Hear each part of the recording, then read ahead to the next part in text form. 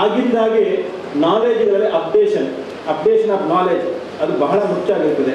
ನಾವು ಇವತ್ತು ಆಗ್ತಾ ಇರ್ತಕ್ಕಂಥ ಬೆಳವಣಿಗೆಯ ಕರೆಂಟ್ ಅಫೇರ್ಸ್ ಏನಿದೆ, ಆ ಕರೆಂಟ್ ಅಫೇರ್ಸ್ಗಳ ಬಗ್ಗೆ ನಮಗೆ ಪ್ರಸ್ತುತ ನಡೆಯುವಂಥ ಬೆಳವಣಿಗೆಗಳ ಬಗ್ಗೆ ನಮಗೆ ನಾಲೆಜ್ ಇರಬೇಕಾದ ಆ ಅಪ್ಡೇಷನ್ ಬೇಕು. ಆ ಅಪ್ಡೇಷನ್ಗೋಸ್ಕರ ನಾವು ತರಬೇತಿ ಕಾರ್ಯಗಳನ್ನು ಆಯೋಜನೆ ಮಾಡ್ತೇವೆ. ಎರಡನೇದು, ಈ ಥರ ಅಪ್ಡೇಷನ್ಗಳು ಪ್ರಸಕ್ತ ಸಂಗತಿಗಳ ಬಗ್ಗೆ ನಾವು ತಿಳುವಳಿಕೆಯನ್ನು ಹೊಂದುವುದರಿಂದಾಗಿ ನಮ್ಮ ಸಾಫ್ಟ್ ಸ್ಕಿಲ್ ಅದು ಬೆಳೀತದೆ. ಎನ್ಹಾನ್ಸ್ಮೆಂಟ್ ಆಫ್ ಸ್ಕಿಲ್ ಅಂತ ಹೇಳ್ತೇವೆ. ಎನ್ಹಾನ್ಸ್ಮೆಂಟ್ ಆಫ್ ಸ್ಕಿಲ್ ಎರಡನೇ ಕಾರಣ. ಮೂರನೇ ಕಾರಣ, ನಾವು ನಮಗೆ ಕೆಲಸ ವಹಿಸಿರ್ತಕ್ಕಂಥ ಎಲ್ಲ ದಿವಸಗಳಲ್ಲಿ ನಾವು ಕರ್ತವ್ಯವನ್ನು ಕಾಯ ವಾಚ ಮನಸ್ಸ ನಾವು ನಿಷ್ಠೆಯನ್ನು ನಿರ್ವಹಣೆ ಮಾಡ್ಕೊಂಡು ಬರ್ತಿದ್ದೇವೆ. ಬೆಳಿಗ್ಗೆ ಇದ್ದರೆ ಬ್ಯಾಂಕ್ಗೆ ಹೋಗೋದು, ಅಲ್ಲಿ ಕರ್ತವ್ಯ ದಿವಸ ಸಂಜೆ ವಾಪಸ್ ಬರೋದು, ಇದು ನಿರಂತರ ನಮ್ಮ ರೂಢಿಯಲ್ಲಿ ಬಂದಿರ್ತದೆ. ಇದರ ಮಧ್ಯೆ ನಮಗೆ ಒಂದು ಬದಲಾದ ವಾತಾವರಣದಲ್ಲಿ ಒಂದು ಪ್ರೇರಣೆ, ಒಂದು ಮೋಟಿವೇಶನ್ ಬೇಕಾಗ್ತದೆ. ಹಾಗಾಗಿ ಮೂರು ಕಾರಣಗಳಿಗೋಸ್ಕರ ಈ ಥರದ ತರಬೇತಿ ಕಾರ್ಯಗಳ ಅವಶ್ಯಕತೆ ಇದೆ ಅಂತ ನಾನು ಹೇಳಿಕೆ ಬಯಸ್ತೇನೆ. ಒಂದು, ಅಪ್ಡೇಷನ್ ಆಫ್ ನಾಲೆಜ್; ಎರಡನೇದು, ಎನ್ಹಾನ್ಸ್ಮೆಂಟ್ ಆಫ್ ಸ್ಕಿಲ್; ಮೂರನೇದು, ಮೋಟಿವೇಶನ್. ಈ ಮೂರು ಕಾರಣಗಳಿಗೋಸ್ಕರ ನಮಗೆ ತರಬೇತಿ ಕಾರ್ಯಗಳ ಅವಶ್ಯಕತೆ ಇದೆ ಅನ್ನೋ ಹಿನ್ನೆಲೆಯಲ್ಲಿ ಇವತ್ತು ಜಿಲ್ಲಾ ಕೇಂದ್ರ ಸಹಕಾರ ಬ್ಯಾಂಕಿನ ಎಲ್ಲ ಸಿಬ್ಬಂದಿಗಳ ಈ ತರಬೇತಿ ಕಾರ್ಯಕ್ರಮವನ್ನು ಆಯೋಜನೆ ಮಾಡಲಾಗಿದೆ. ಜಿಲ್ಲಾ ಕೇಂದ್ರ ಸಹಕಾರ ಬ್ಯಾಂಕ್ಗಳು ದೇಶದಲ್ಲಿ ಬಹಳಷ್ಟಿದೆ. ಬೇರೆ ಬೇರೆ ಜಿಲ್ಲಾ ಕೇಂದ್ರ ಸಹಕಾರ ಬ್ಯಾಂಕ್ಗಳ ರೀತಿಯಲ್ಲಿ ನಮ್ಮ ಜಿಲ್ಲಾ ಕೇಂದ್ರ ಸಹಕಾರ ಬ್ಯಾಂಕಿನ ಅಸ್ತಿತ್ವ ಕೂಡ ಇದೆ. ಈ ಹಂತದಲ್ಲಿ ನಮ್ಮ ಅಸ್ತಿತ್ವವನ್ನು ಅರ್ಥ ಮಾಡಿಕೊಂಡು ನಮಗೆ ಮುಂದಿರತಕ್ಕಂಥ ಅವಕಾಶಗಳು ಏನು ಅನ್ನೋದನ್ನು ಯೋಚನೆ ಮಾಡಿಕೊಂಡು ನಾವು ಕೆಲಸ ನಿರ್ವಹಣೆ ಮಾಡಬೇಕಂತ ಅವಶ್ಯಕತೆ ತುಂಬ ಇದೆ. ನಮ್ಮ ಅಸ್ತಿತ್ವ ಅಂದರೆ ಏನು? ನಮಗೆ ಸೀಮಿತವಾಗಿರ್ತಕ್ಕಂಥ ಅಸ್ತಿತ್ವ ಇದೆ. ನಮಗೆ ಅವಕಾಶಗಳು ಸೀಮಿತವಾಗಿರ್ತಕ್ಕಂಥ ಅವಕಾಶಗಳಿದೆ. ಸೀಮಿತವಾಗಿರ್ತಕ್ಕಂಥ ಅಸ್ತಿತ್ವ ಅಂದರೆ ಏನು? ನಾವು 2 ಜಿಲ್ಲೆಗಳಿಗೆ ಸೀಮಿತವಾಗಿ ದಕ್ಷಿಣ ಕನ್ನಡ ಜಿಲ್ಲಾ ಕೇಂದ್ರ ಸಹಕಾರ ಬ್ಯಾಂಕಿನ ಸಿಬ್ಬಂದಿಗಳಿಗೆ ನಾವು ಕರ್ತವ್ಯ ನಿರ್ವಹಣೆ ಮಾಡ್ಕೊಂಡು ಬರ್ತೇವೆ. ನಮ್ಮ ಅವಕಾಶಗಳೇನು? ನಮ್ಮ ಅವಕಾಶಗಳು ಕೂಡ ಅಷ್ಟೇ 2 ಜಿಲ್ಲೆಗಳನ್ನು ಹೊಂದಿಕೊಂಡು ನಾವು ಕೆಲಸ ಮಾಡಿಕೊಂಡು ನಮ್ಮ ಸಂಸ್ಥೆಯನ್ನು ಬೆಳೆಸಲಿಕ್ಕೆ ಇರತಕ್ಕಂಥ ಅವಕಾಶಗಳಿರುವಂಥದ್ದು. ಹಾಗಾಗಿ ನಮಗೆ ಸೀಮಿತವಾದ ಪರಿಮಿತಿಯಲ್ಲಿ ಸೀಮಿತವಾಗಿರ್ತಕ್ಕಂಥ ಅವಕಾಶಗಳನ್ನು ಹೊಂದಿಕೊಂಡು ಅದನ್ನು ಕಣ್ಣ ಮುಂದೆ ಇಟ್ಟುಕೊಂಡು ನಾವು ಕೆಲಸ ಮಾಡಿಕೊಂಡಿದ್ದೇವೆ. ಆದರೆ ದೇಶದಲ್ಲಿರ್ತಕ್ಕಂಥ, ರಾಜ್ಯದಲ್ಲಿರ್ತಕ್ಕಂಥ ಎಲ್ಲ ಜಿಲ್ಲಾ ಕೇಂದ್ರ ಸಹಕಾರ ಬ್ಯಾಂಕ್ಗಳ ಅಸ್ತಿತ್ವವನ್ನು, ಅವರ ಎಸ್ಟಾಬ್ಲಿಷ್ಮೆಂಟನ್ನು ನಾವು ಗಮನಿಸಿಕೊಂಡು ನಮ್ಮ ಜಿಲ್ಲಾ ಕೇಂದ್ರ ಸಹಕಾರ ಬ್ಯಾಂಕ್ಗಳಿರ್ತಕ್ಕಂಥ ಅವಕಾಶಗಳ ಕಡೆ ನಾವು ಯೋಚನೆ ಮಾಡಿಕೊಂಡು ಹೋದಾಗ ಖಂಡಿತವಾಗೂ ಜಿಲ್ಲಾ ಕೇಂದ್ರ ಸಹಕಾರ ಬ್ಯಾಂಕನ್ನು ಇನ್ನೊಂದು ಹಂತಕ್ಕೆ ಹೇಗೆ ಕೊಂಡೊಯ್ಯಲಿಕ್ಕೆ ಸಾಧ್ಯ ಅಂತ ಯೋಚನೆ ಮಾಡಲಿಕ್ಕೆ ಸಾಧ್ಯ ಇದೆ. ಇವತ್ತು 2 ಜಿಲ್ಲೆಯಲ್ಲಿ 100 ಶಾಖೆಗಳಿಗಿಂತ ಹೆಚ್ಚು ಕೇಂದ್ರಗಳಲ್ಲಿ ನಾವು ಕೆಲಸ ಮಾಡುವುದಂತ ಹೇಳಿದ್ರೆ ಸಣ್ಣ ವಿಚಾರ ಅಲ್ಲ. ನಮಗೆ ದೇಶದಲ್ಲಿ ದೊಡ್ಡದಾಗಿರ್ತಕ್ಕಂಥ, ರಾಜ್ಯದಲ್ಲಿ 1ನೇ ಸ್ಥಾನ ಅಥವಾ 2ನೇ ಸ್ಥಾನದಲ್ಲಿ ಇರ್ತಕ್ಕಂಥ ಜಿಲ್ಲಾ ಕೇಂದ್ರ ಸಹಕಾರ ಬ್ಯಾಂಕ್ ಅನ್ನುವಂಥ ಮಾನ್ಯತೆ ಇದೆ. 100 ಕೋಟಿಗಿಂತ ಹೆಚ್ಚು ನಾವು ಲಾಭದಾಯಕತ್ವವನ್ನು ಹೊಂದಿರತಕ್ಕಂಥ ಕೇಂದ್ರ ಸಹಕಾರ ಬ್ಯಾಂಕ್ನ ಸಿಬ್ಬಂದಿಗಳು ಅನ್ನುವಂಥ ಹೆಮ್ಮೆ ಕೂಡ ನಮಗಿದೆ. ಇದರ ಮಧ್ಯೆ ನಮಗೆ ಮತ್ತಿರ್ತಕ್ಕಂಥ ಅವಕಾಶಗಳು ಏನು ಅಂತ ಹೇಳಿದ್ರೆ ನಮಗೆ ಸೀಮಿತ ಅವಕಾಶಗಳು ಅಂತ ಅನಿಸ್ತದೆ. ಆದರೆ ಸರಿಯಾಗಿ ಅಧ್ಯಯನ ಮಾಡಿಕೊಳ್ಳೋದೆ ದಕ್ಷಿಣ ಕನ್ನಡ ಮತ್ತು ಉಡುಪಿ ಜಿಲ್ಲೆಯಲ್ಲಿ ಒಂದು ಜಿಲ್ಲಾ ಕೇಂದ್ರ ಸಹಕಾರ ಬ್ಯಾಂಕ್ ಇಷ್ಟು ದೊಡ್ಡ ಎಸ್ಟಾಬ್ಲಿಷ್ಮೆಂಟ್ ಹೊಂದಿರತಕ್ಕಂಥ ಬ್ಯಾಂಕ್ಗೆ ಇರತಕ್ಕಂಥ ಅವಕಾಶಗಳು ಸೀಮಿತತೆಯ ಪರಿಧಿಯನ್ನು ದಾಟಿ ನಾವು ಮುಂದೆ ಹೋಗಲಿಕ್ಕೆ ಸಾಧ್ಯ ಇದೆ. ನಾವು ಆ ಹಿನ್ನೆಲೆಯಲ್ಲಿ ನಾವು ಯೋಚನೆ ಮಾಡಿಕೊಂಡು ಹೋಗಬೇಕಾಗಿದ್ದು ನಮಗಿರ್ತಕ್ಕಂಥ ಅವಕಾಶಗಳು ಏನು ಅಂತ ಹೇಳಿ ಆ ಅವಕಾಶಗಳ ಕಡೆಗೆ ನಾವು ಕಣ್ಣು ಹಾಯಿಸಿದರೆ ಇವತ್ತೂ ಕೂಡ ನ್ಯಾಷನಲೈಸ್ ಬ್ಯಾಂಕ್ಗಳು ರಿಟೇಲ್ ಬ್ಯಾಂಕಿಂಗ್ ಮತ್ತು ಮಾಡರ್ನ್ ಬ್ಯಾಂಕಿಂಗ್ ಟೆಕ್ನಿಕ್ಸ್ ಅನ್ನು ಬಳಸಿಕೊಂಡು ಎಲ್ಲ ರೀತಿಯ ಗ್ರಾಹಕರನ್ನು ಹತ್ತಿರ ಸೆಳೆಯುವಂಥ ಕೆಲಸವನ್ನು ಯಶಸ್ವಿಯಾಗಿ ಈ 2 ಜಿಲ್ಲೆಯಲ್ಲಿ ಮಾಡ್ಕೊಂಡು ಬರ್ತಾರೆ. ನಮ್ಮ ಈ 2 ಜಿಲ್ಲೆಯಲ್ಲಿ ನಾವು ಕೃಷಿಕರು, ಪ್ರಾಥಮಿಕ ಕೃಷಿ ಪತ್ತಿನ ಸಹಕಾರ ಸಂಘಗಳು, ಇನ್ನಿತರ ಸಹಕಾರ ಸಂಘಗಳ ಜೊತೆ ಸೇರಿಕೊಂಡು ನಾವು ವ್ಯವಹಾರವನ್ನು ಮಾಡ್ಕೊಂಡು ಬರ್ತಾ ಇದ್ದೇವೆ. ಅದರ ಜೊತೆ ಎಲ್ಲ ವರ್ಗದ ಜೊತೆ ನಮಗೆ ವ್ಯವಹಾರ ಸಂಬಂಧವಿದೆ. ಆದರೆ ಈ ವ್ಯವಹಾರಿಕ ಸಂಬಂಧವನ್ನು ಇನ್ನೂ ಎಷ್ಟು ವ್ಯತ್ಯರಿಸಿಕೊಂಡು ಒಬ್ಬ ಗ್ರಾಹಕನ ಪ್ರತಿಯೊಂದು ಅವಶ್ಯಕತೆಯನ್ನು ಪೂರೈಸಿಕೊಳ್ಳಲಿಕ್ಕೆ ನಮ್ಮಿಂದ ಸಾಧ್ಯ ಇಲ್ವಾ ಅಂತ ಯೋಚನೆ ಮಾಡಿದ್ರೆ ಖಂಡಿತವಾಗಿಯೂ ಕೂಡ ದಕ್ಷಿಣ ಕನ್ನಡ ಜಿಲ್ಲಾ ಕೇಂದ್ರ ಸಹಕಾರ ಬ್ಯಾಂಕಿನಂತಹ ಒಂದು ಕೇಂದ್ರ ಸಹಕಾರ ಬ್ಯಾಂಕಿಗೆ ಖಂಡಿತವಾಗಿಯೂ ಕೂಡ ಅವಕಾಶ ಇದೆ. ನಾವು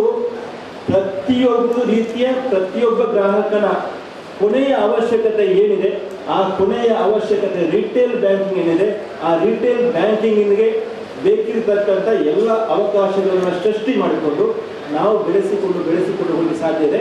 ಇದನ್ನು ಯಾಕೆ ಹೇಳ್ತಿದ್ದೇನೆ ಸಿಬ್ಬಂದಿಗಳ ಮಧ್ಯೆ ಅಂತ ಹೇಳಿದ್ರೆ, ನಾವು ಸಿಬ್ಬಂದಿಗಳಾಗಿ ಈ ಸಂಸ್ಥೆಗೆ ಸೇರಿದ್ದೇವೆ. ಸಿಬ್ಬಂದಿಗಳಿಗೂ ಮತ್ತು ಆಡಳಿತ ಮಂಡಳಿಗೂ ಸಣ್ಣ ವ್ಯತ್ಯಾಸ ಇದೆ. ಆಡಳಿತ ಮಂಡಳಿಯ ಅವಧಿ ಎಷ್ಟು ಅಂತ ಕೇಳಿದ್ರೆ 5 ವರ್ಷ. ಪ್ರಜಾಸತ್ತಾತ್ಮಕ ರೀತಿಯಲ್ಲಿ ಒಂದು ಆಡಳಿತ ಮಂಡಳಿಯ ಅವಧಿ 5 ವರ್ಷ. ಅದೇ ಸಿಬ್ಬಂದಿಗಳ ಅವಧಿ ಎಷ್ಟು ಅಂತ ಹೇಳಿದ್ರೆ ಅವರ ಜೀವನ ಪೂರ್ತಿ ಒಂದು ಸಂಸ್ಥೆಯ ಒಳಗಿರುತ್ತದೆ. ನಾವು ಗೊತ್ತಿಲ್ಲದೆಯೋ ಇಲ್ಲಿ ಜಾಬ್ ಅಪಾರ್ಚುನಿಟಿ ಇದೆ ಅನ್ನೋ ಕಾರಣಕ್ಕೋಸ್ಕರ, ಉದ್ಯೋಗದ ಅವಕಾಶ ಇದೆ ಅನ್ನೋ ಕಾರಣಕ್ಕೆ ನಾವು ಒಂದು 20 ವರ್ಷದ ಹಿಂದೆ ಸೇರಿರ್ಬೋದು, ಇತ್ತೀಚೆಗೆ ಸೇರಿರ್ಬೋದು, ಇನ್ನೊಂದು 10 ವರ್ಷ ನಮಗೆ ಸೇವೆಯ ಅವಕಾಶಗಳಿದೆ, ಇನ್ನೊಂದು 25-30 ವರ್ಷದ ನಮಗೆ ಸೇವಾವಧಿಯ ಅವಕಾಶಗಳಿದೆ ಅನ್ನೋ ಕಾರಣಕ್ಕೆ ನಾವು ಇಲ್ಲಿ ಬಂದು ಸೇರಿಕೊಂಡಿದ್ದೇವೆ.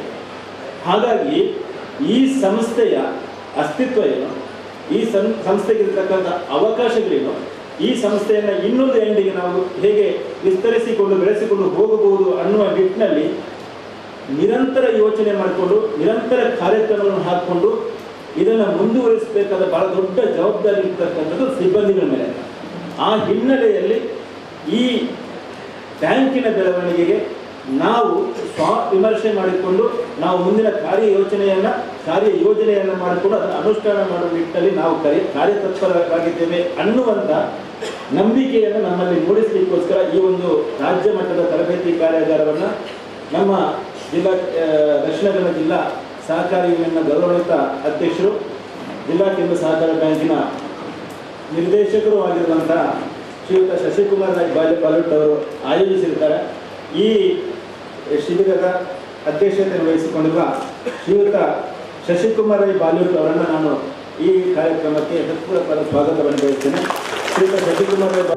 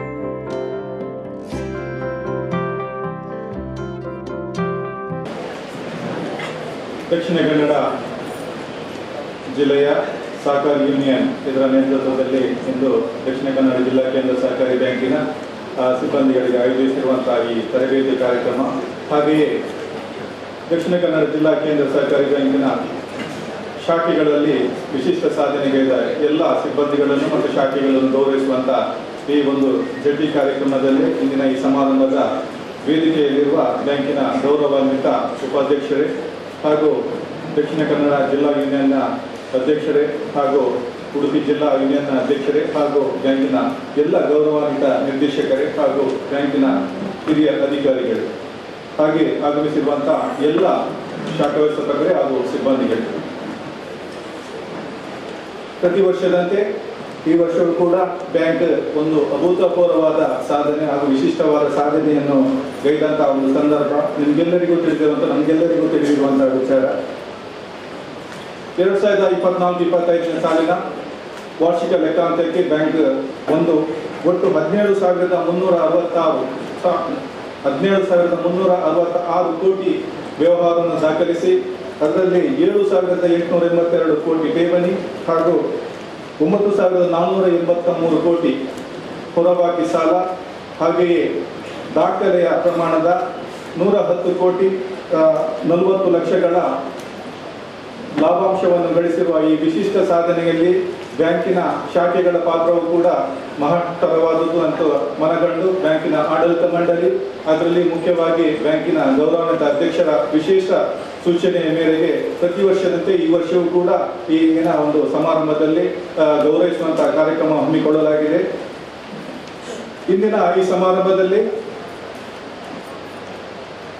ಶಾಖೆಗಳಲ್ಲಿ ಒಟ್ಟು ಠೇವಣಾತಿ, ವೈಯಕ್ತಿಕ ಠೇವಣಾತಿ, ಸಂಸ್ಥೆಗಳ ಠೇವಣಾತಿ, ಸಹಕಾರಿ ತಂಡಗಳ ಠೇವಣಾತಿ, ಹಾಗೆ ಎಲ್ಲ ನೇರ ಸಾಲ, NPA ಪ್ರಮಾಣ ವಸೂಲಾತಿ, ಈ ಎಲ್ಲ ಪ್ರಮಾಣಗಳಲ್ಲಿ ವಿಶಿಷ್ಟ ಸಾಧನೆಗಳಾದ ಬ್ಯಾಂಕಿನ ಒಟ್ಟು 8 ತಾಲೂಕುಗಳಿಂದ ಪ್ರತಿ ತಾಲೂಕಿಂದ ಒಂದು ಶಾಖೆಯನ್ನು ಗೌರವಿಸುವಂತಹ ಒಂದು ಪ್ರಥಮ ಕಾರ್ಯಕ್ರಮ. ಅದರಲ್ಲಿ ಮಂಗಳೂರು ತಾಲೂಕಿನಿಂದ ಕಾಟಿಪಳ್ಳ ಶಾಖಾ ವ್ಯವಸ್ಥಾಪಕರಾದ ಶ್ರೀಮತಿ ಕೇಸರಿ ಶೆಟ್ಟಿ ಇವರು ವೇದಿಕೆಗೆ ಬಂದು ಗೌರವವನ್ನು ಸ್ವೀಕರಿಸಬೇಕಾಗಿ ಕೇಳಿಕೊಳ್ತಾ ಇದ್ದೇವೆ.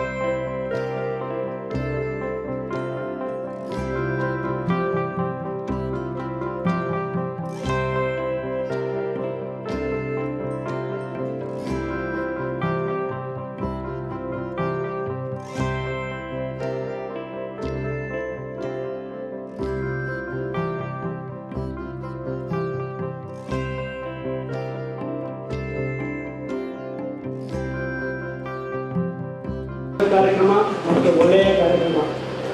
ನಮ್ಮ ಶಶಿಕುಮಾರ್ ಅವರು ಯೂನಿಯನ್ ಅಧ್ಯಕ್ಷರಾದ ಮೇಲೆ ಇದೊಂದು ಪ್ರಥಮ ಕಾರ್ಯಕ್ರಮವನ್ನು ದಕ್ಷಿಣ ಕನ್ನಡ ಜಿಲ್ಲಾ ಕೇಂದ್ರ ಸಹಕಾರಿ ಬ್ಯಾಂಕಿನ ಎಲ್ಲ ನೌಕರರಿಗೆ ಕೂಡ ಒಂದು ಈ ಕಾರ್ಯಕ್ರಮವನ್ನು ಹಮ್ಮಿಕೊಂಡಿದ್ದಾರೆ. ಪ್ರಥಮವಾಗಿ ಅವರನ್ನು ನಾನು ಈ ಸಂದರ್ಭದಲ್ಲಿ ಅಭಿನಂದಿಸ್ತೇನೆ. ತರಬೇತಿ ಅಂತೇಳಿದರೆ ಈಗ ತಾನೇ ಹರಿಸಾತ್ ಅವರು ಹೇಳಿದರು, ನಿಮಗೇನು ನಮ್ಮ ಬ್ಯಾಂಕಿನ ಸಿಬ್ಬಂದಿಗಳು ಬಹಳ ಕೆಲಸ ಮಾಡೋದರಲ್ಲಿ ಬಹಳ ಅಚ್ಚುಕಟ್ಟಾಗಿ ಕೆಲಸ ಮಾಡ್ತಾ ಇದ್ದಾರೆ ಅಂತ ಹೇಳಲಿಕ್ಕೆ ನಾನು ಸಂತೋಷ ಪಡ್ತೇನೆ. ಆದರೆ ಕೆಲವು ಸಾರಿ ನಮಗೆ ನಮ್ಮ ಅನುಭವ ಸಾಕಾಗುವುದಿಲ್ಲ. ಈಗಿನ ಅಪ್ಡೇಟ್ ಅಂದರೆ ಈಗಿನ ಒಂದು ಕಾನೂನು ಅಥವಾ ಒಂದು ವ್ಯವಹಾರಗಳ ನೀತಿಗಳು ಸರಿಯಾಗಿ ಗೊತ್ತಿರೋದಿಲ್ಲ. ಮತ್ತು ನಾವು ಒಂದೇ ಕೆಲಸ ಮಾಡಿ ಅದನ್ನೊಂದು ಅಪ್ಡೇಟ್ ನಮಗೆ ಒಂದು ಪುನಃ ಒಂದು ಸ್ಫೂರ್ತಿ ಬರುವಾಗೆ ಅದಕ್ಕೆ ಬೇಕಾದಂಥ ತರಬೇತಿ ಖಂಡಿತ ಅಗತ್ಯ. ಇಂಥ ದಿಶೆಯಲ್ಲಿ ಇವತ್ತು ಯೂನಿಯನ್ ಅವರು ಮಾಡಿಕೊಟ್ಟಿದ್ದಾರೆ. ತರಬೇತಿ ಯಾಕೆ ಬೇಕು ಅಂತ ಹೇಳಿ ನಿಮಗೆ ಗೊತ್ತಿದೆ. ಬೆಳಿಗ್ಗೆಯಿಂದ ಒಂದೇ ರೀತಿಯ ಕೆಲಸವನ್ನು ನಾವು ಮಾಡ್ತಾ ಇದ್ದೇವೆ. ಆದರೆ ಕೆಲವು ಸಾರಿ ನಮಗೆ ಬ್ಯಾಂಕಿಗೆ ಗೊತ್ತಾಗ್ತದೆ ಏನಂತ ಹೇಳಿದರೆ, ಕೆಲವು ನ್ಯೂನತೆಗಳು ಕೆಲವು ಸಿಬ್ಬಂದಿಗಳು ಮಾಡ್ತಾರೆ. ಅದು ಮನುಷ್ಯ ಸಹಜ ಗುಣ. ಅದನ್ನು ಸರಿ ಮಾಡುವುದು ನಮ್ಮ ಮ್ಯಾನೇಜರ್ ಅವರು ಮತ್ತು ಎಲ್ಲ ಸಿಬ್ಬಂದಿಗಳ ಕರ್ತವ್ಯ. ಎಲ್ಲವನ್ನು ತಿಳಿದುಕೊಳ್ಳುವುದು ಸಾಲ ಇಲ್ಲದಿದ್ದರೂ ಕೂಡ ಆದಷ್ಟು ಮಟ್ಟಿಗೆ ನಮಗೆ ಬ್ಯಾಂಕಿಗೆ ನಿತ್ಯ ಮಾಡುವ ಕೆಲಸಗಳು ಖಂಡಿತ ನಮಗೆ ಗೊತ್ತಿರಬೇಕು. ಒಂದು ಬ್ಯಾಂಕು ಬೆಳೀಬೇಕಾದ್ರೆ ಈಗ ತಾನೇ ನೀವು ಕೆಲಸ ಮಾಡಿದ್ದೀರಿ. ನಮ್ಮ ಬ್ಯಾಂಕು ಕರ್ನಾಟಕ ರಾಜ್ಯದಲ್ಲೇ ಈಗ ಪ್ರಥಮವಾಗಿದೆ. ನೀವೆಲ್ಲ ನಾವು ಹೇಳ್ತೇವೆ ಯಾವಾಗಲೂ NPA ಪ್ರಮಾಣವನ್ನು ಶೂನ್ಯ ಮಾಡಿ, ಆಮೇಲೆ ಡೆಪಾಸಿಟ್ ಟಾರ್ಗೆಟ್ ಮಾಡಿ, ಯಾವಾಗಲೂ ನಿಮಗೆ ಅದನ್ನೇ ಹೇಳೋದು ನಾವು. ಆದರೆ ನಾವು ಯಾವ ರೀತಿ ಅಪ್ರೋಚ್ ಆಗಬೇಕು ಕಸ್ಟಮರನ್ನು, ಅಥವಾ ಬ್ಯಾಂಕಿಗೆ ಬಂದಾಗ ಯಾವ ರೀತಿ ಕಸ್ಟಮರನ್ನು ನಾವು ಉಪಚರಿಸಬೇಕು ಅಥವಾ ಅವರನ್ನು ಗೌರವಿಸಬೇಕು ಅಂತ ಹೇಳಿ ತಿಳ್ಕೊಳ್ಬೇಕು. ಈಗ ತಾನೇ ಮೊನ್ನೆ ನಾವು ನೋಡಿದೆವು, ಕೆಲವು ಬ್ರಾಂಚ್ಗಳಲ್ಲಿ ನಾವು ಮಾರ್ಚಿಗಿಂತ ಸಾಲ ಕೊಡುವುದರಲ್ಲಿ ಹಿಂದಿದ್ದೇವೆ ಅಂತ ಹೇಳಿದರೆ ನಾವು ಎಲ್ಲೇ ಒಂದು ಸಾಲ ಕೊಡುವುದರಲ್ಲಿ ಬಹಳ ಹಿಂದೆ ಇದ್ದೇವೆ. ಅದನ್ನು ಕೂಡ ನಾವು ಅಪ್ಡೇಟ್ ಮಾಡಬೇಕು. ನಾವು ಯಾಕೆ ನಮ್ಮ ಬ್ಯಾಂಕಿಗೆ ಕಸ್ಟಮರ್ ಬರುವ ಹಾಗೆ ನಾವು ಅಟ್ರಾಕ್ಟ್ ಮಾಡಬೇಕು. ಈ ರೀತಿಯಾಗಿ ಎಲ್ಲ ರೀತಿಯಿಂದಲೂ ಕೂಡ ನೀವು ತಿಳ್ಕೊಳ್ಬೇಕು. ಇಂತಹ ಒಂದು ತರಬೇತಿ ಬಹಳ ಅವಶ್ಯಕತೆ ಇದೆ. ತಮ್ಮ ಎಂಪ್ಲಾಯೀಸ್ ಅವರು ಇವತ್ತು ಪ್ರಶಸ್ತಿಯನ್ನು ಸ್ವೀಕರಿಸಿದ್ದೀರಿ. ಅಂದರೆ ಶೂನ್ಯ ಬಡ್ಡಿ ದರ, ಆಮೇಲೆ ಬ್ಯಾಂಕು ಅಭಿವೃದ್ಧಿ ಹೊಂದುವುದರಲ್ಲಿ ಅದು ಕೂಡ ನಮ್ಮ ಕಾಟಿಬಳ್ಳ ಬ್ಯಾಂಕು ಪ್ರಥಮ ಬಂದಿದೆ. ಅದಕ್ಕೆ ನಾನು ನಮ್ಮ ಕಾಟಿಬಳ್ಳ ಮಂಗಳೂರು ತಾಲೂಕಲ್ಲಿ ಅದರಿಂದ ನಮ್ಮ ಮಂಗಳೂರು ತಾಲೂಕಿದ್ದು ಅದರಿಂದ ನಾನು ಸಂತೋಷ ಪಡ್ತೇನೆ. ಅವರನ್ನು ಕೂಡ ನಾನು ಸಂದರ್ಭದಲ್ಲಿ ಅಭಿನಂದಿಸಿ, ನಮ್ಮ ಇವತ್ತು ಎಲ್ಲ ಸಿಬ್ಬಂದಿಗಳು ಸಂತೋಷದಿಂದ ಇವತ್ತು ಒಂದು ತರಬೇತಿಯನ್ನು ಭಾಗವಹಿಸಬೇಕು ಅಂತ ಹೇಳಿಕೊಂಡು, ಶಿಬಿರಾರ್ಥಿಗಳೇ, ಸಂಪನ್ಮೂಲ ವ್ಯಕ್ತಿಯಾಗಿ ಉಪಸ್ಥಿತರಿರುವ ಶ್ರೀಶರವರೇ, ಗೌರವಾನ್ವಿತರೇ, ಈಗಾಗಲೇ ಹೇಳಿದರು ತರಬೇತಿ ಎನ್ನುವಂಥದ್ದು ಯಾಕೆ ಬೇಕು ಎನ್ನುವಂಥದ್ದು. 1 ವರ್ಷದ ಫಲ ಬೇಕಿದ್ರೆ ಒಂದು ಹೂವಿನ ಗಿಡ ನೆಡಬೇಕಂತೆ, 10 ವರ್ಷದ ಫಲ ಬೇಕಿದ್ರೆ ಒಂದು ಹಣ್ಣಿನ ಗಿಡ ನೆಡಬೇಕಂತೆ. ನಮಗೆ ನಿರಂತರವಾದ ಫಲ ಬೇಕಿದ್ರೆ ಜ್ಞಾನದ ಬೀಜವನ್ನು, ಜ್ಞಾನದ ತಿಳುವಳಿಕೆಯನ್ನು ನಾವು ಪಡ್ಕೊಳ್ಬೇಕಾಗ್ತದೆ. ಹಾಗೆ ಜ್ಞಾನದ ಬಗ್ಗೆ ತಿಳುವಳಿಕೆ ನೀಡಲಿಕ್ಕೆ ಇವತ್ತು ಸಂಪನ್ಮೂಲ ವ್ಯಕ್ತಿಯಾಗಿ ಶ್ರೀಶರ್ ಅವರು ಬಂದಿದ್ದಾರೆ. ಒಳ್ಳೆಯ ಸಂಪನ್ಮೂಲ ವ್ಯಕ್ತಿ. ಯಾಕಂದರೆ ಉಡುಪಿ ಜಿಲ್ಲೆಯಲ್ಲಿ ಸಹ ನಾವು ಕಟ್ಟಿದ್ದೇವೆ. ಗೌರವಾನ್ವಿತರೆ, ಕರ್ನಾಟಕ ರಾಜ್ಯ ಸಹಕಾರ ಮಹಾಮಂಡಲ ಇವತ್ತು ರಾಜ್ಯಾದ್ಯಂತ ಬೇರೆ ಬೇರೆ ಜಿಲ್ಲೆಗಳಲ್ಲಿ ನಿರಂತರವಾಗಿ ಇಂತಹ ಕಾರ್ಯಕ್ರಮವನ್ನು ನೀಡ್ತಾ ಇದೆ. ಕಳೆದ ವಾರ ಹಾಸನದಲ್ಲಿ ಕೇಂದ್ರ ಸಹಕಾರಿ ಬ್ಯಾಂಕಿನ ಸಿಬ್ಬಂದಿ ವರ್ಗದವರಿಗೆ ಇಂಥ ಒಂದು ಕಾರ್ಯಕ್ರಮ ಹಾಕಿಕೊಂಡಿದ್ದು ನಾನು ಹೋಗಿದ್ದೆ. ನಮ್ಮ ಉದ್ದೇಶ ಇಷ್ಟೇ, ಶಿಕ್ಷಣ, ತರಬೇತಿ ಮತ್ತು ಪ್ರಚಾರ. ಪ್ರತಿಯೊಂದು ಲಾಭದಾಯಕ ಸಹಕಾರಿ ಸಂಸ್ಥೆಗಳು ಶಿಕ್ಷಣ ನಿಧಿಗೆ 2% ವಂತಿಕೆಯನ್ನು ನೀಡ್ತಾ ಇದೆ. ಆ ಹಣದಿಂದ ಇವತ್ತು ರಾಜ್ಯಾದ್ಯಂತ ಬೇರೆ ಬೇರೆ ಜಿಲ್ಲೆಗಳಲ್ಲಿ ಜಿಲ್ಲಾ ಸಹಕಾರಿ ಯೂನಿಯನ್ನ ಮುಖಾಂತರ ಸಹಕಾರಿಗಳಿಗೆ ಅಥವಾ ಸದಸ್ಯರಿಗಿರ್ಬೋದು, ಆಡಳಿತ ಮಂಡಳಿಯವರಿಗೆ ಶಿಕ್ಷಣ, ತರಬೇತಿ ಮತ್ತು ಪ್ರಚಾರದ ಬಗ್ಗೆ ನಿರಂತರವಾಗಿ ಕಾರ್ಯಕ್ರಮ ನೀಡ್ತಾ ಇದ್ದೀವಿ. ಅದರೊಂದಿಗೆ ಇವತ್ತು ದಕ್ಷಿಣ ಕನ್ನಡ ಜಿಲ್ಲಾ ಕೇಂದ್ರ ಸಹಕಾರಿ ಬ್ಯಾಂಕಿನಲ್ಲಿ ಇನ್ನೊಂದು ವಿಶಿಷ್ಟವಾದ ಕಾರ್ಯಕ್ರಮವನ್ನು ಗಮನಿಸಿದೆ ನಾನು. ಕಳೆದ 1 ವರ್ಷಗಳ ಅವಧಿಯಲ್ಲಿ ಗುರಿಯನ್ನು ನಿಗದಿಪಡಿಸಿ ಸಾಧನೆ ಮಾಡಿದವರಿಗೆ ಇವತ್ತು ವಿಶೇಷವಾಗಿ ಅಭಿನಂದಿಸುವ ಒಂದು ಸಂತೋಷದ ಕಾರ್ಯಕ್ರಮವನ್ನು ಇಲ್ಲಿ ಹಮ್ಮಿಕೊಂಡಿದ್ದಾರೆ. ನಾನು ಎಲ್ಲ ಸಿಬ್ಬಂದಿ ವರ್ಗದವರಿಗೆ ವಿಶೇಷವಾದ ಅಭಿನಂದನೆಯನ್ನು ಸಲ್ಲಿಸ್ತಾ ಇದ್ದೇನೆ. ಒಂದು ಜೋರಾದ ಕೈತಟ್ಟಲು. ಯಾಕಂದರೆ ನೀವು ಮಾಡಿದ ಸಾಧನೆಗೆ ಇವತ್ತು ಕೇಂದ್ರ ಸಹಕಾರಿ ಬ್ಯಾಂಕಿನ ಗೌರವಾನ್ವಿತ ಅಧ್ಯಕ್ಷರಾದ ಡಾಕ್ಟರ್ ರಾಜೇಂದ್ರ ಕುಮಾರ್ ಅವರ ಒಂದು ಮಾರ್ಗದರ್ಶನದಲ್ಲಿ ಇಂಥ ಒಂದು ಕಾರ್ಯಕ್ರಮವನ್ನು ಹಮ್ಮಿಕೊಂಡಿದ್ದಾರೆ.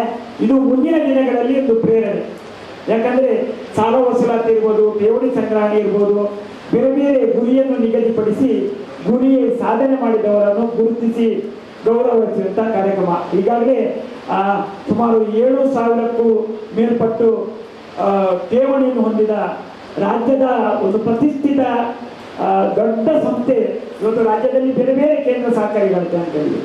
ಆದರೆ ಇಡೀ ರಾಜ್ಯದಲ್ಲೇ ರಾಷ್ಟ್ರದಲ್ಲೇ ಗುರುತಿಸುವಂಥ ಗೌರವಿಸುವಂಥ ಸಂಸ್ಥೆ ಇದ್ದರೆ ಅದು ದಕ್ಷಿಣ ಕನ್ನಡ ಜಿಲ್ಲಾ ಕೇಂದ್ರ ಸಹಕಾರಿ ಬ್ಯಾಂಕ್. ಯಾಕಂದರೆ ಅನೇಕ ಸಾಧನೆಗಳನ್ನು ಮಾಡಿದ್ದಾರೆ. ಇವತ್ತು ಸಿಬ್ಬಂದಿ ವರ್ಗದವರಿಗೆ ತರಬೇತಿ, ಯಾಕಂದರೆ ಗ್ರಾಹಕರನ್ನು ನೇರವಾಗಿ ಸಂಪರ್ಕ ಮಾಡುವಂಥದ್ದು ಸಿಬ್ಬಂದಿ ವರ್ಗದವರು ಅಥವಾ ಶಾಖೆಯಲ್ಲಿ ಶಾಖಾ ವ್ಯವಸ್ಥಾಪಕರು.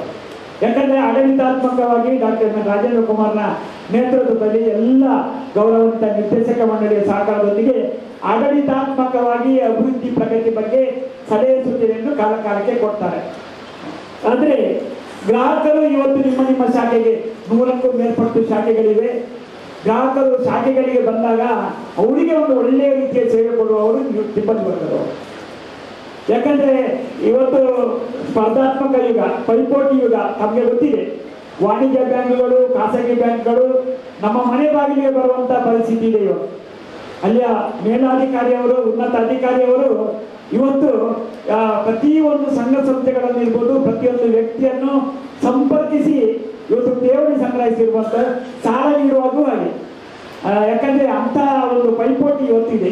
ಅಂಥದ್ರಲ್ಲಿ ಇಷ್ಟು ದೊಡ್ಡ ಸಾಧನೆ, ಸುಮಾರು 9,000 ಕೋಟಿಗೂ ಮೇಲ್ಪಟ್ಟು ಇವತ್ತು ಸಾಲ ನೀಡುವುದರೊಂದಿಗೆ ಕೆಲವು ಶಾಖೆಗಳು 100% ವಸೂಲಾತಿಯಾಗಿದೆ, NPA 0 ಆಗಿದೆ. ಇದು ದೊಡ್ಡ ಸಾಧನೆ. ಅದಕ್ಕಾಗಿ ನಾನು ಈ ಸಂದರ್ಭದಲ್ಲಿ ಎಲ್ಲ ಗೌರವಾನ್ವಿತ ಶಾಖಾ ವ್ಯವಸ್ಥಾಪಕರಿರ್ಬೋದು, ಸಿಬ್ಬಂದಿ ವರ್ಗದವರು ಇರ್ಬೋದು, ನಮ್ಮ ಮುಖ್ಯ ಕಾರ್ಯನಿರ್ವಹಣಾಧಿಕಾರಿಗಳು ನಿಮ್ಮೆಲ್ಲರನ್ನು ಸಹಕಾರಿಯಾಗಿ ನಾನು ಅಭಿನಂದಿಸಲಿದ್ದೇನೆ. ಅಂಥದ್ರಲ್ಲಿ ಇವತ್ತು ಸಿಬ್ಬಂದಿ ವರ್ಗದವರು ಇನ್ನೊಂದು ಜವಾಬ್ದಾರಿ ಇದೆ. ಯಾಕಂದರೆ ನಮ್ಮ ಶಾಖೆಗೆ ಬೇರೆ ಬೇರೆ ರೀತಿಯ ಗ್ರಾಹಕರು ಬರ್ತಾರೆ. ಅವರು ಅವರವರ ಕಷ್ಟದಲ್ಲಿರ್ತಾರೆ. ಗ್ರಾಹಕರು ನಮಗೆ ಬರುವಾಗ ಬೇರೆ ಬೇರೆ ಒತ್ತಡ ಇರ್ಬೋದು. ಆದರೆ ಒಂದು ನಗುಮುಖದ ಸೇವೆ ನೀಡುವುದರ ಮುಖಾಂತರ ಅವರಿಗೆ ಸರಿಯಾದ ಮಾರ್ಗದರ್ಶನ ನೀಡುವಂಥದ್ದು ಸಿಬ್ಬಂದಿ ವರ್ಗದವರ ಕರ್ತವ್ಯ. ಆ ನಿಟ್ಟಿನಲ್ಲಿ ಇವತ್ತು ನಮ್ಮ ಸಂಸ್ಥೆಯ ಗ್ರಾಹಕರ ಸಂಖ್ಯೆ ಹೆಚ್ಚಿಸಬಹುದು, ವ್ಯಾವಹಾರಿಕವಾಗಿ ಇನ್ನಷ್ಟು ಹೆಚ್ಚಿನ ಸಾಧನೆ ಮಾಡಲಿಕ್ಕೆ ಅವಕಾಶ ಉಂಟು. ಇವತ್ತು ಸಂಪನ್ಮೂಲ ವ್ಯಕ್ತಿಯಾಗಿ ಶ್ರೀಶರ್ ಅವರು ಸಾಕಷ್ಟು ಮಾಹಿತಿ ಕೊಡುವರಿದ್ದಾರೆ. ಖಂಡಿತವಾಗಿಯೂ ಭಾಷಣ ಆಗಬಾರ್ದು. ದಿನನಿತ್ಯದ ವ್ಯವಹಾರದಲ್ಲಿ ಅನೇಕ ಸಮಸ್ಯೆಗಳು, ಯಾಕಂದರೆ ನೆಬರ್ಡ್ನ ಸುತ್ತೋಲೆಗಳಿರ್ಬೋದು, ಎಫೆಕ್ಸ್ ಬ್ಯಾಂಕಿನ ಸುತ್ತೋಲೆಗಳಿರ್ಬೋದು, ಸರ್ಕಾರದ ಕಾಲಕಾಲಕ್ಕೆ ತಿದ್ದುಪಡಿಗಳಿರ್ಬೋದು, ಕನಿಷ್ಠ ವಿಚಾರಗಳನ್ನು ಎಲ್ಲ ಸಿಬ್ಬಂದಿ ವರ್ಗದವರು, ಶಾಖಾ ವ್ಯವಸ್ಥಾಪಕರು ಪಡ್ಕೊಳ್ಳೇಬೇಕು. ಇವತ್ತು ಕೇಂದ್ರದಲ್ಲಿ ಸಹಕಾರ ಕ್ಷೇತ್ರಕ್ಕೆ ಹೆಚ್ಚಿನ ಮಾನ್ಯತೆ ಹೆಚ್ಚೇ ಇರಲಿಲ್ಲ. ಗೌರವಾನ್ವಿತ ಪ್ರಧಾನಮಂತ್ರಿ ನರೇಂದ್ರ ಮೋದಿ ಅವರು ಬಂದ ನಂತರ ಅಮಿತ್ ಶಾ ಅವರು ಕೇಂದ್ರದಲ್ಲಿ ಸಹಕಾರ ಸಚಿವ ಸ್ಥಾನವನ್ನು ತೆಗೆದುಕೊಂಡು ಅನೇಕ ಬದಲಾವಣೆಗಳೇ ಮಾಡಿದ್ದಾರೆ. ಇವತ್ತು ರಿಸರ್ವ್ ಬ್ಯಾಂಕ್ ಆಫ್ ಇಂಡಿಯಾ ಮುಖಾಂತರ ಅನೇಕ ಬದಲಾವಣೆ, 60 ತಿದ್ದುಪಡಿಗಳು ಕೇಂದ್ರದಲ್ಲಿ ಆಗಿದೆ. ಕೆಲವನ್ನಾದರೂ ಕೆಲವು ನಮಗೆ ವ್ಯಾವಹಾರಿಕವಾಗಿ ಅಗತ್ಯ ಇರುವಂಥ ವಿಚಾರಗಳನ್ನು ನಾವು ಪಡ್ಕೊಳ್ಳುವುದರ ಮುಖಾಂತರ ಈಗಾಗಲೇ ತ್ರಿಭುವನ ವಿಶ್ವವಿದ್ಯಾನಿಲಯ ಕೇಂದ್ರದಲ್ಲಿ ಪ್ರಾರಂಭ ಮಾಡಿದ್ದಾರೆ. ಅದು ಸಹಕಾರಿಗಳಿಗೆ ಸಂಬಂಧಪಟ್ಟ ಅನೇಕ ಬದಲಾವಣೆಗಳನ್ನು ಇವತ್ತು ಸಹಕಾರಿ ಕ್ಷೇತ್ರದಲ್ಲಿ ಕೇಂದ್ರದಲ್ಲಿ ಇರ್ಬೋದು, ರಾಜ್ಯದಲ್ಲಿ ಪ್ರಸ್ತುತದ ಸಹಕಾರ ಸಚಿವರಾದ ನಮ್ಮ ಮುಖ್ಯಮಂತ್ರಿಗಳೇ ಸಹಕಾರ ಸಚಿವರೀಗ ಸಿದ್ದರಾಮಯ್ಯ ಅವರು, ಅಲ್ಲಿ ರಾಜ್ಯದಲ್ಲಿ ಅನೇಕ ಬದಲಾವಣೆಗಳಾಗಿದೆ. ಯಾಕಂದರೆ ವ್ಯಾವಹಾರಿಕವಾಗಿ ಕೆಲವು ಮಾರಕ ಇರ್ಬೋದು, ಕೆಲವು ಪೂರಕ ಇರ್ಬೋದು, ಅದೆಲ್ಲ ಆದಷ್ಟು ವಿಚಾರಗಳನ್ನು ನಾವು ಪಡ್ಕೊಳ್ಳುವುದರ ಮುಖಾಂತರ ರೈತಾಪಿ ವರ್ಗದವರಿಗೆ ಉತ್ತಮ ಸೇವೆ ನೀಡುವುದರ ಮುಖಾಂತರ ಸಹಕಾರಿ ಕ್ಷೇತ್ರ ಕರ್ನಾಟಕ ರಾಜ್ಯದಲ್ಲಿ ಹೋಲಿಕೆ ಮಾಡಿದೆ. ನಮ್ಮ ಡಾಕ್ಟರ್ ಎಂ.ಎಲ್. ರಾಜೇಂದ್ರ ಕುಮಾರ್ರ ನೇತೃತ್ವದಲ್ಲಿ ಅವಿಭಜಿತ ದಕ್ಷಿಣ ಕನ್ನಡ ಜಿಲ್ಲೆಯಲ್ಲಿ ಸಹಕಾರಿ ಕ್ಷೇತ್ರ ಉನ್ನತ ಮಟ್ಟದಲ್ಲಿದೆ. ಈ ಸಂದರ್ಭದಲ್ಲಿ ಇನ್ನು ಮುಂದಿನ ದಿನಗಳಲ್ಲೂ ತಮ್ಮೆಲ್ಲರ ಸಹಕಾರ ಈ ಸಹಕಾರಿ ಕ್ಷೇತ್ರಕ್ಕೆ ಸದಾ ಇರಲಿ. ಒಳ್ಳೆಯ ಅಧಿಕಾರಿ ವರ್ಗದವರು ತಾವು ನಿರಂತರವಾಗಿ ತಮ್ಮ ಸೇವೆಯನ್ನು ಮಾಡ್ತಾ ಇದ್ದೀರಿ. ಮುಂದಿನ ದಿನಗಳಲ್ಲೂ ಸಹ ಉತ್ತಮ ಸೇವೆ ನಿಮ್ಮ ಮುಖಾಂತರ ಗ್ರಾಹಕರಿಗೆ ಸಿಗಲಿ ಅಂತ ಆಶಿಸಿ, ವಿಶೇಷವಾಗಿ ನಮ್ಮ ಶಶಿಕುಮಾರ್ ಶೆಟ್ಟರವರು ಈ ಜವಾಬ್ದಾರಿಯನ್ನು ತಗೊಂಡ್ರಂತ ದಕ್ಷಿಣ ಕನ್ನಡ ಜಿಲ್ಲಾ ಸಹಕಾರಿ ಯೂನಿಯನ್ನ ನೇತೃತ್ವವನ್ನು ವಹಿಸಬೇಕು ತಗೊಂಡ ನಂತರ ಅನೇಕ ತರಬೇತಿ ಇರ್ಬೋದು, ಬದಲಾವಣೆಗಳು ಇರ್ಬೋದು, ಒಳ್ಳೆಯ ಒಳ್ಳೆಯ ಮಾಹಿತಿಗಳನ್ನು ಸಹಕಾರಿಗಳಿಗೆ ನೀಡುವುದರ ಮುಖಾಂತರ ಇವತ್ತು ಉತ್ತಮ ರೀತಿಯಲ್ಲಿ ಈ ಸಂಸ್ಥೆಯನ್ನು ಮುನ್ನಡೆಸಿದ್ದಾರೆ. ಅವರಿಗೂ ಕರ್ನಾಟಕ ರಾಜ್ಯ ಸಹಕಾರ ಮಹಾಮಂಡಲದ ಪರವಾಗಿ ನಾನು ವಿಶೇಷವಾದ ಅಭಿನಂದನೆ ಸಲ್ಲಿಸಿದ ಅವಕಾಶ ಬಂದು ನಾನು ಮಾತಾಡ್ತೀನಿ. ವಿಶೇಷವಾಗಿ ಜಿಲ್ಲೆಯಾದ್ಯಂತ ತರಬೇತಿಯನ್ನು ನೀಡತಕ್ಕಂತಹ ಸಂದರ್ಭದಲ್ಲಿ doctor M N Rajendra Kumar ಅವರು ನಮ್ಮ ಬ್ಯಾಂಕಿನ ಸಿಬ್ಬಂದಿಗಳಿಗೂ ತರಬೇತಿಯನ್ನು ನೀಡಬೇಕು ಎನ್ನುವಂತಹ ಒಂದು ಆಲೋಚನೆಯೊಂದಿಗೆ ಈ ವಿಚಾರವನ್ನು ತಿಳಿಸಿದರು. ಆವಾಗ ಯಾವ ರೀತಿ ನಾವು ಈ ಒಂದು ತರಬೇತಿಯನ್ನು ನೀಡುವುದು ಎನ್ನುವುದರ ಬಗ್ಗೆ ಮಾಹಿತಿಯನ್ನು ನೀಡಿದಾಗ ನಮ್ಮ MD ಅವರು ನಮ್ಮ ಸಿಬ್ಬಂದಿಗಳಿಗೆ ಪ್ರಶಸ್ತಿಯನ್ನು ನೀಡತಕ್ಕಂತಹ ಒಂದು ಸಮಾರಂಭವನ್ನು ಏರ್ಪಡಿಸಬೇಕು, ಅದರ ಜೊತೆಯಾಗಿ ಈ ತರಬೇತಿ ಕಾರ್ಯಕ್ರಮವನ್ನು ಇಟ್ಟುಕೊಳ್ಳೋಣ ಎನ್ನುವಂತಹ ವಿಚಾರವನ್ನು ತಿಳಿಸಿದರು. ಹಾಗೆ ಇವತ್ತಿನ ದಿವಸ ಎಲ್ಲ ಸಿಬ್ಬಂದಿಗಳನ್ನು ಒಂದೇ ಸೂರಿನಡಿ ಸೇರಿಸಿಕೊಂಡು ಇವತ್ತು ತರಬೇತಿ ಕಾರ್ಯಕ್ರಮವನ್ನು ಇಟ್ಟುಕೊಂಡಿದ್ದೇವೆ. ತರಬೇತಿದಾರರು ಹೇಳಿದರು 60 ಅಥವಾ 70 ಮಂದಿಗೆ ತರಬೇತಿಯನ್ನು ನೀಡಬಹುದು, ಆದರೆ ಎಲ್ರಿಗೂ ಪ್ರಥಮ ಬಾರಿಗೆ ಈ ವರ್ಷ ನೀಡೋಣ, ಬರುವ ವರ್ಷ ಅದರ ಬಗ್ಗೆ ಆಲೋಚನೆ ಮಾಡೋಣ ಎನ್ನುವಂಥದ್ದನ್ನು ಅಧ್ಯಕ್ಷರು ತಿಳಿಸಿದರು. ಬಹುಶಃ ನಿಮಗೆ ನಾವು ಡಿಗ್ರಿಯಾಗಿ ತರಬೇತಿಯನ್ನು ಪಡೆದವರು ನಮಗೆ ಯಾಕೆ ತರಬೇತಿ ಎನ್ನುವಂಥದ್ದು ಎಲ್ಲರಲ್ಲೂ ಆಲೋಚನೆ ಇರ್ಬೋದು. ನಾವು ಹಿರಿಯರಿದ್ದೇವೆ, ಆದರೆ ದಿವಸ ಕಾನೂನು ಕಾಯ್ದೆಗಳು ತಿದ್ದುಪಡಿಯಾಗುವಂತಹ ಈ ಸಂದರ್ಭದಲ್ಲಿ ಹಲವಾರು ಸುತ್ತೋಲೆಗಳು ಮೇಲ್ಗಳ ಮೂಲಕ ತಮ್ಮ ಮ್ಯಾನೇಜರ್ ಚೇಂಬರ್ಗೆ ಬರ್ತದೆ. ಆದರೆ ಮ್ಯಾನೇಜರ್ಗಳು ಅದನ್ನು ಅಲ್ಲೇ ಮುಚ್ಚಿಟ್ಟುಕೊಂಡು ಉಳಿದ ಸಿಬ್ಬಂದಿಗಳಿಗೆ ತಿಳಿಸದೇ ಇರುವಂತಹ ಸಂಭವ ಅತಿ ಹೆಚ್ಚಿದೆ ಎನ್ನುವಂಥದ್ದನ್ನು ನಾವೆಲ್ಲರೂ ಕಂಡಿದ್ದೇವೆ. ಬಹುಶಃ ಎಲ್ಲ ಶಾಖೆಗಳಲ್ಲಿ ಸಿಬ್ಬಂದಿಗಳನ್ನು ಕುಳ್ಳಿರಿಸಿಕೊಂಡು ಸುಮಾರು 9:30ರಿಂದ 10 ಗಂಟೆಯ ತನಕ ಸಭೆಯನ್ನು ಮಾಡಿದರೆ ಎಲ್ಲ ಸಿಬ್ಬಂದಿಗಳು ತರಬೇತಿದಾರರು ಅಲ್ಲೇ ಆಗ್ತಾರೆ ಎನ್ನುವಂಥದ್ದನ್ನು ತಾವೆಲ್ಲರೂ ಊಹಿಸಿಕೊಂಡು ಮುಂದಿನ ದಿವಸಗಳಲ್ಲಿ ಈ ಒಂದು ಕೆಲಸ ಕಾರ್ಯಗಳನ್ನು ತಾವುಗಳು ಮಾಡಬೇಕು. ಬಹುಶಃ ನಾವು 11 ಗಂಟೆಗೆ ಶ್ರೀಶರವರಿಗೆ ವೇದಿಕೆಯನ್ನು ಬಿಟ್ಟುಕೊಡ್ಬೇಕಿತ್ತು, ಆದರೂ ಸುಮಾರು 20 ನಿಮಿಷ ತಡ ಆಗಿದೆ. ತಾವೆಲ್ಲರೂ ತರಬೇತಿಗೆ ಕಾತರರಾಗಿದ್ದೀರಿ. ಇಂದಿನ ತರಬೇತಿಯಲ್ಲಿ ಭಾಗವಹಿಸಿಕೊಂಡು ಕಳೆದ ವರ್ಷ ನಮಗೆ ಸುಮಾರು 110 ಕೋಟಿ ರೂಪಾಯಿಗಳ ಲಾಭಾಂಶ ಬಂದಿದೆ.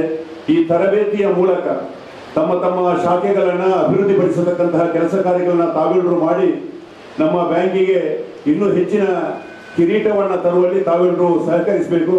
ತರಬೇತಿ ತಮ್ಮೆಲ್ಲರ ಅಮೂಲ್ಯವಾದ ತರಬೇತಿಯನ್ನು ಪಡೆದುಕೊಂಡು ತಮ್ಮ ಶಾಖೆಗಳಲ್ಲಿ ತಮ್ಮ ಕೆಲಸ ಕಾರ್ಯಗಳಲ್ಲಿ ಹೆಚ್ಚಿನ ಬದ್ಧತೆಯನ್ನು ಮಾಡಿಕೊಂಡು ನಮ್ಮ ದಕ್ಷಿಣ ಕನ್ನಡ ಜಿಲ್ಲಾ ಕೇಂದ್ರ ಸಹಕಾರಿ ಬ್ಯಾಂಕ್ ಅನ್ನು ಬೆಳಗಿಸತಕ್ಕಂತಹ ಕೆಲಸ ಕಾರ್ಯಗಳನ್ನು ತಾವೆಲ್ಲರೂ ಮಾಡಬೇಕಾಗಿ ತಮ್ಮೆಲ್ಲರೂ ವಿನಂತಿಸುತ್ತಾರೆ. ವಹಿಸಿ ಕಾರ್ಯಕ್ರಮವನ್ನು ಯಶಸ್ವಿಗೊಳಿಸಿರ್ತಕ್ಕಂಥ ದಕ್ಷಿಣ ಕನ್ನಡ ಜಿಲ್ಲಾ ಸಹಕಾರಿ ಲಿಮಿಟೆಡ್ ಮಂಗಳೂರು ಅಧ್ಯಕ್ಷರು, SSCC ಬ್ಯಾಂಕಿನ ನಿರ್ದೇಶಕರು ಮತ್ತು ಮಾರ್ಗದರ್ಶಕರಾಗಿರ್ತಕ್ಕಂಥ ಸನ್ಮಾನಿಸಿದ ಶಶಿಕುಮಾರ್ ಬಾಲಕರಿಗೆ ತಮ್ಮೆಲ್ಲರ ಪರವಾಗಿ ತುಂಬ ಹೃದಯದ ಧನ್ಯವಾದಗಳನ್ನು ತರ್ತಾ ಇದ್ದೇನೆ.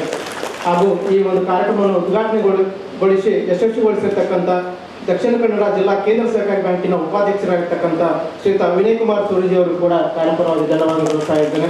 ಏನು ಅಂತ ಹಾಗಂತೇಳಿ ಇವತ್ತಿನ ಪ್ರೋಗ್ರಾಮ್ ನಾವು ನಿಮಗೆ ಏನು ವಿಷಯಗಳು ಗೊತ್ತಿಲ್ಲ, ನೀವೇನು ಕೆಲಸ ಸರಿ ಮಾಡ್ತಿಲ್ಲ, ಅಥವಾ ನೀವು ತುಂಬಾ ದಡ್ರಿದ್ದೀರಿ, ಅಥವಾ ತುಂಬಾ ಮಿಸ್ಟೇಕ್ಗಳು ಮಾಡ್ತೀರಿ, ಆ ಒಂದು ಉದ್ದೇಶದಲ್ಲಿ ನಾವು ಇವತ್ತು ಪಾಠ ಮಾಡೋದು ಅಂತಲ್ಲ.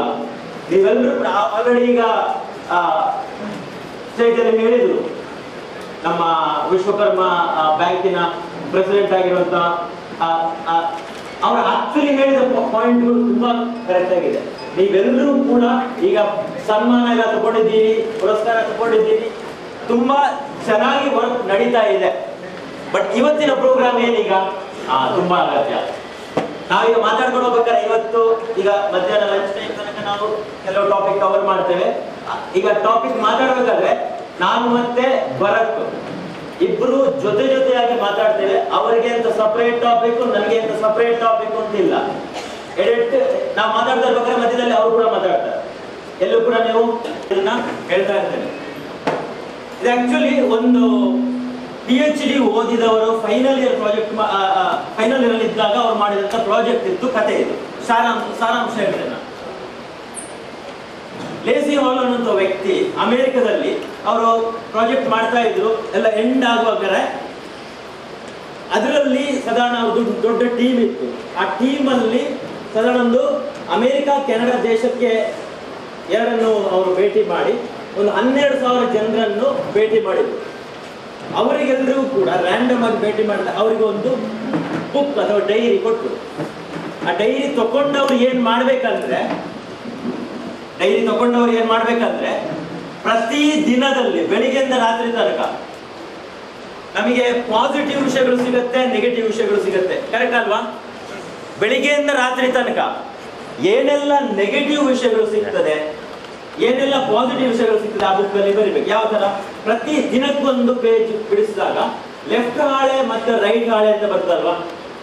ಪ್ರತಿ ದಿನಕ್ಕೆ ಒಂದು ಪೇಜ್ ಬಿಡಿಸಿದಾಗ ಲೆಫ್ಟ್ ಹಾಳೆಯಲ್ಲಿ ಆ ದಿನದ ನೆಗೆಟಿವ್ ವಿಷಯಗಳನ್ನು ಬರೆಯಿರಿ ಅಂತ ಹೇಳಿದ್ರು. ರೈಟ್ ಹಾಳೆಯಲ್ಲಿ ಆ ದಿನದ ಪಾಸಿಟಿವ್ ವಿಷಯಗಳನ್ನು ಬರೆಯಿರಿ ಅಂತ ಹೇಳಿದ್ರು. ದಿನಕ್ಕೆ ಒಂದು ಪೇಜ್ ಬಿಡಿಸಿ ಲೆಫ್ಟ್ ಹಾಳೆಯಲ್ಲಿ ನೆಗೆಟಿವ್ ಆದಿನದ್ದು, ರೈಟ್ ಹಾಳೆಯಲ್ಲಿ ಪಾಸಿಟಿವ್ ಆದಿನದ್ದು ಬರ್ಕೊಂಡು ಇದು ಯಾರೆಲ್ಲ ಓಕೆ ಅಂತ ಹೇಳಿದ್ರೆ ಅವರಿಗೆ ಡೈರಿ ಕೊಟ್ಟರು. ಯಾರಿಗೂ ಫೋರ್ಸ್ ಮಾಡಲಿಲ್ಲ. ಅಂತೂ 12,000 ಜನರನ್ನು ರ್ಯಾಂಡಮ್ ಆಗಿ ಚೂಸ್ ಮಾಡಿ ಅವರಿಗೆ ಡೈರಿಯನ್ನು ಕೊಟ್ಟರು. ಕೆಲವು ತಿಂಗಳಾದ್ಮೇಲೆ ಕೆಲವರಿಗೆ ಡೈರಿ ಮುಗಿಯಿತು, ಇನ್ನೊಂದು ಡೈರಿ ಸಪ್ಲೈ ಮಾಡಿ. ಅಂತೂ ಎಲ್ಲ ಆದ್ಮೇಲೆ ಕೊನೆಗೆ ಆ 12,000 ಡೈರಿಯನ್ನು ಕಲೆಕ್ಟ್ ಮಾಡಿ ಈ ಟೀಮಿನ ಕೆಲಸ ಏನು, ಅದರಲ್ಲಿದ್ದ ಕಂಟೆಂಟ್ ಅನ್ನು ಕನ್ಸಾಲಿಡೇಟೆಡ್ ರಿಪೋರ್ಟ್ ಜನರೇಟ್ ಮಾಡೋದು ಕಂಪ್ಯೂಟರ್ ಅಲ್ಲಿ. ಆ ರಿಪೋರ್ಟ್ ಎಲ್ಲ ಮಾಡಿ ಪಬ್ಲಿಷ್ ಮಾಡ್ಬೇಕಾದ್ರೆ ಅದರದ್ದು ರಿಸಲ್ಟ್ ಪಬ್ಲಿಷ್ ಮಾಡಿದಾಗ ಯೂನಿವರ್ಸಿಟಿಯಲ್ಲಿ ಇದ್ದವ್ರಿಗೆಲ್ಲರಿಗೂ ಶಾಕ್, ಕೇಳಿದಂತ ನಮ್ಮ ಟೀಮ್ ಶಾಕ್. ನಿಮಗೂ ಶಾಕ್ ಆಗ್ಬೋದೇ? ಏನಂದ್ರೆ ಔಟ್ಕಮ್ ಅದರದ್ದು 12,000 ಜನರಿಗೂ ಕೂಡ ಪ್ರತಿದಿನ ಪಾಸಿಟಿವ್ ನೆಗೆಟಿವ್ ವಿಷಯಗಳು ಸಿಕ್ಕಿದ್ರಲ್ಲಿ 92% ವಿಷಯಗಳೆಲ್ಲ ಸಿಕ್ಕಿದ್ದೆಲ್ಲರಿಗೂ ಕೂಡ ನೆಗೆಟಿವ್. ಈಗ ಕೆಲವರಿಗೆ ಒಳಗಡೆಯಿಂದ ಮೈಂಡ್ ಅಲ್ಲಿ ನಮ್ಮ ಮನೆಯಲ್ಲಿ ಯಾಕೆ ನನ್ನ ಗಂಡ ಬೈತಾ ಇರೋದು, ನನ್ನ ಮನೆಯಲ್ಲಿ ಯಾಕೆ ನನ್ನ ಹೆಂಡತಿ ಬೈತಾ ಇರೋದು, ನಮ್ಮ ಆಫೀಸಲ್ಲಿ ಬಂದ್ರೆ ಯಾಕೆ ನನ್ನ ಬಾಸ್ ಯಾವತ್ತು ಹೊರ್ರ ಅಂತ ಮಾಡೋದು, ಟ್ರಾಫಿಕ್ ಅಲ್ಲಿ ಬಂದಾಗ ಎಲ್ಲರೂ ಯಾಕೆ ಬೇಡದು ಅಂತ ಇಲ್ಲ ಇವರೆಲ್ಲ ಬಾಸ್. ನಾನು ಅವರನ್ನು ಸುಮ್ಮನೆ ತೋರಿಸಿದೆ. ಯಾಕೆ ಆಫೀಸಲ್ಲಿ ಬಂದಾಗ ಬಾಸ್ ಆತರ, ಯಾಕೆ ಟ್ರಾಫಿಕ್ ಅಲ್ಲಿ ಹೋದಾಗ ಇನ್ನೊಬ್ರು ಬೈತಾ ಇರ್ತಾರೆ? ಯಾಕೆ ಅಂದ್ರೆ ನಮ್ಮ ಔಟ್ಸೈಡ್ ಅಲ್ಲಿ ಇದ್ದದ್ದು ನಮಗೆ ಹಿತಕರವಾದದ್ದು ಅಲ್ಲ, ಅಹಿತಕರವಾದದ್ದು, ಸುಖಕರವಾದದ್ದಲ್ಲ, ಖುಷಿ ಕೊಡುವಂತದ್ದಲ್ಲ. ಆದ್ರೂ ಈಗ ನಾನು ನೆಕ್ಸ್ಟ್ ಹೇಳುದು ಇಲ್ಲಿ ಬರ್ಕೊಳ್ಳಿ, ಬಹಳ ಅಗತ್ಯ. ತುಂಬಾ ಜನ ಹೈಲಿ ಸಕ್ಸಸ್ಫುಲ್ ಆದವರಿದ್ದಾರೆ, ತುಂಬಾ ಜನ ಹೈಲಿ ಸಕ್ಸಸ್ಫುಲ್ ಅಥವಾ ಹ್ಯಾಪಿ ಆಗಿ ಇರುವವರಿದ್ದಾರೆ ಅಥವಾ ಏನ್ ಮಾಡ್ತಾ ಇದ್ದಾರೆ. ಅವರದ್ದು ಸೀಕ್ರೆಟ್ ಏನಂದ್ರೆ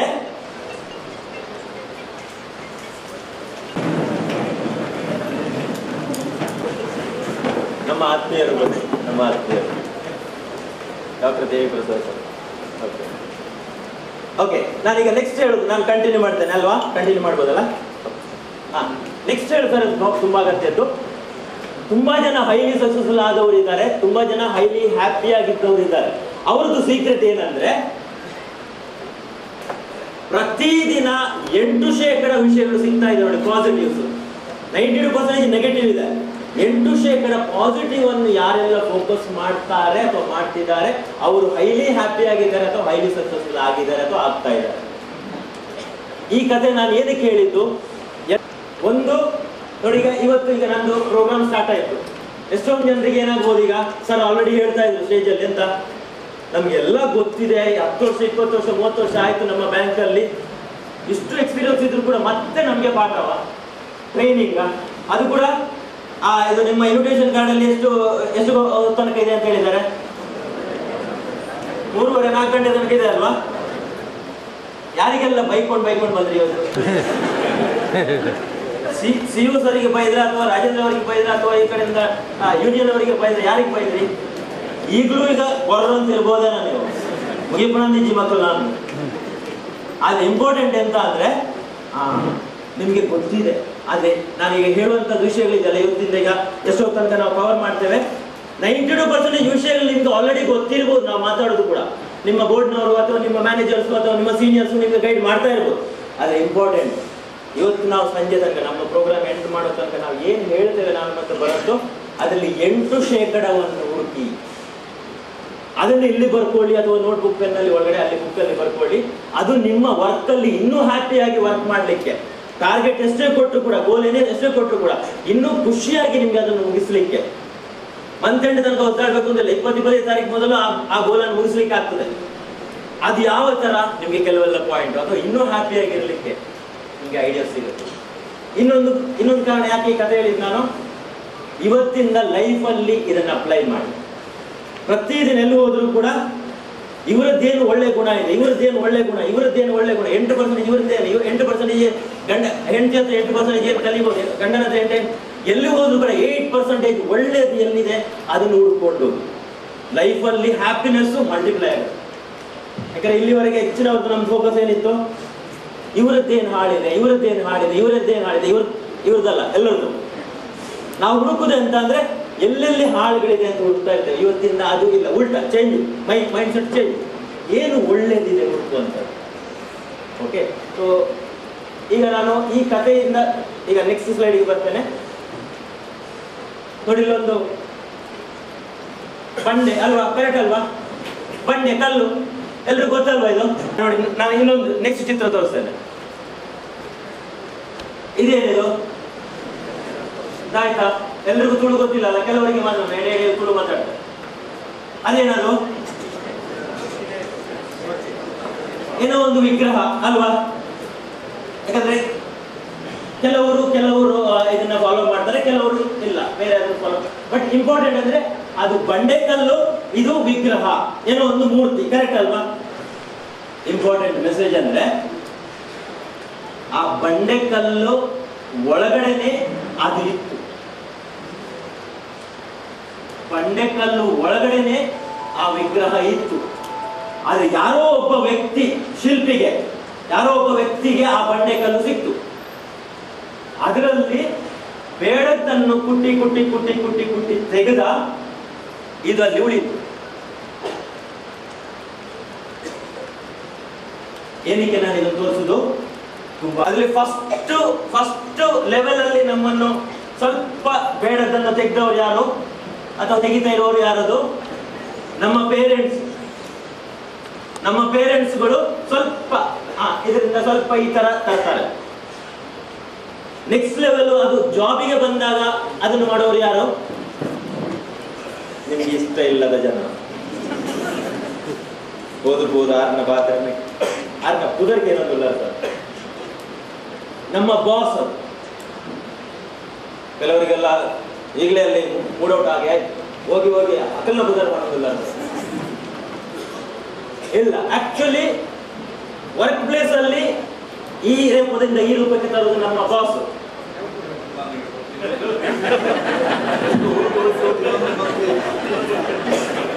ಇಲ್ಲ, ಇನ್ನು ಇಂಪಾರ್ಟೆಂಟ್ ಇನ್ನೂ ಜಾಸ್ತಿ ಇದೆ. ಈ ಕಡೆಯಿಂದ ವಿಗ್ರಹ. ನಾವು ಮೊದಲು ಈ ತರ ಇತ್ತು, ಈಗ ಈ ತರ ಆಗ್ಬೇಕು ಅಂತಂದ್ರೆ ಒಂದು ಪೇರೆಂಟ್ಸು, ಎರಡನೇದು ನಮ್ಮ ಆಫೀಸಲ್ಲಿ ಇದ್ದಾಗ ಬಾಸು ನಮ್ಮನ್ನು ಆ ಒಂದು ರೆಸ್ಪೆಕ್ಟ್ಫುಲ್ ಪೊಸಿಷನ್ಗೆ ಅಥವಾ ನಮ್ಮನ್ನು ಎಲ್ಲರೂ ಗುರುತಿಸೋ ತರ ನಮ್ಮನ್ನೊಂದು ಆ ತರ ರೋಲ್ ಮಾಡೆಲ್ ತರ ಮಾಡುವುದು ನಮ್ಮ ಬಾಸ್. ಈಗ ತುಂಬಾ ಇಂಪಾರ್ಟೆಂಟ್ ಮೆಸೇಜ್ ಇಲ್ಲಿ ಏನು, ಇಲ್ಲಿಂದ ಇಲ್ಲಿಗೆ ಬರುವಾಗ ಅದು ಅಷ್ಟು ಈಸಿಯಾಗಿ ಬಂತ? ಇಂಪಾರ್ಟೆಂಟ್, ಎಲ್ಲರೂ ಗಮನ ಇಟ್ಟು ಇದನ್ನು ಅಬ್ಸರ್ವ್ ಮಾಡಿ. ಆ ಬಂಡೆಕಲ್ಲು ಇಲ್ಲಿದ್ದ ಈ ರೂಪಕ್ಕೆ ಬರಬೇಕಾದ್ರೆ ಈಸಿ ಇಲ್ಲ. ಎಷ್ಟೊಂದು ನೋವು, ಎಷ್ಟೊಂದು ಆ ಪೆಟ್ಟನ್ನದು ತಿಂದಿದೆ, ಅಷ್ಟೊಂದು ನೋವು ಅನುಭವಿಸಿದ್ರು ಕೂಡ ಅದಕ್ಕೆ ಬಾಯಿ ಬರಲಿಲ್ಲ. ಅದೇ ನಮಗೆ ಆದ್ರೆ ಯಾರಾದ್ರೂ ಒಂದು ಹೇಳಿದ್ರೆ ನಾವು ಇನ್ನೊಂದು ವಾಯ್ಸ್ ಬರ್ತದೆ ನೋಡಿ ನಮ್ದು. ನಾವು ಗಟ್ಟಿ ಮಾತಾಡ್ತೇವಲ್ಲ, ನಮಗೆ ನೋವು ಅಂತ ಹೇಳಿದ್ರೆ ಸ್ವಲ್ಪ ಕಷ್ಟ. ಅದಕ್ಕೆ ನಾವೇನು ಮಾಡ್ತೇವೆ, ಚೂರು ಸರ್ ಗೊತ್ತುಂಟು ಪನೋಡ್ನೈತಿ ಕೆಲವು ಸಲ ಈ ಥರ ಬರ್ತದೆ. ಯಾಕಂದ್ರೆ ಆ ನೋವಿಗೆ ನಾವು ರೆಡಿ ಇಲ್ಲ, ನಾವು ಎದುರು ಮಾತಾಡ್ತೇವೆ. ಆಕ್ಚುಲಿ ಯಾರೆಲ್ಲ ಅನ್ಲಿಮಿಟೆಡ್ ಪೊಟೆನ್ಷಿಯಲ್, ದೇವರು ನಮಗೆ ಪೊಟೆನ್ಷಿಯಲ್ ತುಂಬಾ ಕೊಟ್ಟಿದ್ದಾರೆ. ಒಂದಂತ ಹೇಳಿದ್ರೆ ಆ ಮೆಂಟರ್ಶಿಪ್ಗೆ ನಾವು ರೆಡಿ ಆಗಬೇಕು. ಎಲ್ಲರೂ ಅವಾಗ ಇನ್ನೂ ಲೈಫಲ್ಲಿ ಮೇಲೆ ಬರಬೇಕು. ಅದಕ್ಕೋಸ್ಕರ ಇವತ್ತಿನ ಈ ಪ್ರೋಗ್ರಾಮ್ ಅಲ್ಲಿ ನಾವು ಸ್ವಲ್ಪ ಇಲ್ಲಿಂದ ಇಲ್ಲಿಗೆ ಬರಲಿಕ್ಕೆ ಕೆಲವು ವಿಷಯಗಳು ಏನೆಲ್ಲ ನಾವು ನಿಮ್ಮನ್ನು ತೆಗೆಯುವಂತದ್ದು ಹೇಳ್ತೀವಿ. ಏನೆಲ್ಲ ತೆಕ್ಕೊಡ್ದಾಯ್ತಾ ಇಂಕ್ಲ ಬಂದು ನಾವೇನೆಲ್ಲ ಕೆಲವೆಲ್ಲ ನೀವು ಬಿಡಬೇಕು ಅದನ್ನ ಹೇಳ್ತೇವೆ. ಅದ ಕಾರಣ ನಿಮ್ಗೆಲ್ಲ ಆಲ್ರೆಡಿ ದೇವರು ಕೊಟ್ಟಿದ್ದಾರೆ, ಇಲ್ಲಿ ಇದೆ, ನಿಮ್ಮ ಹತ್ರ ಆಲ್ರೆಡಿ ಇದೆ. ಬಟ್ ಕೆಲವು ಯಾವುದನ್ನು ಬಿಟ್ಟರೆ ನೀವು ಇನ್ನು ಈ ತರ ಜಾಸ್ತಿ ಜನ ರೆಸ್ಪೆಕ್ಟ್ ಕೊಡ್ತಾರೆ ನಿಮ್ಗೆ, ಜಾಸ್ತಿ ನಿಮ್ಗೆ ಒಂಥರ ಆಲ್ರೆಡಿ ಈಗ ಇಲ್ಲಿ ಸನ್ಮಾನ ಆಯ್ತು, ಇನ್ನೂ ಜಾಸ್ತಿ ಎಲ್ರಿಗೂ ಕೂಡ ಆಗೋದಲ್ಲ. ಓಕೆ, ನೋಡಿ ಇನ್ನೊಂದು ಗ್ರೌಂಡ್ ರೂಲ್ಸ್ ಅಂದ್ರೆ ಇವತ್ತಿನ ಪ್ರೋಗ್ರಾಮ್ ಫುಲ್ ಉಪಯೋಗ ಆಗ್ಬೇಕು ಅಂತಿದ್ರೆ ಏನು, ಲೋಟ ಖಾಲಿ ಇದ್ರೆ ಅದ್ರಲ್ಲಿ ಇತ್ತಲ್ಲ ಆಗುದಿಲ್ಲ. ಅದೇ ತರ ನಮ್ಮ ಮೈಂಡ್ ಕೂಡ ಇದು ಒಂದು ವೇಳೆ ಫುಲ್ ಇಟ್ಕೊಂಡ್ರೆ ನೋಡಿ, ಇವತ್ತೀಗ ಗೊತ್ತಿಲ್ಲ ಇರ್ಬೋದೆ, ನಾನೀಗ 15 ವರ್ಷದ ಹಿಂದೆ ನಾನು ಈ ತರ ಇದ್ದೆ, ಅದಕ್ಕೆ ನಾನು ಇದನ್ನು ಬರ್ತದ್ದು. ಯಾಕೆ, ನಾನು ಅವಾಗ ಸಾಫ್ಟ್ವೇರ್ ಇಂಜಿನಿಯರ್ ಆಗಿದ್ದೆ. ನಾನು ಇಂಡಿಯಾದಲ್ಲಿ ವರ್ಕ್ ಮಾಡಲಿಲ್ಲ, ನಾನು ಆಕ್ಚುಲಿ ಅಮೆರಿಕದಲ್ಲಿ, ಇಂಗ್ಲೆಂಡ್, ಸಿಂಗಾಪುರ, ಜರ್ಮನಿ ಈ ತರ ವರ್ಕ್ ಮಾಡ್ತಾ ಇದ್ದೆ. ತಿಂಗಳಿಗೆ ಒಂದು 4-5 ಲಕ್ಷ ಸಂಬಳ ಇತ್ತು. ಅವಾಗ ಇರ್ಬೇಕಾದ್ರೆ ಎಂತಾಯ್ತು, ಬಿಜ್ಜಾಂಡೆ ಏನೋ ಕರ ಫುಲ್ ಆದಿತ್ತು, ಎಲ್ಲ ಫುಲ್ ಆಗಿತ್ತು, ನಾನು ಕೊಟ್ಟು ಜನ ಅಂತಿತ್ತು. ಇನ್ನೊಬ್ರು ಯಾರು ಹೇಳಿದ ತಕ್ಷಣ ಏನಾಗ್ತದೆ ಮೈಂಡಲ್ಲಿ, ನನಗೇನು ಗೊತ್ತಿಲ್ವಾ, ಅದೇ ಒಳಗಡೆ ಹೇಗಿರ್ತದೆ ನಮ್ದು ಎಲ್ಲ ನನಗೆ ಗೊತ್ತು ಅಂತ. ಒಂದು ವೇಳೆ ಆ ಥರ ಇದ್ರೆ ಇಲ್ಲ, ಇಲ್ಲಿ ಹೋಗುದು. ನಾನು ಆಕ್ಚುಲಿ ನಾರಾಯಣಮೂರ್ತಿ, ಸುಧಾಮೂರ್ತಿ ಅವರನ್ನು ತುಂಬ ಸರಿ ಮಾತಾಡಲಿಕ್ಕೆ ಸಿಗುದಿಲ್ಲ ಅವರು, ಆದರೆ ಅಲ್ಲಿಂದ ತುಂಬ ನಾಲೆಜ್ ಸಿಕ್ಕಿದೆ. ನಾನು ಇನ್ಫೋಸಿಸಲ್ಲಿದ್ದೆ 2 ವರ್ಷ. ಸೊ ಆದ ಕಾರಣ ಇವತ್ತು ಈಗ ಎಲ್ಲರೂ ಕೂಡ ಮೈಂಡ್ ಓಪನ್ ಇಟ್ಕೊಳ್ಳಿ, ಬುಕ್ ಪೆನ್ ಓಪನ್ ಇಟ್ಕೊಳ್ಳಿ. ಇವತ್ತು ನಾವು ಹೇಳುವಂತಹ ವಿಷಯಗಳಲ್ಲಿ ತುಂಬಾ ವಿಷಯಗಳು ನಿಮಗೆ ನಿಮ್ಮ ಲೈಫಲ್ಲಿ ಇನ್ನೂ ಖುಷಿಯಾಗಿರ್ಲಿಕ್ಕೆ ಅಥವಾ ನಿಮ್ಮ ವರ್ಕ್ ಪ್ಲೇಸ್ ಅಲ್ಲಿ ಇನ್ನೂ ಖುಷಿಯಾಗಿ ನಿಮಗೆ ಪರ್ಫಾರ್ಮ್ ಮಾಡಲಿಕ್ಕೆ ಹೆಲ್ಪ್ ಆಗೋ ಪಾಯಿಂಟ್ ಇದೆ. ಇನ್ನೊಂದು ಪಾಯಿಂಟ್ ನೋಡಿ, ಇಲ್ಲಿ ಎಕ್ಸಾಮ್ ಅನ್ನಿಸ್ತಾ ಉಂಟು. ಈಗ ನಾನು ದೊಡ್ಡ ತಪ್ಪು, ಈಗ 12 ಮೇಲೆ ಆಯ್ತಲ್ಲ, ಹೌದು ಗುಡ್ ಮಾರ್ನಿಂಗ್. ನಾನು ಆಕ್ಚುಲಿ ಈ ತರ ಹೇಳ್ಬಿಟ್ಟು ಗುಡ್ ಮಾರ್ನಿಂಗ್ ಹೇಳ್ತೇನೆ, ನೀವು ರಿಪೀಟ್ ಮಾಡ್ಬೇಕು, ಆಗ್ಬೋದಾ? ಎಷ್ಟು ಎನರ್ಜಿ ನಿಮಗೆ, ಬೆಳಿಗ್ಗೆ ಎಷ್ಟು ತಿಂಡಿ ತಿಂದಿರಿ, ಎಷ್ಟು ಎನರ್ಜಿ ಉಂಟು ಎಲ್ಲ ತೋರಿಸ್ತೀನಿ, ಆಗ್ಬೋದಾ? ಎಲ್ಲರೂ ಇದ್ದೀರಲ್ಲ ನನ್ನ ಜೊತೆಗೆ? ಹಿಂದೆ ಎಲ್ಲರೂ ಇದ್ದೀರಾ? Yes no? ಓಕೆ, ನಾನು ಗುಡ್ ಮಾರ್ನಿಂಗ್ ಹೇಳ್ತೇನೆ, ನೀವು ರಿಪೀಟ್ ಮಾಡಿ, ಆಗ್ಬೋದಾ? ಎಲ್ಲರೂ ಹಿಂದೆ ಇದ್ದೀರಾ? ಹಿಂದೆ ಓಕೆ, ಗುಡ್ ಮಾರ್ನಿಂಗ್. ಇಲ್ಲ ಹಿಂದಿನವ್ರು ನೋಡಿ, ಇನ್ನೊಂದ್ಸರಿ ಗುಡ್ ಮಾರ್ನಿಂಗ್.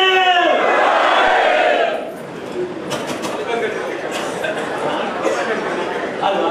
ನೋಡಿ, ಕೆಲವರದ್ದು ನಾನು ನೋಡ್ತಾ ಇದ್ದೆ ಇಲ್ಲಿ, ಕೆಲವರು ಎಂತಂದ್ರೆ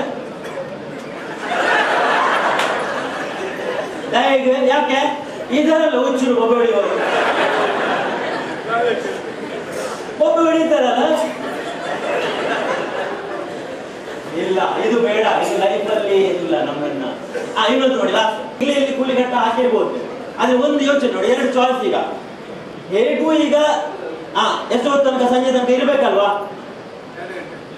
ಒಂದು ಚಾಯ್ಸ್ ಈ ತರ ಇದು ಒಂದು ಚಾಯ್ಸ್. ಎರಡನೇದು, ನೀವು ಏನಾದ್ರು ಹೇಳಿದ ತಕ್ಷಣ ನಾವು ಏನಾದ್ರು ಎಷ್ಟು ನೋ ಹೇಳಿ, ಮಾತಾಡಿದ್ರೆ ಮಾತಾಡಿ, ಕ್ವಶನ್ಸ್ ಇದ್ರೆ ಕ್ವಶನ್ ಕೇಳಿ, ಪಾರ್ಟಿಸಿಪೇಟ್ ಮಾಡಿ, ನಗುವುದನ್ನು ನಗಿರಿ, ಅದರ ಖುಷಿಯಾಗಿರಿ. ಇದು 2ನೇ ಚಾಯ್ಸ್. ಯಾವ್ದು ಚಾಯ್ಸ್ ಬೆಟರ್? ಯಾವ್ದು? ಎಷ್ಟು ಫಸ್ಟ್ ಇದೋ ಸೆಕೆಂಡ್ ಇದಾ? ಆದ ಕಾರಣ ಪಾರ್ಟಿಸಿಪೇಷನ್ ತುಂಬಾ ಅಗತ್ಯ. ನಾವು ಏನಾದ್ರು ಮಾತಾಡಿದಾಗ ನೀವು ಪಾರ್ಟಿಸಿಪೇಟ್ ಮಾಡಿ, ಆಗ್ಬೋದಲ್ಲ? Yes no? Okay, please. Thank you. ಕೂತ್ಕೊಳ್ಳಿ. 3ರಿಂದ start. Page number 3. Page number 3ರಲ್ಲಿ ಈ ಪೇಜಿಂದ ಸ್ಟಾರ್ಟ್. ಕೆಲವರಲ್ಲಿಲ್ಲ ಫಿಲ್ ಇನ್ ದ ಬ್ಲಾಂಕ್ಸ್ ಇದೆ. ಇಲ್ಲಿ ಬೇರೆ ಬೇರೆ ಕಲರ್ ಅಲ್ಲಿ ಬಂದದ್ದು ನಿಮ್ಮಲ್ಲಿ ಅಲ್ಲಿ ಡ್ಯಾಶ್ ಬಂದಿದ್ದಾರೆ, ಅದನ್ನು ಫಿಲ್ ಮಾಡ್ಕೊಳ್ಳಿ. ನಾನು ಹೇಳ್ತೇನೆ ಯಾವುದರಲ್ಲಿ ಬ್ಲಾಂಕ್ ಇದೆ ಅದನ್ನು ಬರ್ಕೋಬೇಕು.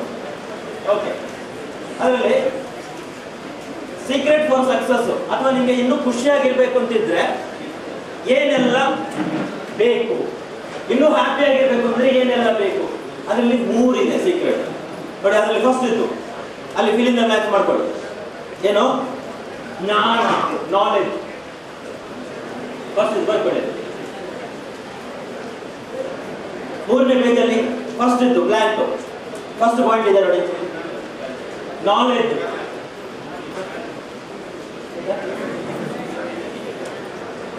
ಒಂದು ಸ್ಟಡಿ ಮೆಟೀರಿಯಲ್, ಒಂದು ಮೆಟೀರಿಯಲ್ ಸಿಕ್ಕಿಲ್ವಂತ ಒಬ್ಬರಿಗೆ, ಯಾರಾದ್ರೂ ಹೆಲ್ಪ್ ಮಾಡ್ಬೋದಾ?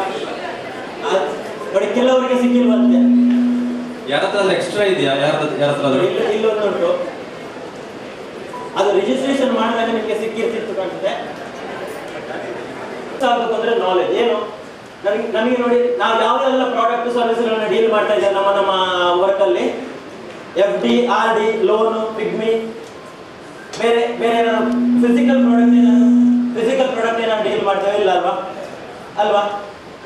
FD, RD, ಲೋನ್ಗಳೆಲ್ಲ ಅಂದ್ರೆ ಇದು ಬೇರೆ ಬೇರೆ ಕ್ಯಾಟಗರಿ ಇದ್ದು ನಮಗೆ FD ಬಗ್ಗೆ ನಾಲೆಜ್ ಗೊತ್ತಿರಬೇಕು, RD ಬಗ್ಗೆ ಗೊತ್ತಿರಬೇಕು.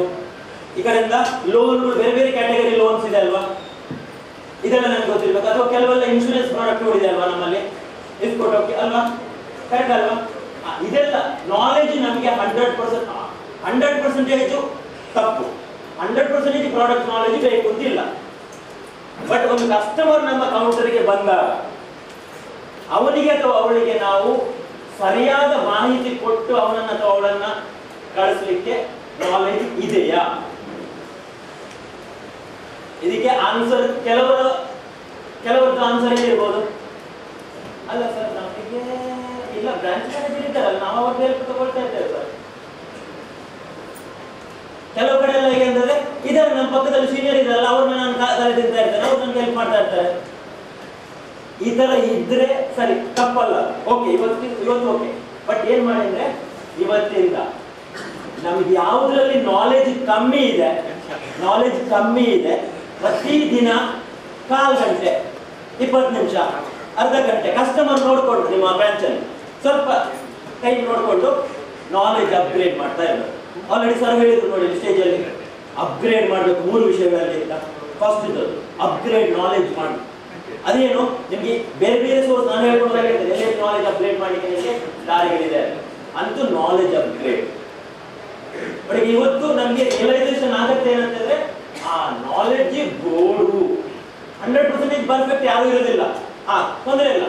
ಬಟ್ ಅಪ್ಗ್ರೇಡ್ ಮಾಡ್ತಾ ಹೋಗ್ಬೇಕು ನಾಲೆಡ್ಜ್ಗಳನ್ನು. ಎಲ್ಲ ಪ್ರಾಡಕ್ಟ್ ನಾನು ಕೆಲವು ವರ್ಡ್ಗಳನ್ನು ಇಂಗ್ಲಿಷ್ ವರ್ಡ್ ಯೂಸ್ ಮಾಡ್ತೇನೆ, ನನಗೆ ಕೆಲವು ಕನ್ನಡದ ಗೊತ್ತಾಗೋದಿಲ್ಲ. ಆಕ್ಚುಲಿ ಲೋನ್ಸ್ ಅಂದ್ರೆ ಸಾಲ, ಇದರದೆಲ್ಲ ನಾವು ಯೂಸ್ ಮಾಡ್ತೇವಲ್ಲ. ಸೊ ಆದ ಕಾರಣ ಏನಾದ್ರು ನಿಮಗೆ ಯೋಚನೆಗಳು ಬಂದಾಗ ಮಾತಾಡ್ತಾ ಇರ್ಬೇಕು ಮಧ್ಯದಲ್ಲಿ. ಆಗ್ಬೋದಾ? ಎಲ್ಲರೂ ಪಾರ್ಟಿಸಿಪೇಟ್ ಮಾಡ್ತೀರಲ್ಲ, ಏನಾದ್ರು ನಿಮಗೆ ಮಧ್ಯದಲ್ಲಿ ಡೌಟ್ಸ್ ಬಂದ್ರೆ, ಕ್ವಶನ್ಸ್ ಬಂದ್ರೆ ಮಾತಾಡಿ ಮಧ್ಯದಲ್ಲಿ. ಆಗ್ಬೋದಾ? Yes no? Okay okay. ನೋಡಿ ಎರಡನೇದು ನಿಮಗೆ ನಿಮ್ಮ ವೃತ್ತಿಯಲ್ಲಿ ಸಕ್ಸಸ್ಫುಲ್ ಆಗಬೇಕು, ನೀವು ಸ್ವಲ್ಪ ಇನ್ನೂ ಶೈನ್ ಆಗಬೇಕು ಅಂತಿದ್ರೆ ಸ್ಕಿಲ್ ಬೇಕು. ಆ ನಾಲೆಡ್ಜ್ ಅನ್ನು ಅಲ್ಲಿ ಫಿಲ್ ಮಾಡ್ಬೋದು. ಎರಡನೇದು ಸ್ಕಿಲ್ ಸೆಟ್ ಮತ್ತೆ ಮ್ಯಾಸಿವ್ ಆಕ್ಷನ್. ಸ್ಕಿಲ್ ಸೆಟ್ ಮತ್ತೆ ಮ್ಯಾಸಿವ್ ಆಕ್ಷನ್ ಅಂತ ಈಗ FD ಬಗ್ಗೆ ನನಗೆ ಚೆನ್ನಾಗಿ ಗೊತ್ತಿದೆ, ಅಥವಾ ಲೋನ್ ಬಗ್ಗೆ ಎಲ್ಲ ಅಪ್ ಟು ಡೇಟ್ ನನಗೆ ಗೊತ್ತಿದೆ. ಕಸ್ಟಮರ್ ನನ್ನ ಮುಂದೆ ಬಂದು ಕೌಂಟರ್ ಅಲ್ಲಿ ಬಂದಿದ್ರು, ಕಸ್ಟಮರ್ ನನ್ನ ಕೌಂಟರ್ ಅಲ್ಲಿ ಬಂದು ನಿಂತಾಗ ಅವನಿಗೆ ಅಥವಾ ಅವಳಿಗೆ ಯಾವ ತರ ಆ ನಾಲೆಡ್ಜ್ ಅನ್ನು ನಾನು ಹೇಳಬೇಕು, ನಾಲೆಡ್ಜ್ ಇದೆ, ಆ ನಾಲೆಡ್ಜ್ ಅನ್ನು ಯಾವ ತರ ಹೇಳುದು? ಈಗ ಅದು ನೋಡಿ, ನಿಮಗೆ ಆಲ್ರೆಡಿ ಎಕ್ಸ್ಪೀರಿಯನ್ಸ್ ಇದೆ, ತುಂಬಾ ವರ್ಷದಿಂದ ನೀವು ಸರ್ವಿಸ್ ಮಾಡ್ತಾ ಇದ್ರೆ. ಏನು ಕೆಲವು ಕಸ್ಟಮರ್ಸ್ ಬರ್ತಾರೆ ತುಂಬಾ ಪಾಪದವರು, ಅವರ ಬಾಯಿಗೆ ನಾವೇ ಗೋಲ್ ಹಾಕ್ಬೇಕು. ಯಾಕಂದ್ರೆ ಅವ್ರು ಮಾತಾಡುದಿಲ್ಲ, ಅವ್ರಿಗೆ ಇಂಟ್ರೆಸ್ಟೇ ಉಂಟು ಸರ್, ಇಷ್ಟೇ ಅವ್ರ ಮಾತು. ನಾವು ಮಾತ್ರ ಎಂತ ಹೇಳಿದ್ರೆ FD ಇಂಟ್ರೆಸ್ಟ್ ನೋಡಿ ಚಾರ್ಟ್ ಉಂಟು, ಅದೇ ಹೇಳ್ಬಿಟ್ಟು ನೀವು ಹೇಳ್ಬಿಟ್ರೆ ಅವರಲ್ಲಿ ಸುಮ್ಮನೆ ಕೂತಿರ್ತಾರೆ. ಮತ್ತೆಂತ ನಾವು ಯೋಚನೆ ಮಾಡುದು, ಆ ಚಾರ್ಟ್ ಕೇಳಿದ್ರೆ ಬಂದೆ 50 ರೂಪಾಯಿ ಹೋಗ, ಅವ್ರು ಕೇಳಿದ್ರು ನಾನು ಹೇಳಿದೆ, ಮತ್ತೆ ಹೋದ್ರು ಅವರು ಅಂತ. ತಪ್ಪು ನಮ್ದು. ಅವರಿಗೆ ಗೊತ್ತಿದ್ದದ್ದು ಇಲ್ಲಿಂದ ಟೇಸ್ಟ್ ತೋರಿಸುದು. FD ಬಗ್ಗೆ ಎಂಕ್ವೈರಿ ಬಂತು, ಅಲ್ಲಿ ಡೀಲ್ ಕ್ಲೋಸ್ ಮಾಡ್ಲಿಕ್ಕೆ ಸ್ಕಿಲ್ ನಮಗೆ ಇರಬೇಕಾಗುತ್ತೆ. ಅವ್ರು ಕೆಲವರೆಲ್ಲ ಪಾಪದವರು ಇರ್ತಾರೆ, ಅವ್ರಿಗೆ ಎಂತ ಮಾತಾಡ್ಲಿಕ್ಕೆ ಗೊತ್ತಿಲ್ಲ. ಕೇಳಂದು ಆಸೆ, ಯಾಕೆ ಮನೆಯಲ್ಲಿ ಒಂದು ಗಂಡನ ಹೆಂಡತಿ ಅಂತ ಹೇಳಿರ್ತಾರೆ, ಕೇಳಿಕೊಂಡು ಬಾ. ಅದು ಇಂಪಾರ್ಟೆಂಟ್. ಅಲ್ಲಿ ಬಂದು ನಮ್ಮ ಕೌಂಟ್ರಿಗೆ ಬಂದಾಗ ಅದು ನೀವು ನಿಮ್ಮ ಇದರಲ್ಲಿ ಫಾಲೋ ಮಾಡ್ತೀರಿ ಅನ್ನೋ ಗೊತ್ತಿಲ್ಲ, ಇಲ್ಲದಿದ್ರೆ ಅದನ್ನು ಪ್ರಾಕ್ಟೀಸ್ ಮಾಡಿ. ಬೇಕಾದ್ರೆ ನಾವು ನೆಕ್ಸ್ಟ್ ಸೆಷನ್ ಹೇಳ್ಬೋದ್ರೆ FDR ಫುಲ್ ಫಾರ್ಮ್ ಆಗಿ ಗೊತ್ತಾ? ಎಲ್ಲ ಫೈನಾನ್ಷಿಯಲ್ ಇನ್ಸ್ಟಿಟ್ಯೂಷನ್ ದೊಡ್ಡ ಸಂಸ್ಥೆಯಲ್ಲಿ ಮಾಡ್ತಾರೆ ಅಂದ್ರೆ ಫಸ್ಟ್ ಟೈಮ್ ರೈಡ್. ಕಸ್ಟಮರ್ ಬಂದು ನಿಮ್ಮ ಅಕೌಂಟಲ್ಲಿ ಕೂತಾಗ ಫಸ್ಟ್ ಟೈಮ್ ಕಸ್ಟಮರ್ ಬರುವಾಗ ಅವನ ತಗೊಂಡು ಏನು ಕೇಳ್ತಾರೆ ಅದಕ್ಕೆ ಸರಿಯಾದ ಮಾಹಿತಿ ಕೊಟ್ಟು ಗೈಡ್ ಮಾಡಿ ಅವರನ್ನು ಕಳಿಸ್ಬೇಕು. ಸೊ ದಟ್ ಅವ್ರು ಮತ್ತೆ ಒಂದು ತಿಂಗಳು 6 ತಿಂಗಳು ಬಿಟ್ಟು ಕೂಡ ಮತ್ತೆ ನಮ್ಮ ಹತ್ರ ಬರುವ ತರ. ಯಾಕಂದ್ರೆ ಈಗಿನ ಕಾಲದಲ್ಲಿ ಏನು ಬ್ಯಾಂಕ್ಗಳಿಗೆ ಸೊಸೈಟಿಗಳಿಗೆ ಕೊರತೆ ಉಂಟಾ? ಗಲ್ಲಿ ಉಂಟು, ಟಿ ಅಂಗಡಿ ಇದ್ದಾಗ ಉಂಟು. ಆದ್ರೆ ನಮ್ಮ ಬ್ಯಾಂಕಿಗೆ ಬರ್ಬೇಕು ಯಾಕೆ ಅವರು ಇಂಪಾರ್ಟೆಂಟ್? ಯಾಕಂದ್ರೆ ಎಲ್ಲ ಬ್ಯಾಂಕಲ್ಲಿ ಇಂಟ್ರೆಸ್ಟ್ ಕೂಡ ನಮ್ಮ ತರದ್ದು ಇದ್ದಾಗಿರ್ತದೆ ಅಲ್ಲಿ ಕೂಡ. ಆದ್ರೆ ಯಾಕೆ ನಮ್ಮಲ್ಲಿಗೆ ಬರಬೇಕು ಇಂಪಾರ್ಟೆಂಟ್? ಒಂದಂದ್ರೆ ನೀವು ಯಾವ ತರ ಅವರ ಹತ್ರ ಮಾತಾಡ್ತೀರಿ, ಯಾವ ತರ ಇನ್ಫಾರ್ಮೇಶನ್ ಕೊಡ್ತೀರಿ. ಕೆಲವರಿಗೆಲ್ಲ ನೋಡಿ, ಒಂದು ಪಾಪದವರು ಇನ್ನೊಂದು ಕ್ಯಾಟಗರಿ ಬರ್ತಾರೆ. ಕೆಲವರೆಲ್ಲ ಅಂತ ತುಂಬಾ ಅಹಂಕಾರದಲ್ಲಿ ಬರ್ತಾರೆ. ಕೆಲವರು ದುಡ್ಡು ನೋಡಿ ಸ್ವಲ್ಪ ಅಹಂಕಾರ ಇರ್ತಲ್ಲ, ಅವ ಇಂಟ್ರೆಸ್ಟ್ ಕೂಡ ಹೆಚ್ಚೊಂಡಿದ್ದೆ ಅಂತ ಕೆಲವರು ಕೇರಳಗಳು ನೆನಪ ಮಾಡಿಲ್ಲ. ನಮ್ಗೆ ಆ ತರ ಸ್ವಲ್ಪ ಈಗೋಸ್ಟಿಕ್ ಅದು ಸ್ಟ್ಯಾಂಡರ್ಡ್ ಇದ್ದವ್ರು ಬಂದ್ರು ಕೂಡ ಗೊತ್ತಿರ್ಬೇಕು ಯಾವ ತರ ಪ್ರೀತಿಯಿಂದ ಅವ್ರನ್ನ ಮಾತಾಡಿಸ್ಬೇಕು. ಅದು ಸ್ಕಿಲ್. ಆ ಸ್ಕಿಲ್ ಇದೆಯಲ್ಲ ಬಹಳ. ಅವ್ರಿಗೆ ಇನ್ನೊಂದು ಅಲ್ಲಿ ಮ್ಯಾಸಿವ್ ಆಕ್ಷನ್ ಅಂತ ಬಂದಿದೆ, ಏನು ನಿರಂತರ ಸೇವೆ. ಅದೇನು ಮಾರ್ನಿಂಗ್ ಎಷ್ಟೊತ್ತಿಗೆ ಬ್ಯಾಂಕ್ ಓಪನ್ ಆಗುತ್ತೆ ಕಸ್ಟಮರ್ಗೆ? 10 ಗಂಟೆಗೆ ಅಲ್ವಾ? ಹೊರಗಡೆ ಬೋರ್ಡ್ ಅಲ್ಲಿ 10 ಗಂಟೆಗೆ ಇರ್ತಲ್ಲ. ಯಾರೆಲ್ಲ ಶಾರ್ಪ್ 10 ಗಂಟೆಗೆ ಬರ್ತೀರಿ ಆಫೀಸ್ಗೆ? ಶಾರ್ಪ್ ಕೈ ಇರ್ತದ ಯಾರಲ್ಲ? ಶಾರ್ಪ್ 10 ಗಂಟೆಗೆ ನಾನು ಒಂದು ಬ್ಯಾಂಕ್ ನನಗೆ ಸ್ವಲ್ಪ ಫೇವರೇಬಲ್ ಆನ್ಸರ್ ಕೊಡ್ತಾರೆ. ಇಲ್ಲಿವರೆಗೆ ಎಲ್ಲರೂ ಕೂಡ ಶಾರ್ಪ್ 10 ಗಂಟೆ ಮಾತಾಡ್ತಾರೆ. ನೀವೆಲ್ಲರೂ ಎಷ್ಟು ಗಂಟೆ ಬರ್ತೀರಿ? 4 ಗಂಟೆ ಅಥವಾ 10 ಗಂಟೆ ಮೊದಲು. ದೊಡ್ಡ ಒಂದು ಕ್ಲಾಸ್ ಕೊಡ್ಬೋದು, ಎಲ್ಲರೂ ದೊಡ್ಡ ಕ್ಲಾಸ್ ಕೊಡ್ಬೋದು ನಿಮಗೆ. ದೊಡ್ಡ ಕ್ಲಾಸ್ ಫಸ್ಟ್ ನೋಡಿ. ಆಮೇಲೆ ಇನ್ನೊಂದು ಹೇಳ್ತೇನೆ ನಾನು, ಅವಾಗ ಸ್ಟೇಜ್ ಅಲ್ಲಿ ತುಂಬಾ ಸೆಲೆಬ್ರೇಷನ್ ನಡೀತಾ ಇತ್ತಲ್ಲ ಪ್ರೋಗ್ರಾಮ್. ಕ್ಲಾಸ್ ಎಷ್ಟು ಚಂದ ಹೊಡಿತಾ, ನನಗೆ ಕಣ್ಣೀರು ಮಾತ್ರ ಬರೋದು ಬಾಕಿ. ಎಷ್ಟು ಸಾಧನೆ ಮಾಡಿ ಪಾಪ ನೀವೆಲ್ಲರೂ ನೋಡಿ, ಸಾಧನೆ ಮಾಡಿ ಅಚೀವ್ಮೆಂಟ್ ಮಾಡಿ ಇಲ್ಲಿ ಬಂದಿದ್ದೀರಿ. ನಿಮಗೆ ಕ್ಲಾಪ್ ಕೊಡೋದು ನೋಡ್ರೆ ಆಗ ಕ್ಲಾಪ್ ಬೇಡ. ಆಕ್ಚುಲಿ ಕ್ಲಾಪ್ ತುಂಬಾ ಆಗುತ್ತೆ. ಇನ್ನೊಬ್ರು ಹೇಳ್ಕೊಳ್ಳೋ ಒಂದು ಟಾಪಿಕ್ ಇದೆ, ಅದ್ರ ಬಗ್ಗೆ ಹೇಳ್ತೇನೆ ಮತ್ತೆ. ಅಂತ ಇಂಪಾರ್ಟೆಂಟ್ ಏನು? Massive action. ಬೆಳಿಗ್ಗೆ ನಾವು 9:30 ಸಂಜೆ ನಿಮ್ದು ಅಫಿಷಿಯಲ್ ಟೈಮ್ ಕ್ಲೋಸಸ್ ಹೊತ್ತಿಗೆ 5:30. ನಾವು ಮುಗಿದು ಹೋಗ್ಬೇಕಾದ್ರೆ 5 ಕೆಲವರಲ್ಲಿ 5 ಗಂಟೆ ಆಗತ್ತ ನೋಡ್ತಾ ಇದ್ದಾರೆ. ಇನ್ನು 2 ನಿಮಿಷ ಇದೆ ಅಂತ ಪಂಚ್ ಮಾಡಿದ್ರು ಔಟ್. ಆತರ ನೀವು ಯಾರು ಇಲ್ಲ ನಮ್ಗೆ ಗೊತ್ತು, ಇದ್ರೆ ಇಲ್ಲ ಔಟ್. ಮ್ಯಾಸಿವ್ ಆಕ್ಷನ್ ಅಂತ ಹೇಳಿದ್ರೆ 9:30 ಇಂದ 5:30 ತನಕ ನಾವು 100% ನಮ್ಮ ಫೋಕಸ್ ಇಲ್ಲಿ ಫೋಕಸ್. ಯಾಕೆ? ನಮ್ಮ ಒಂದು ಫ್ಯೂಚರ್ ಅನ್ನು ಬಿಲ್ಡ್ ಮಾಡಲಿಕ್ಕೆ ದೇವರು ಇಷ್ಟು ಒಳ್ಳೆ ಅವಕಾಶ ಕೊಟ್ಟಿದ್ದಾರೆ. SDC bank one of the famous bank, one of the. ಯಾಕೆ ನೋಡಿ, ಇಲ್ಲೊಂದು ಪಾಯಿಂಟ್ ಬಂದಿದೆ ನನಗೆ ಹೇಳಿಕ್ಕೆ ಬಿಟ್ಟಿದ್ದು. ಏನದು 110, 112, 130 ಅಂದ್ರೆ ಏನದು?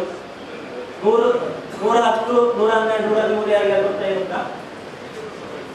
110 ಕೋಟಿ ಲಾಭ ಆಗಿದೆ ಹೋದ ವರ್ಷ. 112 ವರ್ಷ ಆಯ್ತು ಈ ಸಂಸ್ಥೆಗೆ. 113 ಬ್ರಾಂಚಸ್ ಇದೆ. ಕೆಲವರಿಗೆ ಗೊತ್ತಿದೆ, ನಮ್ಗೆ ಗೊತ್ತು, ಇವ್ರಿಗೆ ಏನ್ ಗೊತ್ತು? ನನ್ಗೆ ಗೊತ್ತಿರೋದು ಇವ್ರಿಗೆ ಗೊತ್ತಿದೆ. ಹೆಮ್ಮೆಯ ವಿಷಯ ನಮ್ಗೆ ಗೊತ್ತಿರ್ಬೇಕು, ಎಲ್ರಿಗೂ ಕೂಡ ನಮ್ಗೆ ಗೊತ್ತಿರ್ಬೇಕು. ಯಾಕಂದ್ರೆ ನಮ್ಗೆ ಟೈಮ್ ಇದೆಯಲ್ಲ ಗೊತ್ತಿಲ್ಲ ಮತ್ತೆ ಆ ಟಾಪಿಕ್ ಒಂದು ಇದೆ. ಯಾವ ತರ ನಮ್ಮ ಈ ಒಂದು ಬ್ಯಾಂಕ್ ಈ ಸಂಸ್ಥೆಯನ್ನು ನಾವು ಇನ್ನೊಬ್ಬರಿಗೆ ಪರಿಚಯ ಹೇಳಬೇಕು. ಹೇಳ್ತಾರಲ್ಲ ಎಲ್ಲರೂ ಕೂಡ, ಈ ಹೋಗ್ಬೇಕು ನೀವೆಲ್ಲಿ ಕೆಲಸದಲ್ಲಿ ಕೇಳ್ತಾರಲ್ಲ, ಮದುವೆಯಲ್ಲಿ ಫಂಕ್ಷನ್ ಅಲ್ಲಿ ಹೋದಾಗ ನಾವು ಯಾವ ತರ ಹೇಳ್ತೇವೆ? ಎಲ್ಲಿ ಹೇಳುದು? DCC ಬ್ಯಾಂಕ್ ಹೇಳ್ತೇನೆ. ನಾನು ನೆಕ್ಸ್ಟ್ ಯಾವ ತರ ಹೇಳ್ಬೇಕು ಅಂತೂ ನಾಲೆಡ್ಜು ಯಾವ ತರ ನಾವು ಇನ್ನೊಬ್ಬರಿಗೆ ಅದನ್ನು ಹೇಳಬೇಕು. ಸ್ಕಿಲ್ ಒಂದು, ಅದು ಆಫೀಸಲ್ಲೂ ಅಷ್ಟೇ. ನಾನು ಸೀನಿಯರ್ಸ್ಗೆ ನಾನು ನಾಲೆಜ್ ತಗೊಳ್ಬೇಕು ಅಂತಂದ್ರೆ ಯಾವ ತರ ನನಗೆ ಸ್ಕಿಲ್ ಬೇಕು. ಉದಾಹರಣೆಗೆ ಇವರು ನನ್ನ ಸೀನಿಯರ್ ಅಂತ ಇಟ್ಕೊಳ್ಳಿ, ನನ್ನ ಬ್ರಾಂಚ್ ಅಲ್ಲಿ ಇವರು ಸೀನಿಯರ್ ಅಂತ ಇಟ್ಕೊಳ್ಳಿ. ಪ್ರವೀಣ್ ಕುಮಾರ್ ನಮ್ಮ ಸೀನಿಯರ್ ಅಂತ ಇಟ್ಕೊಳ್ಳಿ, ನಮ್ಮ ಬ್ರಾಂಚ್ ಅಲ್ಲಿ ನಾನು ಜೂನಿಯರ್ ಅಂತ ಇಟ್ಕೊಳ್ಳಿ. ನನಗೆ ಸ್ಕಿಲ್ ಯಾವ ತರ ಇರ್ಬೇಕಂದ್ರೆ ಸೀನಿಯರ್ಸ್ ಹತ್ರ ನಾನು ನಾಲೆಜ್ ಪಡ್ಕೊಳ್ಳೋದು ಹೇಗೆ ಅದು ಗೊತ್ತಿರಬೇಕು. ಉದಾಹರಣೆಗೆ ನೋಡಿ, ಪ್ರವೀಣ್ ಇವತ್ತು ಸ್ವಲ್ಪ ಫ್ರೀ ಇದ್ದೀರಾ? ನನಗೊಂದು ಸ್ವಲ್ಪ ಇನ್ಫಾರ್ಮೇಶನ್ ಬೇಕು, ಸ್ವಲ್ಪ ಹೇಳ್ಕೊಡ್ತೀರಾ? ಸಿಕ್ಕದ ನಾಲೆಜ್ ಗೊತ್ತಿದ್ರು ಫ್ರೀ ಇದ್ರು ಕೂಡ ನಾನು ಬಿದ್ದಿದ್ದೇನೆ ಯಾಕೆ ಆ ಸ್ಕಿಲ್ ಸರಿ ಇಲ್ಲ. ಒಂದು ಫ್ರೀ ಸ್ವಲ್ಪ ಫ್ರೀ ಇದೆ 6 ಗಂಟೆ ಟೈಮ್ ಸ್ಪೆಂಡ್ ಮಾಡ್ಬೋದು. ಒಂದು FD ಬಗ್ಗೆ ಸ್ವಲ್ಪ ನಾಲೆಜ್ ಬೇಕಿತ್ತು, ನೀವು ತುಂಬಾ ಎಕ್ಸ್ಪರ್ಟ್ ಇದ್ದೀರಿ, ಸ್ವಲ್ಪ ಟೈಮ್ ಕೊಡ್ಬೋದು ಸರ್ ಪ್ಲೀಸ್. ಇದು ಆ ಪ್ರೀತಿಯಿಂದ ರಿಕ್ವೆಸ್ಟ್ ಮೋಡಲ್ಲಿ ಬರಬೇಕು, ಸ್ಕಿಲ್ ಅದು. ಕೆಲವರು ಎಂತ ಹೇಳ್ತಾರೆ, ಸೀನಿಯರ್ ಕೇಳಿ ಬಾರಿ ಮಲ್ಲ ಆಡ್ತಾರೆ. ಕೆಲವರಿಗೆ ಅಂತ ಅಂದ್ರೆ ಒಳಗಡೆಯಿಂದ ಸ್ಕಿಲ್ ಇದ್ದು ಕೊರತೆ ಅಂದ್ರೆ ಅವರು ಅಂತ ಕೇಳುವುದಿಲ್ಲ, ಬೇಕಾದ್ರೆ ಅವ್ರು ಹೇಳ್ಕೊಡ್ಬೇಕು ನನಗೆ, ನಾನು ಜೂನಿಯರ್ ಗೊತ್ತಿಲ್ಲ ಅವನಿಗೆ. ಇಲ್ಲಿ ನಾನು ನೆಕ್ಸ್ಟ್ ಬರ್ತೇನೆ. ಅಲ್ಲಿ ಇಂಪಾರ್ಟೆಂಟ್ ಅಂದ್ರೆ ಒಂದು ಸ್ಕಿಲ್ ಬಹಳ ಅಗತ್ಯ. ಬೇರೆ ಬೇರೆ ವಿಷಯಗಳು ಉಂಟು, ಅದನ್ನ ಹೇಳ್ಕೊಳ್ಳೋದು. ಮೂರನೇದು ಎಲ್ಲದಕ್ಕಿಂತ ಅಗತ್ಯ, ಅದು ಫಿಲ್ಮ್ ಬ್ಯಾಕ್ ಮಾಡ್ಬೋದು. ಯಾವ ಹೇಳಿದಾರಲ್ವಾ, ನಾನೀಗ ನೆಕ್ಸ್ಟ್ ಕೈ ಎತ್ತಲಿಕ್ಕೆ ಹೇಳುದಿಲ್ಲ. ಎಷ್ಟು ಜನ 9:30 ಅಥವಾ 9:45 ಬಂದಿದ್ರೆ ಕೈ ಎತ್ತಲಿಕ್ಕೆ ಹೇಳುದಿಲ್ಲ. ಯಾಕೆ ಗೊತ್ತು, ಯಾಕೆ ನಾವೆಂತ ನಮ್ಮ ಮನಸ್ಥಿತಿ ಹೇಗೆ ಅಂತಂದ್ರೆ, ಇಲ್ಲ ಸರ್ ಅಲ್ಲಿ ಟ್ರಾಫಿಕ್ ಜಾಮು, ಇಲ್ಲ ಸರ್ ಅಲ್ಲಿ ಬೈಕ್ ಪಂಚರು, ಇಲ್ಲ ಸರ್ ಅಲ್ಲಿ ಗಲಾಟೆ, ಇಲ್ಲಿ ಯಾಕೆ ಮನಸ್ಥಿತಿ ಯಾವ ತರ ಅಂತಂದ್ರೆ, ಇಲ್ಲಿ ಯಾರು ನಿಮ್ಗೆ ಜೋರು ಮಾಡೋದಿಲ್ಲ. ಲೇಟ್ 9:30 ಅಂತಂದ್ರೆ 9:45 10 o'clock ಆಗ್ತದೆ ಶುರುವಾಗುವಾಗ ಅಂತ ಎಲ್ಲರೂ ಹಾಗೆ ಆಲೋಚನೆ ಮಾಡ್ತಾರೆ. ಆಕ್ಚುಲಿ ನನಗೆ ದಾವಣಗೆರೆಯಲ್ಲಿ ಒಂದು ಬ್ಯಾಂಕ್ ಅಲ್ಲಿ ನಾನು ಈ ತರ ಪ್ರೋಗ್ರಾಮ್ ಮಾಡ್ತಾ ಇದ್ದೆ. 150 ಜನ ಅಲ್ಲಿದ್ದಾರೆ ಎಂಪ್ಲಾಯೀಸ್. ಒಂದು ಟೈಮ್ ಕೊಟ್ಟಿದ್ರು, ಆ ಟೈಮಿಗೆ ಎಲ್ಲರೂ ಅಲ್ಲಿದ್ದಾರೆ. ಈಗ ನೋಡಿ ಇಷ್ಟು ಜನ, ನೀವು 600, 700, 800 ಜನ ಎಷ್ಟು ಇದ್ದೀರಿ ನೀವು, ಎಲ್ಲರೂ ಕೂಡ 9:30 ಬಂದ ನಾನು 9:30ಗೆ ಅಲ್ಲಿ ಇರ್ತೇನೆ, ಉಳಿದವ್ರು ಏನ್ ಬೇಕಾದ್ರೆ ಮಾಡಲಿ, ನಾನು 9:30 ಅಂತ ಎಲ್ಲರೂ ಥಿಂಕ್ ಮಾಡಿದ್ರೆ ಎಷ್ಟೊತ್ತಿಗೆ ಪ್ರೋಗ್ರಾಮ್ ಶುರು ಆಗ್ತಿತ್ತು? ಕರೆಕ್ಟ್ ಅಲ್ವಾ? ಎಲ್ರದ್ದು ಯೋಚನೆ ಮಾಡುವಾಗ ನಾನು 9:30ಗೆ ಬರ್ತೇನೆ, ಬೇಕಾದ್ರೆ ಸ್ವಲ್ಪ ಒಂದು 10 ನಿಮಿಷ 4 ಗಂಟೆ ಲೇಟ್ ಆಗಿ ತೊಂದರೆ ಇಲ್ಲ. ನಾವು ಎಲ್ಲಿದ್ರು ಕೂಡ, ಮೊನ್ನೆ ಒಂದ್ಸರಿ ಕಾರವಾರದಲ್ಲಿ ನಮ್ಮ ಪ್ರೋಗ್ರಾಮ್ ಇತ್ತು, ಒಂದೊಂದ್ಸರಿ ದಾವಣಗೆರೆ, ಶಿವಮೊಗ್ಗದಲ್ಲಿ, ಎಲ್ಲಿ ಹೋದ್ರು ಕೂಡ 8:30 9 ಗಂಟೆಗೆ ನಮಗೆ ಟೈಮ್ ಹೇಳ್ತಾರೆ. ನಾನು ಅಲ್ಲಿ 4 ಗಂಟೆ ಮೊದಲು ಇರ್ತೇನೆ. ಯಾಕೆ? ಮನಸ್ಥಿತಿ ನಮ್ದು ಹೇಗೆ ಅಂದ್ರೆ, ನೋಡಿ ಅಲ್ಲೊಂದು ಲಾಸ್ಟ್ ಒಂದು ಲೈನ್ ಬರ್ತೇನೆ, ಇದು ಇಂಪಾರ್ಟೆಂಟ್. ಅದು why to do what to do.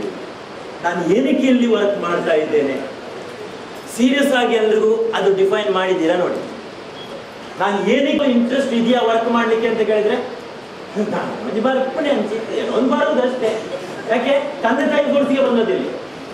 ನನಗೇನಾದ್ರು ಗುರಿ ಇದೆಯಾ ಅಂತ ಕೇಳಿದ್ರೆ, ಗುರಿ ಉಂಟು, ಕಾಸಂಡ ಬೈಕ್ ಕೊಡ್ಕೊಂಡು ಗುರಿ ಉಂಟು, ದುಡ್ಡು ಆದ್ರೆ ಒಂದು ಬೈಕ್ ತೆಗಿಯುವಂತ ಉಂಟು ಅಂತ. ಆಕ್ಚುಲಿ ಉಲ್ಟಾ ಆಗ್ಬೇಕಾಗಿದೆ.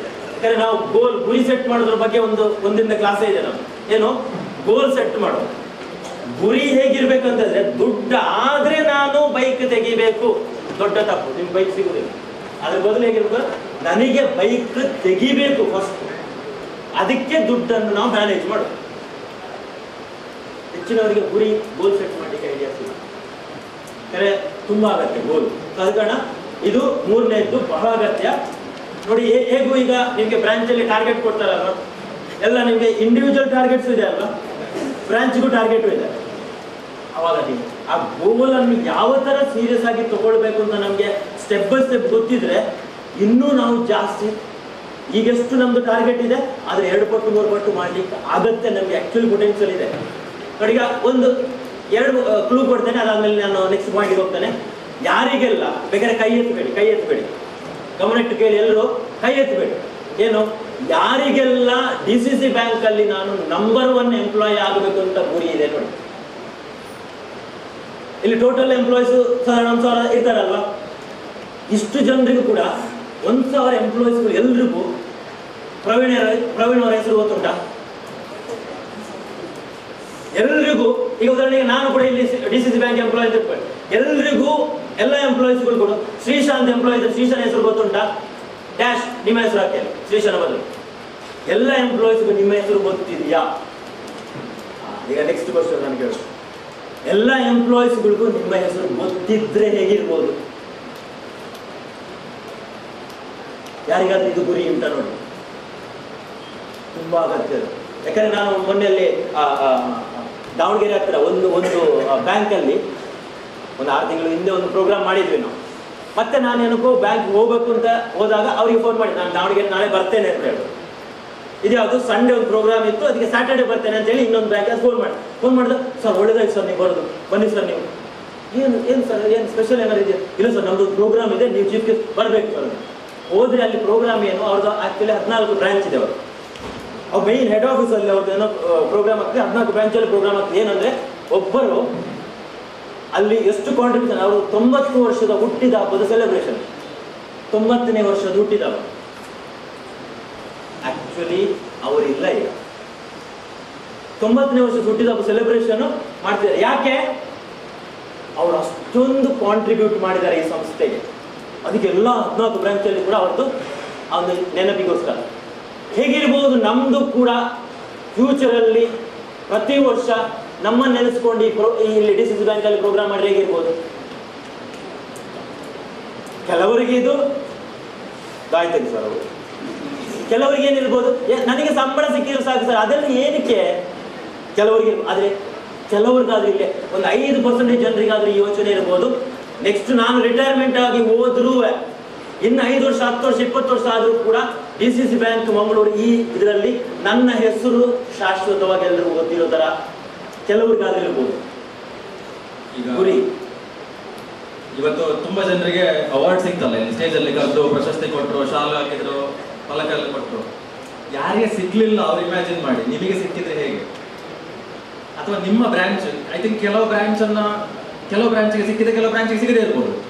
ನಿಮ್ಮ ಬ್ರಾಂಚ್ಗೆ ಸಿಗ್ಬೇಕಿದ್ರೆ ಏನ್ ಮಾಡಬೇಕು ಅಲ್ವಾ? ಯಾಕೆ ನಮ್ಮ ಬ್ರಾಂಚ್ ಯಾಕೆ ಮಿಸ್ ಆಗಬೇಕು ಅಲ್ವಾ?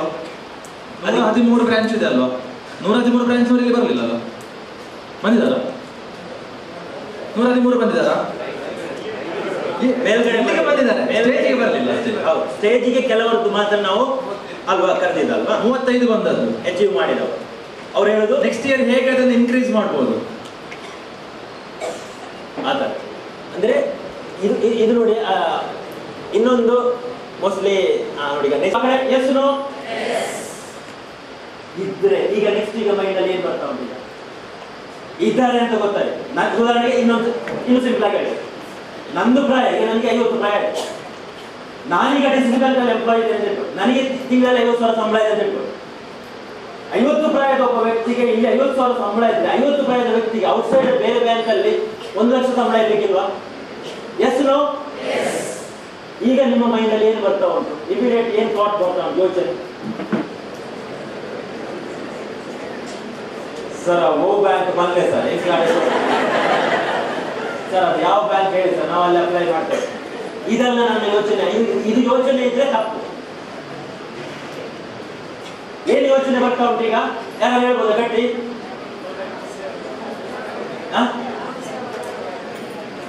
ನಾವು ಸಹ ಅವರಾಗಿ ಆಗ್ಬೇಕು ಅಂತ.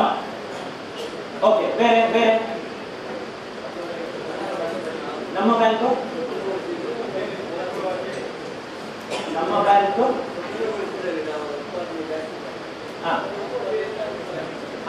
ನಮ್ಮ ಬ್ಯಾಂಕ್ ಅನ್ನು ನಾವು ಇನ್ನೂ ಬಲಪಡಿಸಿದಷ್ಟು ನಮಗೆ ಲಾಭ ಬರ್ತದೆ. ಬೇರೆ ಏನಾದ್ರು ಯೋಚನೆ ಉಂಟಾ ಇದಕ್ಕೆ? ಬೇರೆ ಏನಾದ್ರು? ನಮ್ಮ ಬ್ಯಾಂಕಿಂದ ಕೂಡ ಅದೇ ತರ ಸಿಗುವ ಹಾಗೆ ಇಂಪಾರ್ಟೆಂಟ್. ನೀವು ಅಷ್ಟು ದೂರ ನೋಡಿ ಯೋಚನೆ ಮಾಡಬೇಡಿ, ಸಿಂಪಲ್. ಯಾಕಂದ್ರೆ ಇದೀಗ ಬ್ಯಾಂಕ್ ಆಯ್ತಲ್ವಾ, ನೀವು ದೊಡ್ಡದು ಯೋಚನೆ ಮಾಡಬೇಡಿ, ಸಣ್ಣದು ಯೋಚನೆ ಮಾಡಿ. ನಾನು ಅವಾಗ ಹೇಳಿದಾಗೆ ಎಲ್ಲರೂ 9ವರೆಗೆ ಬರೋದು, ನಾನು ಯೋಚನೆ ಮಾಡಿ ಏನ್ ಮಾಡಿ, ನಾನು ಕೂಡ 1 ಲಕ್ಷ ಅಷ್ಟು ಅರ್ನ್ ಮಾಡಬೇಕು ಅಂತಿದ್ರೆ ನಾನು ಏನ್ ಕಲಿಬೇಕು, ಏನ್ ಮಾಡಬೇಕು ಅದನ್ನ ನಾನು ಮಾಡ್ಲಿಕ್ಕೆ ರೆಡಿ.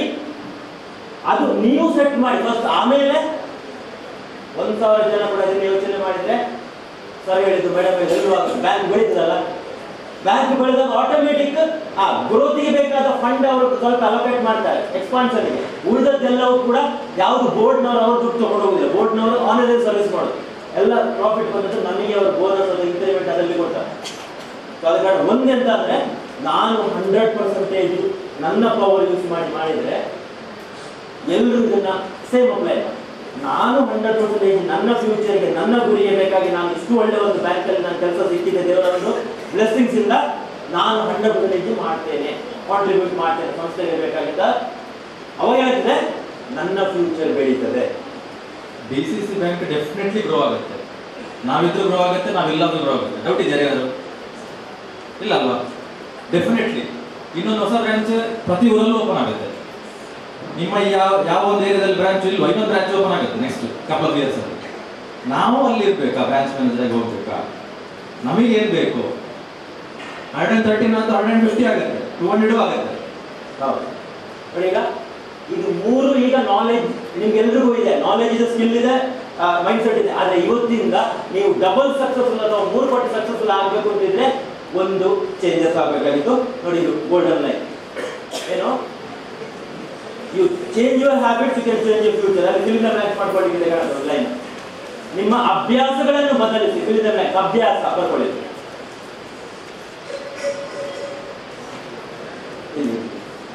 ನಿಮ್ಮ ಅಭ್ಯಾಸಗಳನ್ನು ನೀವು ಬದಲಿಸಿಕೊಂಡರೆ ನಿಮ್ಮ ಭವಿಷ್ಯವನ್ನು ಬದಲಿಸಬಹುದು. ನಿಮ್ಮ ಅಭ್ಯಾಸ ಏನು ನೋಡಿ, ಇವತ್ತಿಂದ ಆಲ್ರೆಡಿ ಈಗಲೂ ಕೂಡ ನಾವು ಬೆಳಿಗ್ಗೆ ಆಫೀಸಿಗೆ ಬರ್ತೇವೆ 9:00ವರೆಗೆ, ನಮ್ದು ಫ್ರೆಂಡ್ಸ್ ಹತ್ರ ಮಾತಾಡ್ತಾ ಇದ್ದೇವೆ, ನಮ್ಮ ಕೊಲೀಗ್ಸ್ ಮಾತಾಡ್ತಾ ಇದ್ದೇವೆ, ಕಸ್ಟಮರ್ ಬಂದಾಗ ಕಸ್ಟಮರ್ ಸರ್ವಿಸ್ ಕೊಡ್ತೇವೆ, ಅಥವಾ ಈ ಕಡೆಯಿಂದ ಬೋರ್ಡ್ನವ್ರು ಬಂದ್ರೆ ಬೋರ್ಡ್ಗೆ ರೆಸ್ಪೆಕ್ಟ್ ಕೊಡ್ತೇವೆ, ಎಲ್ಲವೂ ಮಾಡ್ತೇವೆ. ಬಟ್ ಇವತ್ತಿಂದ ಯಾವ ತರ ಕೊಲೀಗ್ ಹತ್ರ ಮಾತಾಡೋದು ಬ್ರಾಂಚ್ಗೆ ಬಂದಾಗ ಸ್ವಲ್ಪ ಚೇಂಜ್. ಇವತ್ತಿಂದ ಯಾವ ತರ ಬೋರ್ಡ್ನವರಿಗೆ ರೆಸ್ಪೆಕ್ಟ್ ಕೊಡೋದು ಮಾತಾಡೋದು ಸ್ವಲ್ಪ ಚೇಂಜ್. ಕಸ್ಟಮರ್ಸ್ ಬಂದಾಗ ಇನ್ನು ಯಾವ ತರ ಚಂದ ಮಾತಾಡೋದು ಸ್ವಲ್ಪ ಚೇಂಜ್. ಅಥವಾ ಈಗ 1:15ಗೆ ಲಂಚ್ ಬೇಕಲ್ಲ ಬ್ರಾಂಚ್ ಅಲ್ಲಿ, 2 ಗಂಟೆಗೆ ಕಸ್ಟಮರ್ ಬಂದ್ರೆ ಯಾವ ತರ ಒಂದು ಮನಸ್ಥಿತಿ ಇರ್ತದೆ. ಇವತ್ತಿಂದ ಸ್ವಲ್ಪ ಚೇಂಜ್. ಯಾಕಂದ್ರೆ ನಾರ್ಮಲ್ 2 ಗಂಟೆ ಕಸ್ಟಮರ್ ಬಂದ ತಕ್ಷಣ ಬನ್ನಿ ಸರ್ ಒಳಗಡೆ ಉಂಟು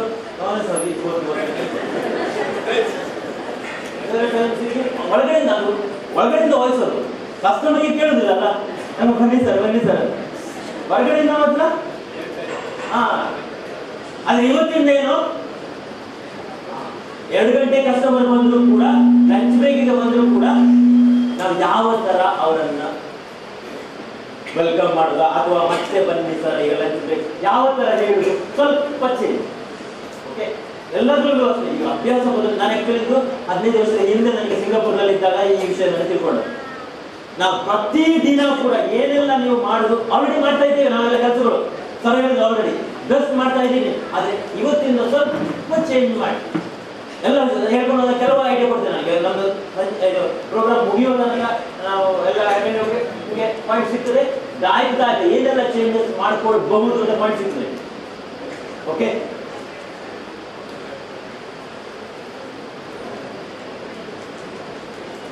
ಇಲ್ಲೊಂದು ಕ್ವಶನ್ ಇದೆ. ಕ್ವಶನ್ಗೆ ಆನ್ಸರ್ ಏನು? ಪ್ರಪಂಚದಲ್ಲಿ ತುಂಬಾ ಪವರ್ಫುಲ್ ಆಸ್ತಿ ಅಂದ್ರೆ ಯಾವುದು? ಬಂಗಾರ. ಪ್ರಪಂಚದಲ್ಲಿ ತುಂಬಾ ಪವರ್ಫುಲ್ ಆಸ್ತಿ ಅಂದ್ರೆ ಯಾವುದು? Knowledge, self confident. ಬೇರೆ ಹೆಲ್ತ್ ಮೇಡಮ್, ಹೆಲ್ತ್ ಬೇರೆ.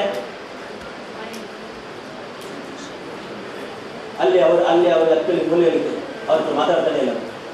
ಬೇರೆ ತುಂಬಾ ಪವರ್ಫುಲ್ ಆಸ್ತಿ ಅಂದ್ರೆ ಯಾವುದು ಮೇಡಮ್? ತುಂಬಾ ಪವರ್ಫುಲ್ ಆಸ್ತಿಗಳು ಯಾವುದು? ಹೆಲ್ತ್. ಬೇರೆ ಎಜುಕೇಶನ್. ನಿಮ್ಮ ಮೈಂಡ್ ಏನ್ ನೋಡಿದ್ರಲ್ಲಿ ಈಗ ಒಂದು 9 ಪಾಯಿಂಟ್ಗಳಿದೆ ಇದರಲ್ಲಿ. ಅದರಲ್ಲಿ ಫಸ್ಟ್ ಫಿಲಿಂ ಬ್ಲಾಂಚ್ ಮಾಡ್ಕೊಳ್ಳಿ. ಅಲ್ಲಿ ಮಾನವೀಯ ಮೌಲ್ಯಗಳು ಯಾವ ಪೇಜಲ್ಲಿದೆ? 4ನೇ ಪೇಜಲ್ಲಿದೆ ನಿಮ್ಮ ಪ್ರಿಂಟಲ್ಲಿ. 4ನೇ ಪೇಜ್.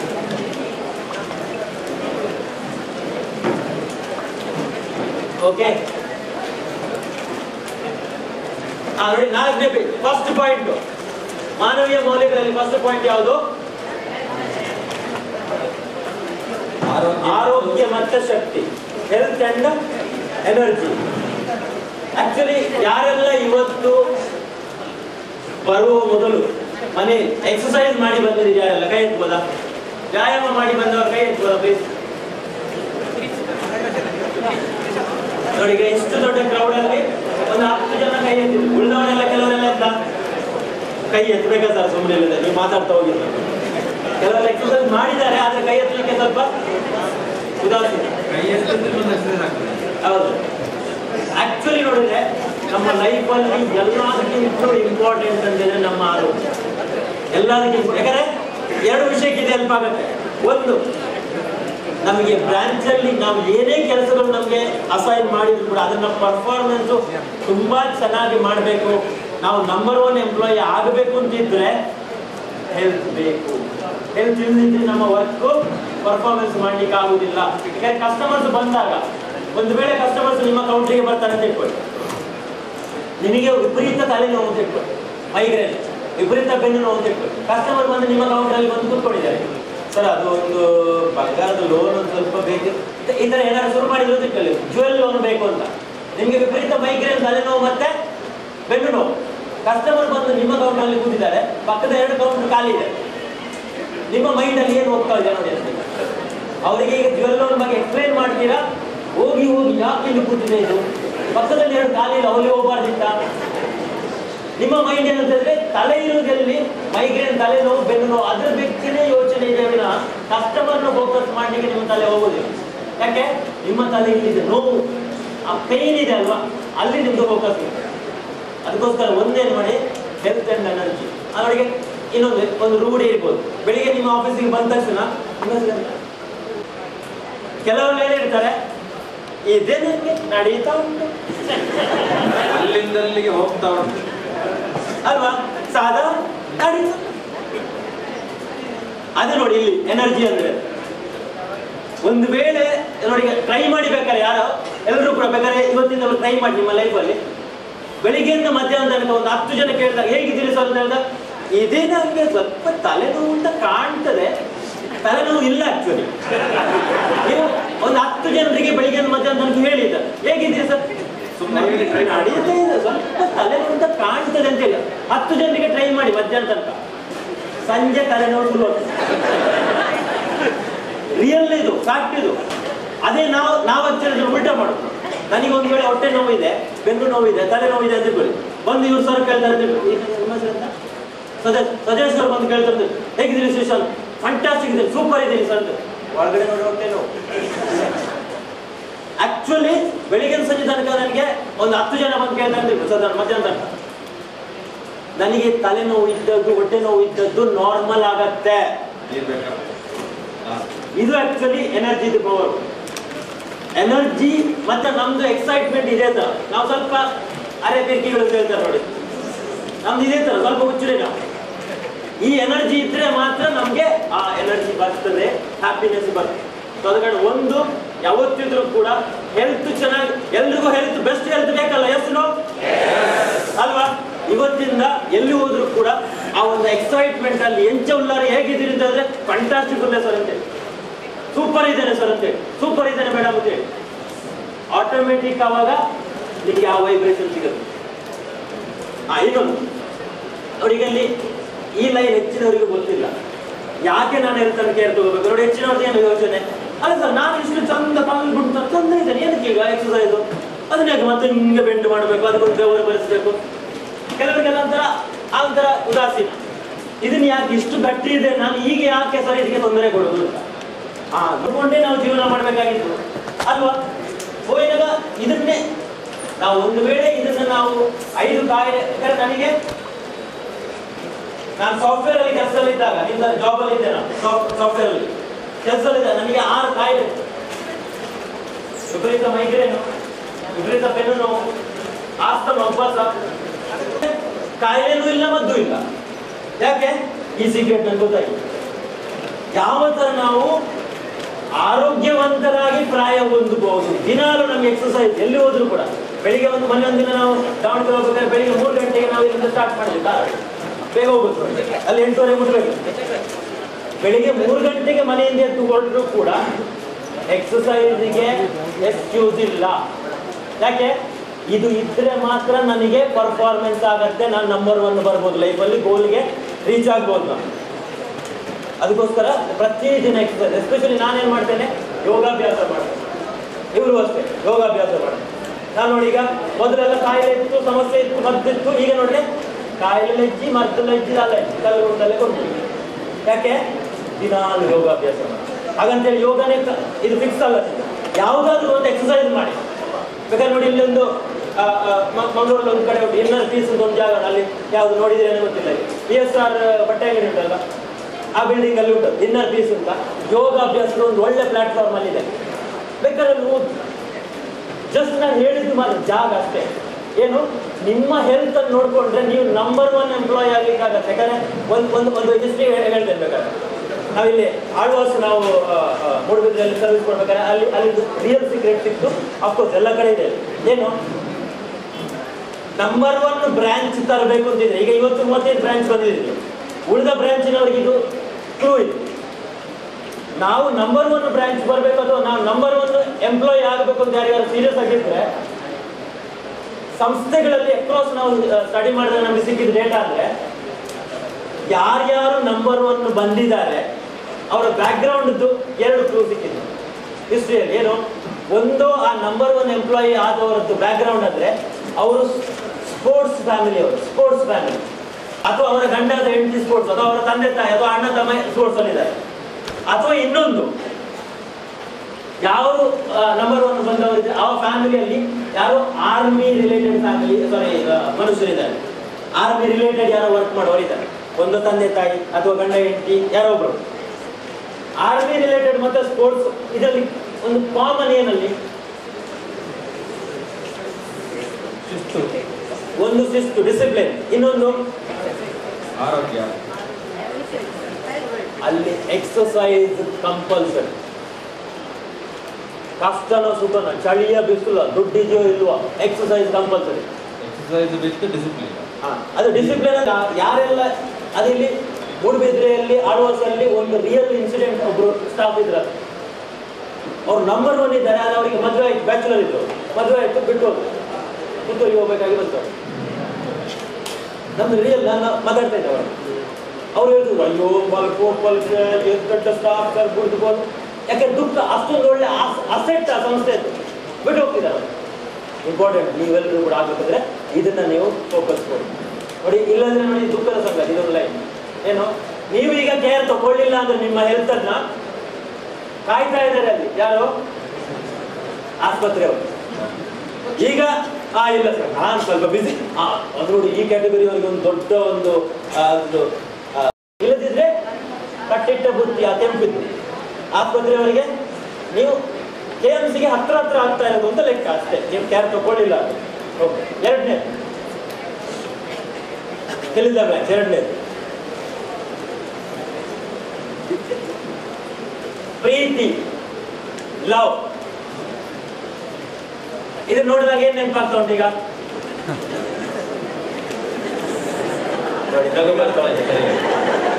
ಅಲ್ಲ ಸರ್, ಈ ತರದೆಲ್ಲ ನೀವು ಇದೆಲ್ಲ ಕಲಿಸ್ತೇವೆ ನಾವು. ಹಾಗಾದ್ರೆ ನಾವು 6 ಗಂಟೆ ತನಕ ಕೂತ್ಕೊಳ್ತೇವೆ. 2 ಗಂಟೆ ಇಲ್ಲ ಸರ್, ನಾವು ಆರಾಮ್ ನಮ್ಮ ಟೈಮ್ ಇದೆ ಸರ್. ಆಕ್ಚುಲಿ ಇಂಪಾರ್ಟೆಂಟ್ ನೋಡಿ, ಇದು ಇಂಪಾರ್ಟೆಂಟ್. 92% 8% ವಿಷಯ ಇದೆ. ಯಾರಿಗೆ ಈ ವಿಷಯ ಬಂದ ತಕ್ಷಣ ಫಸ್ಟಿಗೆ ತಾಯಿ ನೆನಪು ಅಂತ ನೋಡಿ. ತಾಯಿದ್ದು ಪ್ರೀತಿ ಇದೆಯಲ್ಲ ಆ ಮಗುವಿಗೆ ಕೊಡೋದು, ಅದಕ್ಕೆ ಎಲ್ಲಿ ಕೂಡ ಬೆಲೆ ಕಟ್ಟಲಿಕ್ಕೆ ಆಗುದು. ಭಗವಂತ ಕೋಟಿಗಟ್ಟಲೆ ಆಸ್ತಿಯಲ್ಲಿ ಕೊಟ್ಟಿದ್ದಾರೆ ನಮ್ಗೆಲ್ಲರೂ ಕೂಡ ಆ ಪ್ರೀತಿ. ಆದ್ರೆ ನಾವೇನ್ ಮಾಡಿದ್ದೇವೆ ಅದನ್ನ 92% ಯೂಸ್ ಮಾಡ್ತಾ ಇದ್ದೇವೆ. ಈಗ ಉದಾಹರಣೆಗೆ ನೋಡಿ, ಇವರಿದ್ದಾರೆ ಅರ್ಪಿತಾ. ನಾರ್ಮಲಿ ನಮ್ಮ ಮೈಂಡ್ ಅಲ್ಲಿ ಏನಿದೆ, ಅರ್ಪಿತನ ಹತ್ರ ಮಾತಾಡೋ ಒಂದು ಸೆಕೆಂಡ್ ಕೊಟ್ಟು ಮಾತಾಡಿದ್ರೆ ಇಷ್ಟು ಜನರ ಮುಂದೆ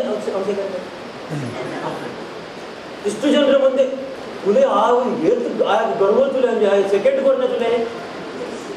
ಎಲ್ಲರ ಮೈಂಡ್ ಅಲ್ಲಿ ಯಾವ ತರ ಇದೆ ಅಂತ ಹೇಳಿದ್ರೆ 92% ಮಾತ್ರ. ಯಾಕೆ ಇವ್ರನ್ನ ತಂಗಿ ಅಂತ ಹೇಳ್ಬಿಟ್ಟು ನಾನು ಸೆಕೆಂಡ್ ಕೊಟ್ಟು ಪ್ರೀತಿಯಿಂದ ಮಾತಾಡಿದ್ರೆ ಹೇಗಿರ್ಬೋದು? ಯಾಕೆ ನಮ್ಮ ಮೈಂಡ್ ಅಲ್ಲಿ ಇವರೆಲ್ಲರೂ ನನ್ನ ತಂಗಿ ಅಂದ್ರೆ, ಯಾಕಂದ್ರೆ ನಾನು 50 ಪ್ರಾಯದ ಅಜ್ಜ, ಅದಕ್ಕೋಸ್ಕರ ನೀವೆಲ್ಲ ತಂಗಿ ಅಂದ್ರೆ ಇವರೆಲ್ಲ ನಮ್ಮ ತಮ್ಮ ಇರ್ಬೋದು. ಯಾರಿಗೆಲ್ಲ ಯೋಚನೆ ಬರ್ತಾ ಉಂಟು ಪ್ರೀತಿಯಿಂದ ಇವರೆಲ್ಲರೂ ನನ್ನ ತಮ್ಮ ಅಂದ್ರೆ, ಇವರೆಲ್ಲ ನನ್ನ ತಂಗಿ ಅಂದ್ರೆ ಯೋಚನೆ ಬರ್ತಾ ಉಂಟು, ಅದು ಬಿಟ್ಟು ಹಿಂಗದು ಹುಡುಗಿಯರು ನೋಡುವಾಗ ಹುಡುಗರೆಲ್ಲ ಇಟ್ಟಿದ್ರೆ ನಮಸ್ತೆ ಮೇಡಮ್ ಹೆಚ್ಚಲ್ಲ ಚೂರು ಹೊರಗಡೆ. ಅದೇ ಯಾಕೆ ಮೈಂಡ್ ಅಲ್ಲಿ 92% ಯೋಚನೆ ಬೇರೆದ್ದೇ ಇರುವುದು ಇಲ್ಲ. ಅದನ್ನು ಸ್ಟ್ರೈಟ್ ಮಾಡಿ ಯೋಚನೆ. ನಾನು ಅವಾಗ ಹೇಳಿದೆ ನೋಡಿ, ಅಭ್ಯಾಸ ಬದಲಿಸಿ ಫ್ಯೂಚರ್ ಬದಲಿಸಿ ಹೇಳಿದಲ್ಲ, ನೆನಪಿದೆಯಲ್ಲ? ಅಭ್ಯಾಸ. ಇವತ್ತಿಂದ ಇವರನ್ನು ನೋಡುದು ನನ್ನ ತಂಗಿ, ಇವರು ನನ್ನ ತಂಗಿ, ಇವರು ನನ್ನ ತಂಗಿ. ಎಲ್ಲಿ ಹೋದ್ರು ಕೂಡ ಬೆಳಿಗ್ಗೆ ನನ್ನ ಬ್ರಾಂಚ್ ಅಲ್ಲಿ ಇವರು ಉದಾಹರಣೆಗೆ ಇವರು ಬರ್ತಾರೆ ಅಂತ ಹೇಳಿ, ಇವರು ಬರ್ತಾರೆ ಅಂತ ಹೇಳಿ ಎಲ್ಲರೂ ಕೂಡ ಡೈ ನಡೆಸೋದು ಮಾತಾಡೋದೆ ಹೇಗಿದ್ದೀನಿ, ಡೈ ನಡೆಸೋದು ಆರಾಮಲ್ವಾ ಅಂತ ಹೇಳಿ ನಾನು ಯಾಕೆ ನನ್ನ ತಂಗಿ ಮೈಂಡಲ್ಲಿ ಆ ಪ್ರೀತಿಯನ್ನು ತಂಗಿಗೆ ನಾವು ಕೊಡುದಿಲ್ವಾ? ಮನೆಯಲ್ಲಿ ನಾವು ಆಕ್ಚುಲಿ ಸಣ್ಣದಿರ್ಬೇಕಾದ್ರೆ ನಾನು ಮತ್ತೆ ನಂಗೆ ಆಕ್ಚುಲಿ ನಮ್ಮ ಮನೆಯಲ್ಲಿ ನನಗೆ ತಂಗಿ ಇಲ್ಲ, ನಮ್ಮ ದೊಡ್ಡಪ್ಪರ ಮಗಳಿದ್ದಾಳೆ ತಂಗಿ. ನಾವು ಮನೆಯಲ್ಲಿ ಅಂತ ದೂಡಿ ಆಗ್ತದೆ ತೋಟದಲ್ಲಿ ಆಗಿ ಮಾಡಿಬಿಟ್ಟು ಹೊಡಿತಾ ಏನು ಖುಷಿ ಅವಾಗ. ಈಗ ನೋಡಿದ್ರೆ ಹುಡುಗಿರು ನೋಡಿ ಹೇಗಿದ್ದೀರಿ ಆರಾಮಲ್ಲ. ಯಾಕೆ? ಸೋಷಿಯಲ್ ಮೀಡಿಯಾಗಳು ಅಥವಾ ಎಲ್ಲ ಔಟ್ಸೈಡ್ ಅಲ್ಲಿ ಬರುವಂಥದ್ದೆಲ್ಲ 90% ನೆನಪಿಟ್ಕೊಳ್ಳಿ. ಫಸ್ಟ್ ಸ್ಟೋರಿ ಹೇಳಿದೆ ನೋಡಿ, ಫಸ್ಟ್ ಕತೆ ಎಲ್ಲಿ ಹೋದ್ರು ಕೂಡ ಸಿಗುವುದಿಲ್ಲ ಅಂತಂದ್ರೆ 90% ಮಾತ್ರ ಅಲ್ವಾ. ಅವಾಗ ಎಲ್ಲಿ ಬಂದಾಗ್ಲೂ ಅಂತ ಇವರನ್ನು ನೋಡಿದಾಗ್ಲೂ ಕೂಡ ಯಾಕೆ ಆ ರೆಸ್ಪೆಕ್ಟ್ ಪ್ರೀತಿ ತಂಗಿಯಿಂದ ಬರಬಾರ್ದು? ಯಾಕೆ? ಆಕ್ಚುಲಿ ಇಲ್ಲಿ ಕೊಟ್ಟಿದ್ದಾರೆ ಭಗವಂತ. ಇದೀಗ ಎಲ್ಲಿ ಯೂಸ್ ಆಗತ್ತೆ? ಬಹಳ ಆಗತ್ತೆ. ಇದು ವರ್ಕಿಗೆ ಎಲ್ಲಿ ರಿಲೇಟ್ ಆಗೋದು? ಒಂದ್ಸರಿ ನಮಗೆ ಇದು ಗೊತ್ತಾದ್ರೆ ಫಸ್ಟ್ ಸ್ಟಾರ್ಟ್ ಆಗುತ್ತೆ ಇಲ್ಲಿ. ನಾವು ಬೆಳಿಗ್ಗೆ ಎದ್ದ ತಕ್ಷಣ ಇದ್ರ ಮೇಲೆ ಪ್ರೀತಿ ಇದೆಯಾ ನೋಡಿ. ಇದ್ರ ಮೇಲೆ ಪ್ರೀತಿ ಇದ್ರೆ ಈ ತರ ನಾವು ಕೇರ್ ತಗೊಳ್ತೇವೆ. ನಾವು ಫಸ್ಟ್ ನಮ್ಮನ್ನು ನಾವು ಕೇರ್ ತಗೊಳ್ತೇವೆ. ಅದಾದ್ಮೇಲೆ ನಂದು ನೆಕ್ಸ್ಟ್ ನನ್ನ ವೈಫ್, ನನ್ನ ಮನೆಯಲ್ಲಿ ನಮ್ಮ ಮನೆಯಲ್ಲಿ ನಾನು ವೈಫ್, ನನ್ನ ಮಗ 10ನೇ ಕ್ಲಾಸ್ ಹೋಗಿ ಇಲ್ಲೇ ಪಕ್ಕದ ಬಿಲ್ಡಿಂಗ್ ಅಲ್ಲಿ ಆಲೋಚನೆ, ಪಕ್ಕದ ಬಿಲ್ಡಿಂಗ್ ಅಂತ ಗೊತ್ತಿಲ್ಲ ಕೆಲವರು ಆಲೋಚನೆ. ಅಂದ್ರೆ ನನಗೆ ನನ್ನನ್ನು ಪ್ರೀತಿಯಿಂದ ನೋಡ್ಕೊಳ್ಳೋದು ಗೊತ್ತಿದ್ರೆ ಅಥವಾ ಮಾತಾಡೋದು ಗೊತ್ತಿದ್ರೆ ಅಥವಾ ಪ್ರೀತಿಯ ಒಂದು ಮೈಂಡ್ ಸೆಟ್ ಇದ್ರೆ ನಾನು ನನ್ನ ಹೆಂಡತಿ ಹತ್ರ ಮಾತಾಡ್ಬೇಕಾದ್ರೆ ಆ ಪ್ರೀತಿಯಿಂದ ಮಾತಾಡ್ತೇನೆ. ಯಾಕಂದ್ರೆ ನಮ್ದು ಫಸ್ಟ್ ಮನೆಯಲ್ಲಿ ನಮ್ದು ಜೀವ ಅಂದ್ರೆ ನಮ್ಮ ಹೆಂಡತಿ. ಕೆಲವರು ಜೀವ, ಕೆಲವರು ಅವು ಜೀವಗೆ ಮಕ್ಕಳಿದೆ. ಇಲ್ಲ, ಇವತ್ತಿಂದ ಮೈಂಡ್ ಸೆಟ್ ಚೇಂಜ್ ಮಾಡಿ. ಇಲ್ಲ, ಅದು ಆಕ್ಚುಲಿ ದೇವರು ನಮಗೆ ಕೊಟ್ಟದ್ದು. ನಿಮಗೆ ಆಪೋಸಿಟ್ ಹೇಗಿರೋದು ದೇವರು ಕೊಡೋದು ಹೇಗಂದ್ರೆ, ನನಗೆ ಕೋಪ ಇದ್ರೆ ಅದು ಶಾಂತ, ಅದು ಶಾಂತ ಇದ್ರೆ ನಾನು ಕೋಪ ಇದೆ. ನನಗೆ ಒಂದು ವೇಳೆ ಓದು ಹುಚ್ಚಿದ್ರೆ ಅದಕ್ಕೆ ಪಿಕ್ಚರ್ ನೋಡೋ ಹುಚ್ಚಿದ್ರೆ, ಅದು ನಾವು ಮಾತ್ರ ನೀವು ಮುಗಿದುಂತಿಲ್ಲ ಅದು ಇಲ್ಲ, ಆಪೋಸಿಟ್ ಇದೆ. ಆದ ಕಾರಣ ನಾವು ಆ ಪ್ರೀತಿ ಒಂದ್ಸರಿ ನಮಗೆ ಮನೆಯಲ್ಲಿ ನಾನು ನನ್ನ ಹೆಂಡತಿ ಹತ್ರ ಪ್ರೀತಿಯಲ್ಲಿ ಮಾತಾಡ್ತೇನೆ, ನನ್ನ ಮಗನನ್ನ ಪ್ರೀತಿಯಲ್ಲಿ ಮಾತಾಡ್ತೇನೆ. ಇದೇನು ಒಂಥರ ಉಸಿರಾಡ್ಲಿಕ್ಕೆ ಯಾರು ಹೇಳಿಕೊಡ್ಬೇಕಾ? ಮೇಡಮ್ ನಿಲ್ಲಿಸ್ಬೇಡಿ, ಉಸಿರಾಡ್ಬೇಕು ಅಂತ ಹೇಳಿಕೊಟ್ಟ ಉಸಿರಾಡ್ತಾ ಇದ್ದೀವಿ, ಆಟೋಮೆಟಿಕ್ ಅಲ್ವಾ ಅದು? ಸೇಮ್ ಒಂದು ವೇಳೆ ನಾನು ಪ್ರೀತಿಯಿಂದ ನಾನು ನೋಡ್ಕೊಳ್ಳಿಕ್ಕೆ ಗೊತ್ತಿದ್ರೆ, ನನ್ನ ವೈಫ್ ಅಥವಾ ಹಸ್ಬೆಂಡ್ ನನ್ನ ಪ್ರೀತಿಯಲ್ಲಿ ಮಾತಾಡ್ಲಿಕ್ಕೆ ಗೊತ್ತಿದ್ರೆ, ಮಗನನ್ನು ಅಥವಾ ಮನೆಯಲ್ಲಿ ಎಲ್ಲರೂ ಪ್ರೀತಿಯಲ್ಲಿ ಮಾತಾಡ್ಲಿಕ್ಕೆ ಗೊತ್ತಿದ್ದಾಗ ಆಫೀಸಿಗೆ ಬಂದಾಗ, ಉದಾಹರಣೆಗೆ ಇವ್ರು ನನ್ನ ಬಾಸ್ ಅಂತಿತ್ತು, ಈಗಾದ್ರೆ ಆಫೀಸಲ್ಲಿ ಬಾಸನ್ನು ಯಾವ ಥರ ನಾವು ವಿಶ್ ಮಾಡೋದು? ನಮಸ್ಕಾರ ಮೇಡಮ್, ಹೇಗಿದ್ದೀರಿ, ಆರಾಮ?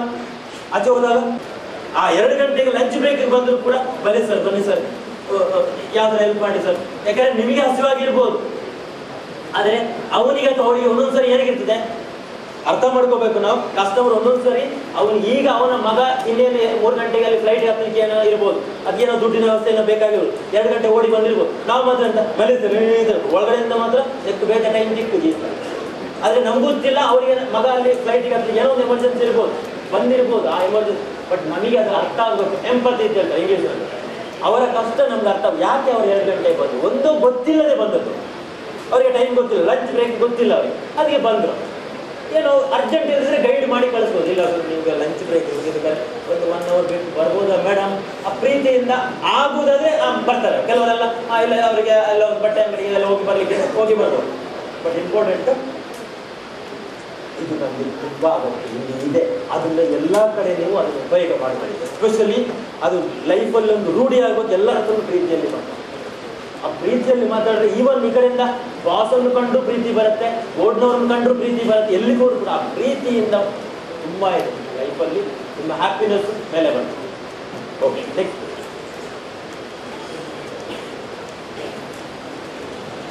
ಇಲ್ಲಿಂದ ಬ್ಲ್ಯಾಂಕ್ಸ್ ಮಾಡ್ಕೊಳ್ಳಿಕ್ಕೆ ಕೃತಜ್ಞತೆ ಮತ್ತೆ ಮೆಚ್ಚುಗೆ.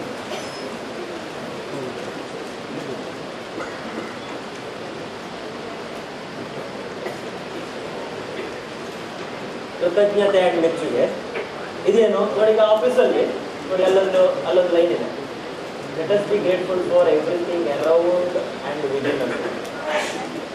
ಆ್ಯಕ್ಚುಲಿ ಕನ್ನಡದಲ್ಲೂ ಇದೆ ಅದು ನಿಮ್ಮ ಬುಕ್ಕಲ್ಲಿ. ಏನು ನೋಡಿ, ಈಗ ನಿಮ್ಮ ಬ್ರ್ಯಾಂಚಲ್ಲಿ ಒಂದು ವೇಳೆ ಎಕ್ಸಾಂಪಲ್ ಮಾತ್ರ last week business full dull ಅಂತ ಇಟ್ಕೊಳ್ಳಿ. ಆ ಬ್ರಾಂಚಲ್ಲಿ, ನಮ್ಮ ಬ್ರಾಂಚಲ್ಲಿ ಫುಲ್ ಡಲ್. ಒಂದು ಶನಿವಾರ ಯಾರೋ ಒಬ್ರು ಅಜ್ಜ ಬಂದ್ರು ನಮ್ಮ ಬ್ರಾಂಚಿಗೆ. ಚಂದ್ರಹಾಸ್ ಹತ್ರ ಬಂದ್ರು, ಮಹೇಶ್ ಹತ್ರ ಬಂದ್ರು. ಒಂದು ಅಜ್ಜ, ಸರ್ ಪಾಸ್ಬುಕ್ ಒಂದು ಎಂಟ್ರಿ ಮಾಡ್ಲಿಕ್ಕೆ 1 ವರ್ಷ ಆಯ್ತು ಸರ್ ಮಾಡದೆ, ಒಂದು ಸ್ವಲ್ಪ ಎಂಟ್ರಿ ಮಾಡಿ ಕೊಡ್ತೀರಾ ಅಂತ ಕೇಳಿ, ಸರಿ ಸರ್ ಮಾಡಿ ಕೊಡು ಅಂತ ಮಹೇಶ್ ಅವ್ರು ತಗೊಂಡ್ರು. ಎಂಟ್ರಿ ಎಲ್ಲ ಮಾಡಿ ಒಂದು ಸ್ವಲ್ಪ ಹೊತ್ತು ಬೇಕಲ್ಲ ಪ್ರಿಂಟ್ ಮಾಡಲಿಕ್ಕೆ, ಮಾಡಿ ಎಲ್ಲ ಆದ ತಕ್ಷಣ ಅವ್ರು ಏನೋ ಪಟಾಂಗ್ ಹೊಡಿತಾರೆ ಅಜ್ಜನ. ಮಹೇಶ್ ಏನು ಗೊತ್ತಿಲ್ಲ, ಪಟಾಂಗ್ ಹೊಡೆದೆಲ್ಲ ಆಗಿ ಇನ್ನೊಂದು 10 ನಿಮಿಷದಲ್ಲಿ ಪ್ರಿಂಟ್ ಎಲ್ಲ ಆಯ್ತು ಕೊಟ್ಟರು. ಅಜ್ಜ ಎದ್ದು ಹೋಗ್ಬೇಕಾದ್ರೆ ಅವ್ರದ್ದೇನೋ ಡೀಲ್ ಆಗಿದೆ ಅಜ್ಜನ. 30 ಲಕ್ಷ FD ಇದ್ದು ಡೀಲ್ ಕ್ಲೋಸ್ ಮಾಡಿದ್ದಾರೆ. ಹೋಗ್ಬೇಕಾದ್ರೆ ಇನ್ನೇನು ನಾಳೆ ಬಂದು ಏನೋ ಚೆಕ್ ಎಲ್ಲ ಕೊಟ್ಟು ಏನೋ ಫಾರ್ಮಾಲಿಟೀಸ್ ಕ್ಲೋಸ್ ಮಾಡೋದು, ಅವ್ರೇನೋ ಮಾತುಕತೆ ಆಗಿದೆ ಮಹೇಶ್ ಮತ್ತೆ ಅಜ್ಜನ. ಈ ವಿಷಯ ಏನಾಯ್ತು ಇವರಿಗೆ, ಮ್ಯಾನೇಜ್ಮೆಂಟ್ ಅವರಿಗೆ ಅಥವಾ MD ಅವರಿಗೆ ಗೊತ್ತಾಯ್ತು. ಗೋಪಾಲಕೃಷ್ಣ ದುಡ್ಡು ಕೊಟ್ಕೊಂಡು ಮಹೇಶ್ ಎಲ್ಲಿದ್ದು ರೇಟ್ ನಮ್ಮ ಬ್ರಾಂಚ್ ಈ ಥರ ನೀವು ಅಪ್ಲಿಫ್ಟ್ ಮಾಡೋ ಬ್ರಾಂಚಲ್ಲಿ ನೀವು ಜೂ ಓಡಿಸ್ತಾರೆ ಈ ಥರ very good sir well done ಅಂತ ಗೋಪಾಲಕೃಷ್ಣ ಅವ್ರಿಗೆ ಫೋನ್ ಬಂದು, ಹಾಗೆ ಕೆಲವರು ಮೇಡಮ್ ಅವ್ರಿಗೆ ಫೋನ್ ಬಂದು ಹೆಡ್ ಆಫೀಸಲ್ಲಿ. ಅದೇ ನಾನು ಪಕ್ಕದಲ್ಲಿ ಕೂತಿರ್ತೇನೆ, ನಾನು ಕೊಲ್ಲಿಗೆ. ಗೋಪಾಲಕೃಷ್ಣ ಅವ್ರಿಗೆ ಫೋನ್ ಬಂದಾಗ ನಾನು ಹಿಂಗೆ ನೋಡ್ತಾ ಇದ್ದೆ, ಭಾಳ ರೈಸ್ತಾ ಇದ್ದಾನೆ ಮಹೇಶ್, ಶುರುವಾಯ್ತು ನೋಡೋಣ, ಭಾಳ ಕಬ್ಬು ನೋಡೋಣ. ಯಾಕಂದರೆ ಗೋಪಾಲಕೃಷ್ಣ ಅವ್ರಿಗೆ ಫೋನ್ ಬಂತು ನೋಡಿ, MD ಇದ್ದು ಹೊಗಳಿದ್ರಲ್ವಾ ಮಹೇಶ್ ನೋಡಿ ನೋಡ್ತಾ ಇರೋದು ನೋಡು, ಆಕಾಶದಲ್ಲಿ ಆರ್ತಿದ್ದಾನೆ ಈಗ ಅಂತ. ಮೊದಲೇ ಕಸ್ಟಮರ್ ನನ್ನ ಹತ್ರ ಬಂದು, ಅಜ್ಜ ನನ್ನ ಹತ್ರ ಬಂದು ನಾನು 1 ಕೋಟಿ ಮುಗಿಸಿದ್ದು, ಅದು ವಿಷಯ ಬೇರೆ. ಈಗ ಒಂದು ದೊಡ್ಡ ವಿಷಯ ಈಗ. ಯಾರೆಲ್ಲ ಈ ಥರ ನಂತರ ಯೋಚನೆ ಇದ್ದೀರಿ ಇಲ್ಲಿ? ಮೋಸ್ಟ್ಲಿ ಆಚೆ ಹೋದಾಗ ಸಿಗ್ತಾರೆ. ನಾನು ಹೋಗಿ ನೀವು ಕೂಡ ಈ ಥರ ಸರ್ ಎಲ್ಲರೂ ಮುಂದೆ ಕ್ವಶನ್ ಕೇಳೋದು ಈ ಥರ, ನಿಮಗೂ ಅಷ್ಟು ಇಲ್ವಾ? ಮೊದಲೇ ಹೇಳಿದ್ರಲ್ಲ ನೀವು ಸ್ವಲ್ಪ ಇದು ಅಂತ. ಆಕ್ಚುಲಿ ನೋಡ್ರೆ ಇದು ಮನುಷ್ಯರ ಸ್ವಭಾವ. ಏನು ಈ ಏಡಿ ಅಂದ್ರೆ ಗೊತ್ತಲ್ಲ, ಏಡಿ ಡೆಂಜಿ ಗೊತ್ತುಂಟ. ಏಡಿ ಹಿಡುವವರು ಸಮುದ್ರದಲ್ಲಿ ಏಡಿ ಹಿಡಿದ ಮೇಲೆ ಅದಕ್ಕೆ ಅಲ್ಲಿ ಟ್ರೇಗೆ ಹಾಕ್ತಾರೆ, ಅದಕ್ಕೆ ಮುಚ್ಚಿಡ್ತಾರ ಗೊತ್ತಲ್ಲ ನಿಮಗೆ? ಏಡಿ ಹಿಡಿದು ಒಂದು ಟ್ರೇಗೆ ಹಾಕ್ತಾರೆ, ಅದಕ್ಕೆ ಮುಚ್ಚಳ ಇಡುವುದಿಲ್ಲ ಅವರು. ಯಾಕೆ? ಒಂದು ಸೈಡಲ್ಲಿದ್ದ ಏಡಿ ಮೆಲ್ಲ ಹತ್ತಿ ಹಾರ್ಲಿಕ್ಕೆ ನೋಡಿದ್ರೆ ಇನ್ನೊಂದು ಏಡಿ ಹಿಡಿದು ಹೇಳ್ದಾಗ್ತದೆ. ಎಲ್ಲಿ ಬೇಕಾದ್ರೆ ನೋಡಿ ಏಡಿ ಹಿಡಿದು ಟ್ರೇಗೆ ಹಾಕ್ತಾರೆ, ಅದಕ್ಕೆ ಮುಚ್ಚಳ ಹಿಡಿದಿಲ್ಲ. ಯಾಕಂದ್ರೆ ಒಂದೇ ಹಾರ್ಲಿಕ್ಕೆ ನೋಡಿ ಇನ್ನೊಂದು ಹೇಳ್ದಾಗ್ತದೆ. ಆಲ್ಮೋಸ್ಟ್ ನಮ್ದು ಕೂಡ ಯೋಚನೆ ಅದೇ ತರ. ಏನು ಮಹೇಶನ್ನ ಸ್ವಲ್ಪ ರೈಸ್ಲಿಕ್ಕೆ ನೋಡಿದ್ರೆ, ಸ್ಟೈಲ್ ಆಗಿ ನೋಡಿದ್ರೆ ನಾನು ಎಲ್ಲ ಎಳಿಯೋದು ಅವ್ರು ಭಾರಿ ರೈಸ್ಗೆ ತುಪ್ಪ ಎಂತ ಅವ್ರು ಭಾಳ ಸ್ಟೈಲ್ ಮಾಡ್ತಾರಲ್ಲ, ಯಾವ ಥರ ಇದು ಮಾಡ್ತಾರೆ ನೋಡುವ ಅಂತ ಹೇಳ್ಬಿಟ್ಟು ನಮ್ಮ ಮೈಂಡ್ ಹೇಳಿದ್ರೆ ಇಲ್ಲ. ಇವತ್ತಿನ ನಾನು ಹೇಳಿ ನೋಡಿ, you change your habits you can change your future. ಇವತ್ತಿನ ಅಭ್ಯಾಸ ಬದಲಿಸಿ. ಮಹೇಶನ್ನ ಒಂದು ವೇಳೆ ಒಳ್ಳೆ ಒಂದು ಡೀಲ್ ಮಾಡಿ ಒಳ್ಳೆ ಒಂದು ಕೆಲಸ ಮಾಡಿದ್ರೆ ನಾನು ಪಕ್ಕದಲ್ಲಿ ಕೂತಿರ್ತೇನೆ ಚೇರಲ್ಲಿ. ನಾನೇನು ಮಾಡ್ತೇನೆ, ಗೋಪಾಲಕೃಷ್ಣ ಸರ್ ಅಥವಾ ಬೇರೆ ಹೆಡ್ ಆಫೀಸಿಂದ ಫೋನ್ ಬರ್ತಿಲ್ಲ ಇಲ್ಲ ಗೊತ್ತಿಲ್ಲ, ನಾನೇನು ಮಾಡ್ತೇನೆ ಇಮಿಡಿಯೇಟ್ ಒಂದು ಸೆಕೆಂಡ್ ಕೊಟ್ಬಿಟ್ಟು Mahesh super well done sir, ಭಾಳ ಒಳ್ಳೆ ಕೆಲಸ ಮಾಡಿ, ನಾನು ಕೂಡ ನಿಮ್ಮನ್ನು ಸ್ವಲ್ಪ ಕಲಿಬೇಕು ಸರ್, ಯಾವ ಥರ ಈ ಥರ ನಮ್ಮದು ಬರಬೇಕು. ಇದು ಅಪ್ರಿಸಿಯೇಷನ್. ಇದು ಹೇಗಂದ್ರೆ ಇಂಪಾರ್ಟೆಂಟ್ ನೆನ್ಪಿಟ್ಕೊಂಡು ಅವಾಗ ಸ್ಟೇಜ್ಗೆ ಬಂದಾಗ ನಾವು ಚಪ್ಪಾಳೆ ಹೊಡಿತಿದೆಯಲ್ಲ, ಅದು ಅಪ್ರಿಷಿಯೇಷನ್ ಅಲ್ಲಿ ಬರ್ತದೆ. ನಮಗೆ ಇನ್ನೊಬ್ಬರಿಗೆ ನಾವು ಜಾಸ್ತಿ ಅಪ್ರಿಷಿಯೇಟ್ ಮಾಡಿದಷ್ಟು ಭಗವಂತ ನಮ್ಮನ್ನು ಅಪ್ರಿಷಿಯೇಟ್ ಮಾಡ್ತಾರೆ. ಅಪ್ರಿಷಿಯೇಷನ್ ಅಂದ್ರೆ ಎಂತ? ಬರೀ ಗೌರವದಲ್ಲಿ ಮಾತ್ರ ಅಲ್ಲ, ದುಡ್ಡಲ್ಲಿ, ಹೆಲ್ತಲ್ಲಿ, ರೆಸ್ಪೆಕ್ಟ್ ಅಲ್ಲಿ, ಎಲ್ಲದರಲ್ಲೂ ನಮ್ಮನ್ನು ಅಪ್ರಿಷಿಯೇಟ್ ಮಾಡ್ತಾರೆ ದೇವರು.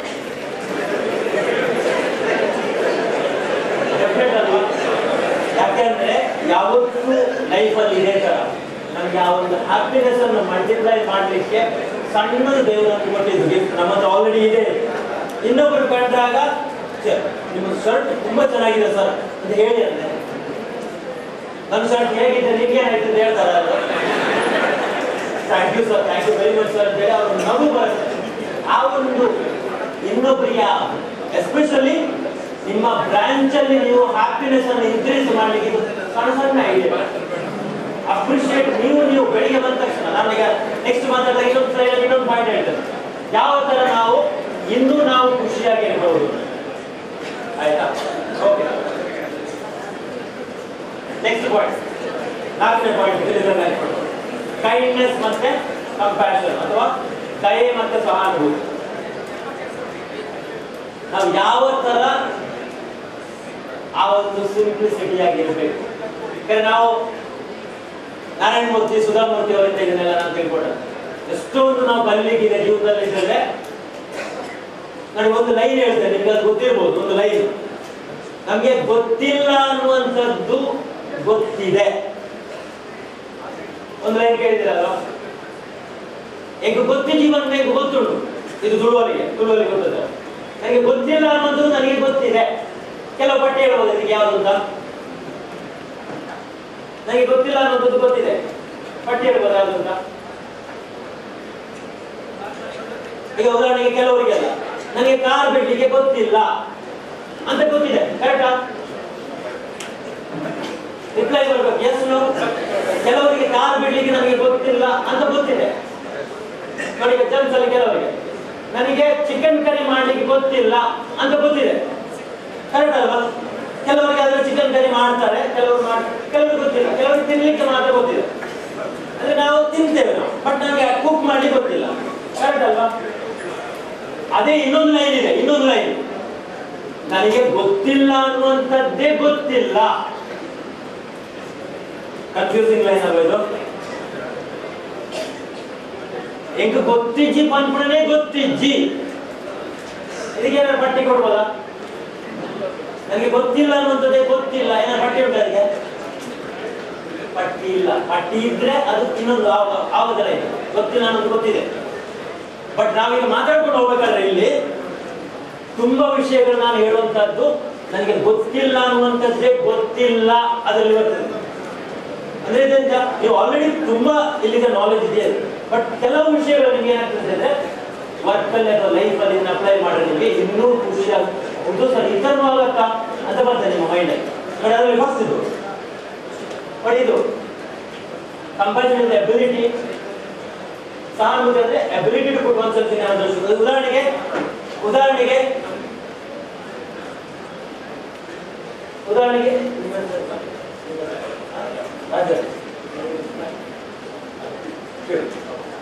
ಬ್ರಾಂಚ್ ರಾಜಾರಾಮ್ ಅವರು ಇದ್ದಾರೆ, ಅವ್ರು ಬ್ರಾಂಚ್ ಮ್ಯಾನೇಜರ್ ಅಂತ ಇಟ್ಕೊಳ್ಳಿ. ಬ್ರಾಂಚ್ ಮ್ಯಾನೇಜರ್ ಒಂದೊಂದ್ಸರಿ ಸ್ಟಾಫಿಗೆ ಸ್ವಲ್ಪ ಗಟ್ಟಿ ಮಾತಾಡುದಿಲ್ಲ, ಬೈದಿಲ್ವಾ? ಎಲ್ಲರೂ ಪಾರ್ಟಿಸಿಪೇಟ್ ಮಾಡಿ, ಎಲ್ಲರೂ ಎಸ್ ನೋ ಹೇಳಿ.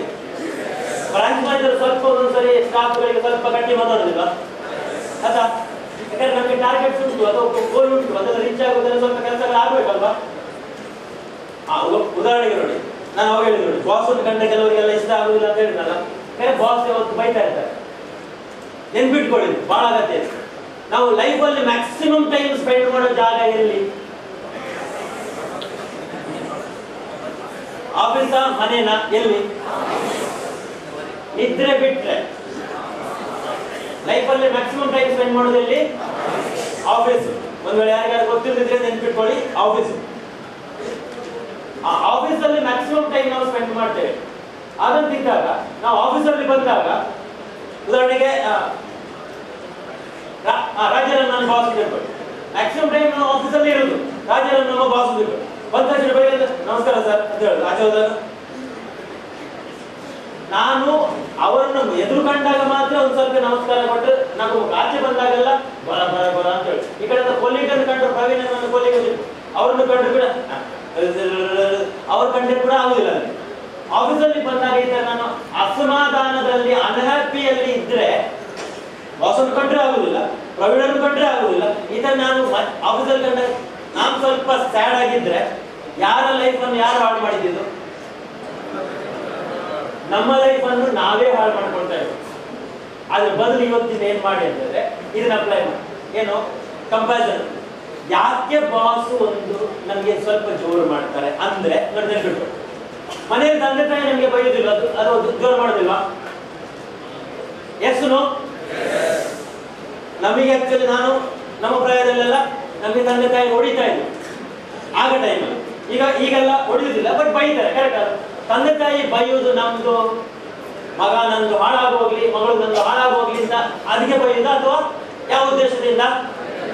ಒಳ್ಳೇದಾಗಬೇಕು, ನನ್ನ ಮಗ ಅಥವಾ ಮಗಳು ಒಂದು ಒಳ್ಳೆ ದಾರಿಗೆ ಬರಬೇಕು ಅಲ್ವಾ? S no? ಕರೆಕ್ಟ್ ಅಲ್ವಾ? ಮನೆಯಲ್ಲಿ ತಂದೆ ತಾಯಿ ಬೈತಾರೆ ನಮ್ಮ ಮಕ್ಕಳಿಗೆ ಅಥವಾ ನಮಗೆ, ನಾವು ಒಳ್ಳೇದಾಗಬೇಕು, ನಾವು ಗುರಿ ಮುಟ್ಟಬೇಕು ಜೀವನದಲ್ಲಿ, ಆ ಒಂದು ಸಕ್ಸಸ್ ಪಡಿಬೇಕು ಅಂತ. ಅದೇ ರೋಲ್ ಮನೆಯಲ್ಲಿ ತಂದೆ ತಾಯಿ ನಮ್ಮನ್ನು ಆಫೀಸಿಗೆ ಬಂದಾಗ ಆ ರೋಲ್ ಯಾರು ತಗೊಳ್ಳೋದು? ಈಗ ವಾಯ್ಸ್ ಬರ್ತಿಲ್ಲ, ಯಾಕೆಂದ್ರೆ ಇಷ್ಟ ಇಲ್ಲದ ಜನ. ಆ ರೋಲ್ ಮನೆಯಲ್ಲಿ ತಂದೆ ತಾಯಿ ನಮ್ಮನ್ನು ಶೇಪಿಗೆ ತಂದದ್ದು. ಅವಾಗ ನಾನು ತೋರಿಸ್ತೇನೆ ನೋಡಿ, ಬಂಡೆಕಲ್ಲು ಮತ್ತೆ ವಿಗ್ರಹ. ಆಫೀಸಿಗೆ ಬಂದಾಗ ಅದು ನಮ್ಮ ಬಾಸ್. ಅವರು ನಮ್ಮನ್ನು ಸ್ವಲ್ಪ ಗಟ್ಟಿ ಮಾತಾಡ್ತಾರೆ, ನಮಗೆ ಸ್ವಲ್ಪ ಅಸಮಾಧಾನ ಆಗ್ತದೆ. ತಂದೆ ತಾಯಿಗೂ ಅಷ್ಟೇ ನೋಡಿ, ಸ್ವಲ್ಪ ನಮ್ಮನ್ನು ಒಳ್ಳೇದು ಮಾಡ್ಲಿಕ್ಕೆ ಅವರು ಸ್ವಲ್ಪ ಗಟ್ಟಿ ಮಾತಾಡ್ತಾರೆ. ಆದ್ರೆ ಇಂಪಾರ್ಟೆಂಟ್ ನೆನ್ಪಿಟ್ಕೊಳ್ಳಿ ನೋಡಿ, ಇದು ಏನು ಅರ್ಥ ಮಾಡ್ಕೊಳ್ಳಿ, ಯಾಕೆ ಬ್ರಾಂಚ್ ಮ್ಯಾನೇಜರ್ ಅಷ್ಟು ಗಟ್ಟಿ ಮಾತಾಡಿದ್ರು. ಯಾಕೆ ಅಂದ್ರೆ ನೋಡಿ, ಆಲ್ರೆಡಿ ಡಿಸಿಸಿ ಬ್ಯಾಂಕ್ ಅಲ್ಲಿ ಬೋರ್ಡ್ ನವರಿಗೆ ಆ ಒಂಥರ ಯೋಚನೆ ಇದೆ. ಅಫ್ಕೋರ್ಸ್ ನಾವೊಂದು ಸೆಲ್ಯೂಟ್ ಕೊಡ್ಬೋದು, ಯಾಕೆಂತಂದ್ರೆ ಆ ಬೋರ್ಡ್ ಪ್ಲಸ್ ಈಗ ನಮ್ಮ ಪ್ರೆಸಿಡೆಂಟ್ ಅವರಿದ್ದಾರೆ ನೋಡಿ, ಅಷ್ಟೊಂದು ದೊಡ್ಡ ವಿಷನರಿ ಇದ್ದಾರೆ. ಆ ಒಂದು ಬೋರ್ಡ್ ಫ್ಯಾಮಿಲಿ ಅಂದ್ರೆ ಅದೊಂದು ನಮ್ಮ ಸಂಸಾರ ಇದೆ. ನಮ್ಮ ಸಂಸಾರದಲ್ಲಿ ತಂದೆ ತಾಯಿ ಅಂತಂದ್ರೆ ಬೋರ್ಡ್ನವ್ರು. ನಮ್ಮ ಬೋರ್ಡ್ನವರು ಅದು ಕೂಡ ಒಂಥರ ಕ್ಯಾಪ್ಟನ್ಶಿಪ್ ಆಫ್ ಮಿಸ್ಟರ್ ರಾಜೇಂದ್ರ ಅಂತ ಹೇಳ್ತಾರಲ್ಲ, ಎಂ ಎನ್ ರಾಜೇಂದ್ರ ಅವರು ಅಷ್ಟೊಂದು ವಿಷನರಿ ಮನುಷ್ಯ. ಅಷ್ಟು ಆ ಪ್ರಾಯದಲ್ಲೂ ಕೂಡ ಏನು ಹುಮ್ಮಸ್ಸಲ್ಲಿ ಕೆಲಸಗಳು ನಡೀತಾ ಇದೆ, ಪ್ಲಸ್ ನಮ್ಮ ಬೋರ್ಡ್ನವರೆಲ್ಲ ಸಹಕಾರ ಮಾಡ್ತಾರೆ. ಅವರು ಆ ಟೆನ್ಷನ್ ಇಟ್ಕೊಂಡು ಗ್ರೋತಿಗೆ ಯೋಚನೆ ಮಾಡಿದ್ದನ್ನ ಅವ್ರು ಯಾರ ತಲೆಗೆ ಹಾಕುದವರು, ನೆಕ್ಸ್ಟ್ ತಲೆಗೆ ಹಾಕುದು ಅಲ್ಲಿ ಸಿಇಒ ಅದೇ ಎಂ ಡಿ ಅವರ ತಲೆಗೆ.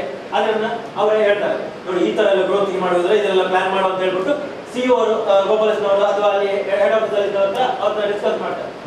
ಆ ಒಂದು ಗೋಲ್ಗಳೆಲ್ಲ ಎಲ್ಲಿಗೆ ಬರ್ತದೆ, ನೆಕ್ಸ್ಟ್ ಬ್ರಾಂಚ್ ಮ್ಯಾನೇಜರ್ಸ್ಗೆ ಬರ್ತದೆ. ಬ್ರಾಂಚ್ ಮ್ಯಾನೇಜರ್ಸ್ ಇಂದ ನೆಕ್ಸ್ಟ್ ಎಲ್ಲಿ ಬರೋದು, ಸ್ಟಾಫ್ಗೆ ಬರ್ತದೆ.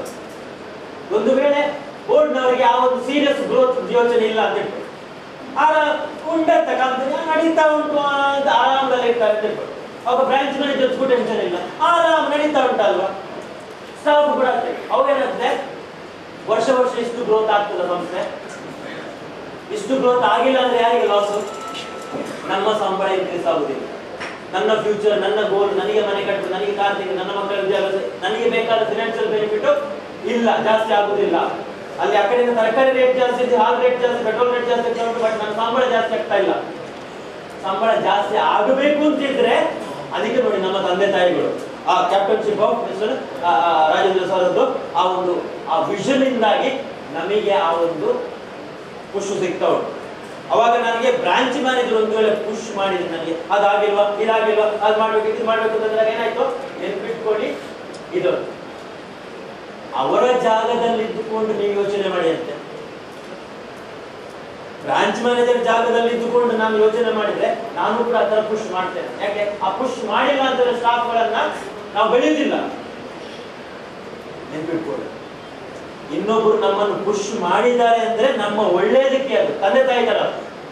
ಯಾವತ್ತೂ ಕೂಡ ಬ್ರಾಂಚ್ ಮ್ಯಾನೇಜರ್ ಅದು ಯಾರೇ ನಿಮ್ಮ ಬಾಸ್ ಅಂದ್ರೆ ನಿಮ್ಮ ಒಳ್ಳೇದಕ್ಕೆ ಅವರು ಮಾತ್ರ ಅವರು ಪುಷ್ ಮಾಡೋದು. ನೀವು ನೆನ್ಪಿಟ್ಕೊಳ್ಳಿ, ಆ ತಂದೆ ತಾಯಿ ಯಾವತ್ತಿದ್ರು ಕೂಡ ಬಾಸ್ ನಮಗೆ ಪುಷ್ ಮಾಡ್ತಾರೆ. ಯಾಕಂದ್ರೆ ತಂದೆ ತಾಯಿದು ರಿಪ್ಲೇಸ್ಮೆಂಟ್ ಆಫೀಸಲ್ಲಿ ಬಂದಾಗ ಅವರು ನಿಮಗೆ ಜಾಗ, ಆ ಪ್ರೀತಿ ಇರಲಿ. ಯಾಕಂದ್ರೆ ಸಾಮಾನ್ಯ ಅವರ ಜಾಗದಲ್ಲಿ ಇದ್ಕೊಂಡು ನಾವು ಅರ್ಥ ಮಾಡ್ತೀವಿ.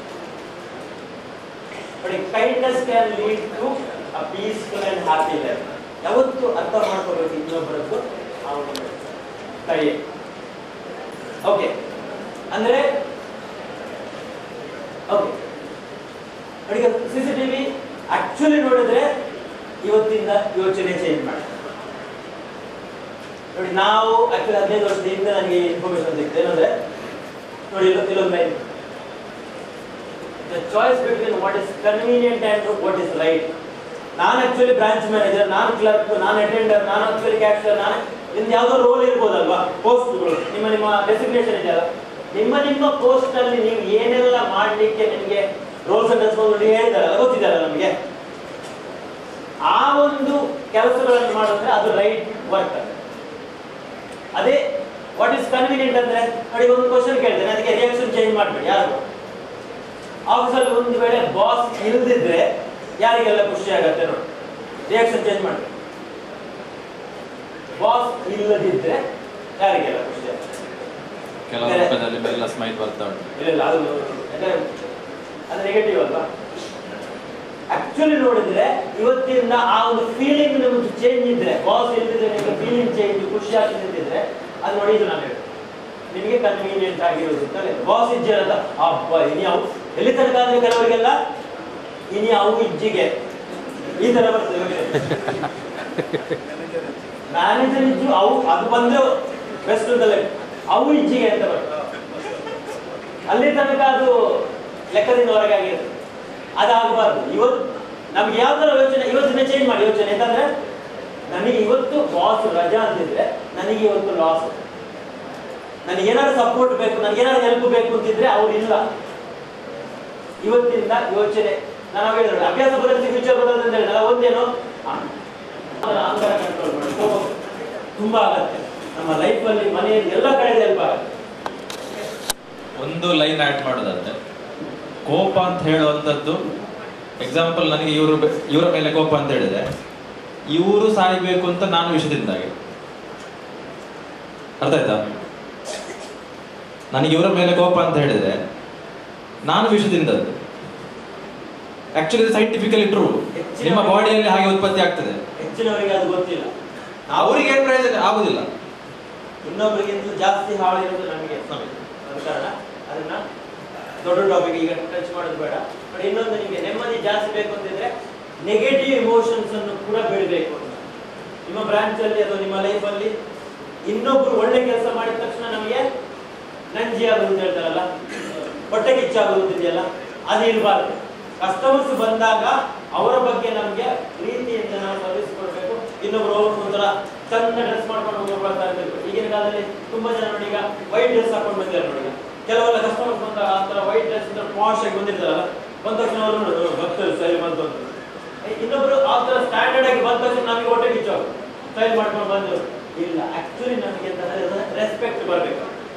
ಇನ್ನೊಬ್ಬರಿಗೆ ಆ ತರ ರೆಸ್ಪೆಕ್ಟ್ ಕೊಟ್ಟು ಅವ್ರನ್ನ ನಾವು ಸ್ವಾಗತ ಮಾಡಿ ಅವ್ರನ್ನ ನಾವು ಅಣ್ಣ ತಮ್ಮಂದ ತರ ನಾವು ಮಾತಾಡ್ತೀವಿ. ಆ ನೆಗೆಟಿವ್ ಇಮೋಷನ್ಸ್ಗಳು ಮತ್ತೆ ನಮ್ಮ ಕೋಪ ಅಥವಾ ಈಗೋ ಅದು ನಮ್ಮನ್ನು ತುಂಬಾ ಹಾಳು ಮಾಡ್ತದೆ. ನೆಮ್ಮದಿ ಆಲ್ರೆಡಿ ಇದೆ ಇಲ್ಲಿ, ಆದ್ರೆ ಅದಕ್ಕೆ ಬೆಡ್ಶೀಟ್ ಹಾಕಿದ್ದಾರೆ. ಜಾಸ್ತಿ ಕೋಪ ಈ ಕಡೆ ಈಗೋ ಅಥವಾ ಈ ಕಡೆ ನೆಗೆಟಿವ್ ಇಮೋಷನ್ಸ್ ಇದ್ರೆ ನೆಮ್ಮದಿ ದೇವರು ಕೊಟ್ಟಿದ್ದಾರೆ, ಆದ್ರೆ ಅದ್ರ ಮೇಲೆ ಮುಚ್ಚಿಬಿಡಿ. ನಾವು ಇದನ್ನ ಎರಡನ್ನ ಕಂಟ್ರೋಲ್ ಮಾಡಿದ್ರೆ ಆಟೋಮೆಟಿಕ್ ಇದಿದೆ. ಲಾಸ್ಟ್ ಇದು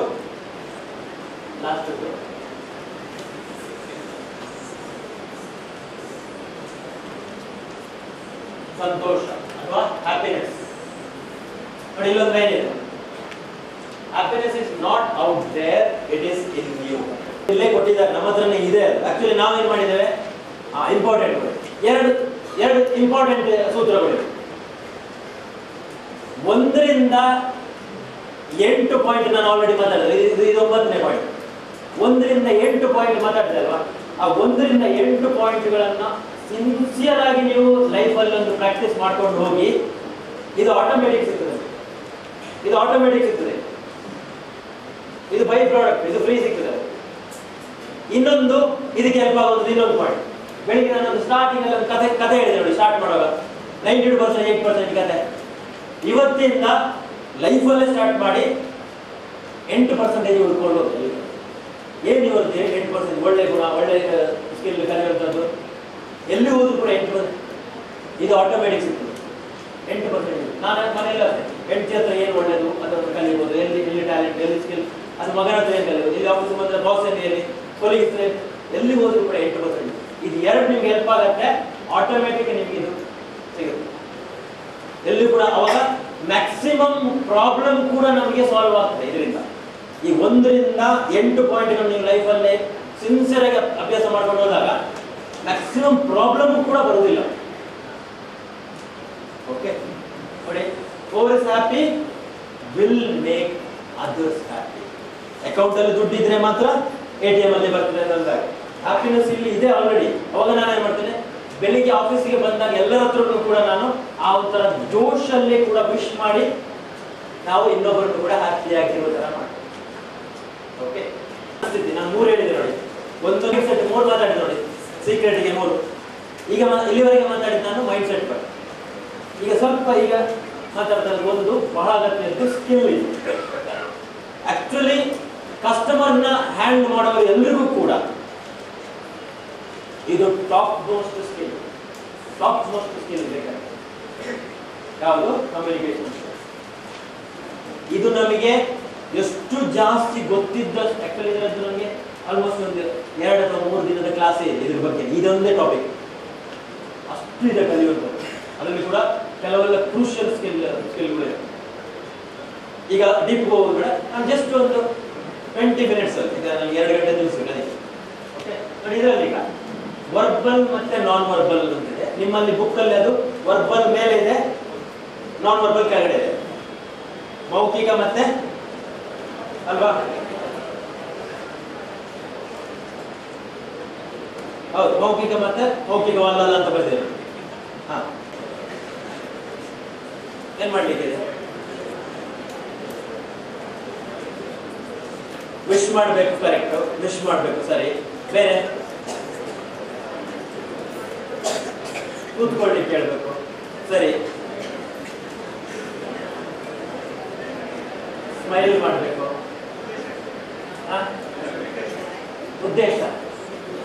ಉದ್ದೇಶ ಹೇಳ್ತೇವೆ, ಬಂದಿದ್ದು ವೆಲ್ಕಮ್ ಮಾಡೋದು. ಯಾವ ತರ ವೆಲ್ಕಮ್ ಅಂದ್ರೆ ಸ್ಮೈಲಿ ಫೇಸು ಅಲ್ವಾ? ಈಗ ಕೆಲವು ಹೇಳ್ತಿದ್ದಾರೆ, ಕರೆಕ್ಟ್ ಇದೆ. ಆದ್ರೆ ಏನ್ ಮಾಡಿ ಅಂದ್ರೆ ನೀವೆಲ್ಲ ಮಾಡ್ತಾ ಇದ್ದೀರಿ, ನಾನೀಗ ಕೆಲವು ಜಸ್ಟ್ ತೋರಿಸ್ತೇನೆ ಪಕ್ಕ. ನೀವು ಏನೆಲ್ಲ ಮಾಡ್ತಾ ಇದ್ದೀರಿ ಅದ್ರ ಜೊತೆಗೆ ಇದನ್ನ ಆಡ್ ಮಾಡ್ಕೊಳ್ಳಿ. ಒಂದು ವೇಳೆ ಇಲ್ಲದಿದ್ರೆ ನೀವು ಆಲ್ರೆಡಿ ಮಾಡ್ತಾ ಇದ್ದೀರಿ, ಅದಕ್ಕೆ ಬೇಕಾದ್ರೆ ಫೈನ್ ಟ್ಯೂನ್, ಅಭ್ಯಾಸ ಬದಲಿಸಿ ಫ್ಯೂಚರ್ ಬದಲಿಸಿ ಅಂತ ಸ್ವಲ್ಪ ಬೇಕಾದ್ರೆ ಯಾವ್ದು ಇಲ್ಲ ಅದನ್ನ ಆಡ್ ಮಾಡ್ಕೊಳ್ಳಿ, ಸ್ವಲ್ಪ ಯಾವ್ದಿಲ್ಲ ಅದನ್ನ ಆಡ್ ಮಾಡ್ಕೊಳ್ಳಿ. ನೋಡಿ, ಈಗ ಒಂದು ಬಿ ಫ್ರೆಂಡ್ಲಿ ಅಂದ್ರೆ ಕಸ್ಟಮರ್ ಬಂದ ತಕ್ಷಣ ನೀವು ಆಲ್ರೆಡಿ ಕೂತ್ಕೊಂಡು ಅಲ್ಲ, ಸರ್ವಿಸ್ ಕೊಡೋದು ಕೂತ್ಕೊಂಡಲ್ಲ, ನೀವು ಎದುರಲಿಕ್ಕಿಲ್ಲ, ಕೂತ್ಕೊಂಡು ಮಾಡುವಾಗ ಆದಷ್ಟು ಏನ್ ಮಾಡಿದ್ದೇವೆ ಒಂದು ಮಾಡಬಾರ್ದು. ಏನಂದ್ರೆ ಕೂತ ಚೇರಲ್ಲಿ ಕಸ್ಟಮರ್ಸ್ ಬಂದಾಗ ಕೆಲವರೆಲ್ಲ ಏನ್ ಮಾಡ್ತಾರೆ, ಈ ತರ ಸ್ವಲ್ಪ ತಿರುಗ್ತಾ ಇರ್ತಾರೆ. ತಿರುಗ್ತಾ ಇರಬಾರ್ದು, ಸ್ಟಡಿಯಾಗಿ ಕೂತಿರ್ಬೇಕು. ಇನ್ನೊಂದು, ಕೂತಾಗ ನೋಡಿ ಕಸ್ಟಮರ್ ಬಂದಾಗ ಈ ತರ ಕೂತಿರ್ತಾರೆ, ನಮಸ್ಕಾರ ಸರ್, ನಮಸ್ತೆ ಸರ್, ಬನ್ನಿ ಸರ್. ಇದು ಆಕ್ಚುಲಿ ತಪ್ಪು. ಏನ್ ತಪ್ಪು ಇದರಲ್ಲಿ?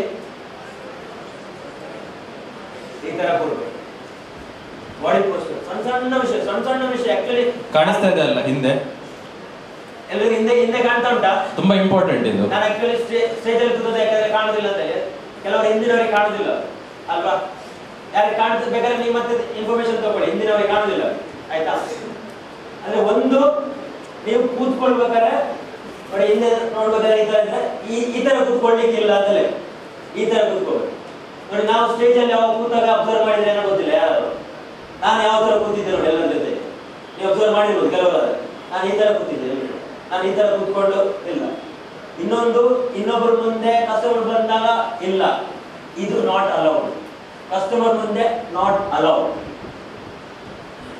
ಯಾಕಂದ್ರೆ ಕೆಲವು ಪೋಸ್ಟರ್ಗಳು, ಬಾಡಿ ಪೋಸ್ಟರ್ಗಳು ಇನ್ನೊಬ್ಬರಿಗೆ ನಾನ್ ರೆಸ್ಪೆಕ್ಟ್. ಒಂದು ನಗುಮುಖ, ಆಲ್ರೆಡಿ ಹೇಳಿದ್ದೀರಿ, ನಗುಮುಖ. ನೀವು ಆಕ್ಚುಲಿ ಬಾಡಿ ಪೋಸ್ಟರ್ ಅಲ್ಲಿ ಬಾಡಿ ಲ್ಯಾಂಗ್ವೇಜ್ ಅಲ್ಲಿ ಬನ್ನಿ ಸರ್ ಕೂತ್ಕೊಳ್ಳಿ ಸರ್, ಬನ್ನಿ ಮೇಡಮ್ ಕೂತ್ಕೊಳ್ಳಿ ಮೇಡಮ್ ತೋರಿಸ್ಬೇಕು ನಿಮ್ಗೆ ಚೇರ್. ಕೆಲವರು ಏನ್ ಮಾಡ್ತಾರೆ, ನಾನು ನೋಡಿದ್ದೇನೆ ನಿಮ್ಮಲ್ಲಿ ಮಾಡ್ಲಿಕ್ಕಿಲ್ಲ ಅಂತ. ಕೆಲವರೆಲ್ಲ ನಮಸ್ಕಾರ ಸರ್, ನಮಸ್ತೆ ಮೇಡಮ್, ಬನ್ನಿ ಸರ್ ಕೂತ್ಕೊಳ್ಳಿ ಸರ್. ಎಲ್ಲಿ ಕೂತ್ಕೋಬೇಕು, ಏನ ಕರೆಕ್ಟ್ ಅಂತ ಕೆಲವರೆಲ್ಲ ಮಂಡಳಿ ಬಂದ್ರೆ ಓಲ್ಗಳು ಅಂದ್ರೆ ತೋರಿಸ್ಬೇಕು. ಬನ್ನಿ ಸರ್ ಕೂತ್ಕೊಳ್ಳಿ ಸರ್, ಬನ್ನಿ ಮೇಡಮ್ ಕೂತ್ಕೊಳ್ಳಿ ಮೇಡಮ್, ತೋರಿಸ್ಬೇಕು ಚೇರ್. ಅದ್ಬಿಟ್ಟು ನಗುಮುಖ ಪ್ಲಸ್ ಕಣ್ಣು ಸ್ವಲ್ಪ ನೋಡಿ, ಫೇಶಿಯಲ್ ಎಕ್ಸ್ಪ್ರೆಷನ್ ಅಲ್ಲಿ ಕಣ್ಣು. ಹೇಗಾದ್ರೆ ನಮಸ್ಕಾರ ಸರ್, ನಮಸ್ತೆ ಮೇಡಮ್, ಕಣ್ಣು ಸ್ವಲ್ಪ ದೊಡ್ಡದಾಗಬೇಕು. ಹಿಂದಿನವರಿಗೆ ಕಾಣುದಿಲ್ಲ ನನ್ನ ಎಕ್ಸ್ಪ್ರೆಷನ್ಸ್ ಕೂಡ. ನಮಸ್ಕಾರ ಸರ್, ನಮಸ್ತೆ ಮೇಡಮ್, ಸ್ವಲ್ಪ ತಲೆ ಈ ತರ ಬೆಂಡ್ ಮಾಡೋದು, ಸ್ವಲ್ಪ ಮುಖ ಸ್ವಲ್ಪ ನಗುಮುಖ ಪ್ಲಸ್ ಇನ್ನೊಂದು ಸ್ವಲ್ಪ ಕಣ್ಣು ಸ್ವಲ್ಪ ದೊಡ್ಡದಾಗಬೇಕು. ನಮಸ್ಕಾರ ಸರ್, ಅಥವಾ ಈ ಕಡೆಲ್ಲ ನಮಸ್ತೆ ಮೇಡಮ್, ಸ್ವಲ್ಪ ಕಣ್ಣು ದೊಡ್ಡ. ಮತ್ತೆ ಬನ್ನಿ ಸರ್ ಕೂತ್ಕೊಳ್ಳಿ ಸರ್, ಅದು ಬನ್ನಿ ಸರ್ ಕೂತ್ಕೊಳ್ಳಿ ಸರ್, ಇದು ಬಾಡಿ ಲ್ಯಾಂಗ್ವೇಜ್. ಇನ್ನೊಂದು, ಅವ್ರನ್ನ ಒಂದು ಕಡೆ ಹೆಸರು ಗೊತ್ತಿದೆ ನೋಡಿ, ಇದೆ ನೋಡಿ, ಸೇದೆ ನೇಮ್ಸ್ ಹೆಸರು ಗೊತ್ತಿದೆ. ಉದಾಹರಣೆಗೆ ಶಂಕರ್ ಅಂತ ಕಸ್ಟಮರ್, ರೆಗ್ಯುಲರ್ ಕಸ್ಟಮರ್ ಬಂದ ತಕ್ಷಣ ನಮಸ್ಕಾರ, ಬನ್ನಿ ಸರ್ ಕೂತ್ಕೊಳ್ಳಿ ಸರ್, ಶಂಕರ್ ಸರ್ ಕೂತ್ಕೊಳ್ಳಿ ಸರ್. ಅಂದ್ರೆ ಆ ಶಂಕರ್ ಗೊತ್ತಿದ್ರೆ ಅವರ ಹೆಸರು ಹೇಳಿ, ಯಾಕಂದ್ರೆ ನನಗೆ ಡೀಟೇಲ್ ಹೋಗುದಿಲ್ಲ, ಯಾಕಂದ್ರೆ ಟೈಮ್ ಸ್ವಲ್ಪ ಶಾರ್ಟೇಜ್ ಅಂತ ನನಗೆ. ಅಂತೂ ಒಂದು ಅವರ ಹೆಸರು ತಿಳ್ಕೊಂಡು ಅವರ ಹೆಸರು ಹೇಳಬೇಕು, ಇಲ್ಲ ಗೊತ್ತಿದ್ರೆ ಹೆಸರು ಹೇಳಿ. ಮೇಡಮ್ ಹೆಸರು ಅಥವಾ ಅವ್ರದ್ದು ಲೇಡೀಸ್ ಹೇಳಿ, ಜೆಂಟ್ಸ್ ಅಂದ್ರೆ ಅವ್ರ ಗೊತ್ತಿದ್ರೆ ಹೇಳಿ. ಇನ್ನೊಂದು, ಇದು ಟೋನ್ ಇಂಪಾರ್ಟೆಂಟ್, ಬಹಳ ಆಗತ್ತೆ ನೋಡಿ. ಒಂದು ವೇಳೆ ನಮಸ್ಕಾರ ಶಂಕರ್, ಬನ್ನಿ ಸರ್ ಕೂತ್ಕೊಳ್ಳಿ ಸರ್, ಇದು ಆಕ್ಚುಲಿ ನಿಮ್ಮ ಟೋನ್ ಸ್ವಲ್ಪ ಹೈ ಪಿಚ್ ಅಲ್ಲಿ ಇದೆ, ಇದು ತಪ್ಪು, ಸರಿಯಲ್ಲ. ಯಾವುದು ಪೊಲೈಟ್ ಪ್ರೀತಿಯ ಟೋನ್ ಅಂತ ಹೇಳ್ತಾರೆ. ಯಾವ ತರ, ನಮಸ್ಕಾರ ಶಂಕರ್ ಅವರೇ, ಬನ್ನಿ ಸರ್ ಕೂತ್ಕೊಳ್ಳಿ ಸರ್, ಅದೇ ಈ ಕಡೆಯಿಂದ ಉದಾಹರಣೆಗೆ ರೇಷ್ಮಾ ಹುಡುಗಿ ಬಂದಿದ್ದಾರೆ, ಅದ್ರ ಕಸ್ಟಮರ್, ನಮಸ್ಕಾರ ರೇಷ್ಮಾ ಮೇಡಮ್, ಬನ್ನಿ ಮೇಡಮ್ ಕೂತ್ಕೊಳ್ಳಿ ಮೇಡಮ್. ಆ ಪ್ರೀತಿಯ ಟೋನ್, ನಾನು ಅವ ಪ್ರೀತಿಯ ಟಾಪಿಕ್ ಕವರ್ ಮಾಡಿದ್ದಕ್ಕೆ ಒಂದ್ಸರಿ ನಿಮ್ಗೆ ರೂಢಿಯಾಗಿದ್ರೆ, ಆ ಪ್ರೀತಿಯಲ್ಲಿ ಮಾತಾಡೋದು ಪೊಲೈಟ್ ಅಲ್ಲಿ ರೂಢಿಯಾಗಿದ್ರೆ, ಇಲ್ಲಿ ಬಂದಾಗ ಅದು ಆಟೋಮೆಟಿಕ್ ನಿಮ್ಗೆ ಮಾತ್ರ ಉಸಿರಾಟ ತರ ಬಂದಿರ್ತದೆ. ಪ್ರೀತಿಯಿಂದ ನಮಸ್ಕಾರ ಮೇಡಮ್, ನಮಸ್ಕಾರ ಸರ್, ಬನ್ನಿ ಸರ್ ಕೂತ್ಕೊಳ್ಳಿ ಸರ್, ಆ ಟೋನ್ ಕೂಡ. ಒಂದು ವೇಳೆ ಅವರು FD ಬಗ್ಗೆ ಎನ್ಕ್ವೈರಿಗೆ ಬಂದ್ರು ಅಂತ ಇಟ್ಕೊಳ್ಳಿ, FD ಬಗ್ಗೆ ಯಾವ್ದಾರ ಸರ್ FD ಇದೆಲ್ಲ ರೇಟ್ಸ್ ಎಲ್ಲ ಹೇಗೆ ಉಂಟು ಸರ್, ಮನೆಯಲ್ಲಿ ಬೋರ್ಡಲ್ಲಿ ನೋಡಿ 10% ಏನೋ ತೋರಿಸ್ತಾ ಇತ್ತಲ್ಲಿ ಅಂತ ಕೇಳಿದ್ರೆ ತುಂಬಾ ಒಳ್ಳೆ ವಿಷಯ ಸರ್, ಬನ್ನಿ ಸರ್ ಕೂತ್ಕೊಳ್ಳಿ ಸರ್, ನಾನು ನಿಮ್ಗೆ ಡೀಟೇಲ್ ಕೊಡ್ತೇನೆ ಹೇಳ್ಬಿಟ್ಟು ನಿಮ್ಗೆ ಒಂದು ವೇಳೆ ಬ್ರೋಷರ್ ಎಲ್ಲ ಕೌಂಟರಲ್ಲಿ ಬ್ರೋಷರ್ಸ್ ಇರ್ತದಲ್ಲ, FD ಇದು ಬ್ರೋಷರ್ಸ್ ಇರ್ತದಲ್ಲ ನಿಮ್ದು, ಆ ಬ್ರೋಷರ್ಸ್ ಇದ್ರೆ ಬ್ರೋಷರ್ ತೆಗೆದು ಈ ತರ ಮೇಲೆ ಇಟ್ಟು ಈ ತರ ಇಟ್ಕೊಂಡು ತೋರಿಸ್ಬೇಕು. ನೀವು ಬ್ರೋಷರ್ಸ್ ಇಟ್ಕೊಂಡು ಈ ತರ ನೀವು ಓದುದಲ್ಲ, ನೀವು ಅವರಿಗೆ ಕಸ್ಟಮರ್ನ ನಾವು ನೋಡಿದಾಗ ಕೆಲವು ಸರಿ ಗೊತ್ತಾಗ್ತದೆ ಅವರು ಸ್ವಲ್ಪ ಪಾಶ್ ಕಸ್ಟಮರ್, ಸ್ವಲ್ಪ ದುಡ್ಡಿನವರು. ಇದು 100% ಇಂಪ್ರೂವ್ ಆಗುದಿಲ್ಲ, ಯಾಕಂದ್ರೆ ಇಂಪಾರ್ಟೆಂಟು ಎಲ್ಲಿ ಕೂಡ ಡ್ರೆಸ್ ನೋಡಿ ಅವರ ಲುಕ್ ನೋಡಿ ಜಡ್ಜ್ ಮಾಡಬೇಕು. ಕೆಲವು ಸರಿ ಏನಾಗ್ತದೆ ತುಂಬಾ ನೋಡಿ, ಅಲ್ಲಿ ನಾವು ಆಕ್ಚುಲಿ ನಮ್ದು ಸುಬ್ರಹ್ಮಣ್ಯ ಸೈಡ್ ನಮ್ದು ಊರಲ್ಲಿ ಅಲ್ಲಿದ್ದಾಗ ಒಂದು ನಮ್ಮ ನೇಬರ್ ಒಬ್ಬರು ಇದ್ರು, ಅಡಿಕೆ ವ್ಯಾಪಾರ ಒಟ್ಟಿಯಾದ ಪ್ರತಿ ಅವರೊಂದು ಜೀಪ್ ಮಾತ್ರ ಇರೋದು, ಹೋಗ್ಬೇಕಾದ್ರೆ ಚೀಲ ಇಟ್ಕೊಂಡು ಹೋಗಿ ಒಂದು ಕಂಬೈ ತೊಡ್ಕೊಂಡು ಹೋಗುದು, ಆಕ್ಚುಲಿ ಬೋಟಿಗಟ್ಟಲೆ ಉಂಟು, ಕಂಬ ಇಟ್ಟು ಅವ್ರು ನೋಡ್ಬಿಟ್ಟು ಒಂದು ವೇಳೆ ನಾವು ಚೀಪಾಗಿ ಮಾತಾಡಿದ್ರೆ ಬೋಟಿ ಇರಬೇಕು. ಅದಕ್ಕೆ ಎಲ್ಲದಕ್ಕೂ ವರ್ಕ್ ಆಗುದಿಲ್ಲ, ಒಂದೊಂದ್ಸರಿ ಮ್ಯಾಕ್ಸಿಮಮ್ ಅಂತಂದ್ರೆ ಈ ತರ ಲುಕ್ ನೋಡಿದಾಗ ಕೆಲವು ಸಲ ನಿಮಗೆ ಸಿಕ್ತು. ಅವಾಗ ಏನಾಗ್ತದೆ, ನೀವು ಏನ್ ಮಾತಾಡ್ತಾರೆ ಟಚ್ ಆ ಸ್ಟ್ಯಾಂಡ್ ಬೇಕು, ಸ್ಟ್ಯಾಂಡರ್ಡ್ ಅದು ಪ್ರೊಫೆಷನಲ್ ಆಗಿ ಕಾಣಬೇಕು. ಅದ ಕಾರಣ ಒಂದು ಡ್ರೆಸ್ ಕೋಡ್ ಅಲ್ಲಿ ನಾವು ಯಾವತ್ತಿದ್ರೂ ಕೂಡ ಇಲ್ಲ ನೋಡಿ, ಜೆಂಟ್ಸ್ಗಳಿಗೆ ಆಲ್ರೆಡಿ ಈಗ ತುಂಬಾ ಜನರು ಇಲ್ಲಿ ಆಲ್ರೆಡಿ ಈ ಡ್ರೆಸ್ ಕೋಡ್ ಅಲ್ಲಿ ಇದ್ದೀವಿ. Formal full pant, in shirt, full length ಅಥವಾ ಹಾಫ್ ಲೆಂತ್, ನಿಮ್ದು ಯೂನಿಫಾರ್ಮ್ ಇದೆಯಲ್ಲ, ಬಟ್ ಇವತ್ತು ಮಾತ್ರ ನಿಮ್ದು ಕ್ಯಾಶುವಲ್ ಅಲ್ಲಿ ಬಂದು ತೊಂದರೆ ಇಲ್ಲ. ಅಂತೂ ಫುಲ್ ಲೆಂತ್ ಅಥವಾ ಇದು ಅಂತೂ ಫುಲ್ ಶರ್ಟ್ ಇದ್ರೆ ಅದನ್ನು ಫೋಲ್ಡ್ ಮಾಡಬೇಕು. ಫುಲ್ ಇದ್ರೆ ಫುಲ್ ಬಿಡಿ, ಇಲ್ಲ ಹಾಫ್ ಇದ್ರೆ ಹಾಫ್ ಹಾಕೊಂಡು, ಫುಲ್ ಇದ್ದದನ್ನ ಫೋಲ್ಡ್ ಮಾಡಬೇಡಿ. ಅದು ಸಾರಿ ಇವರಿಗೆ ಶರ್ಟ್ ತೆರೆದಾಗ ಇಲ್ಲಿ ನೋಡ್ತೇನೆ,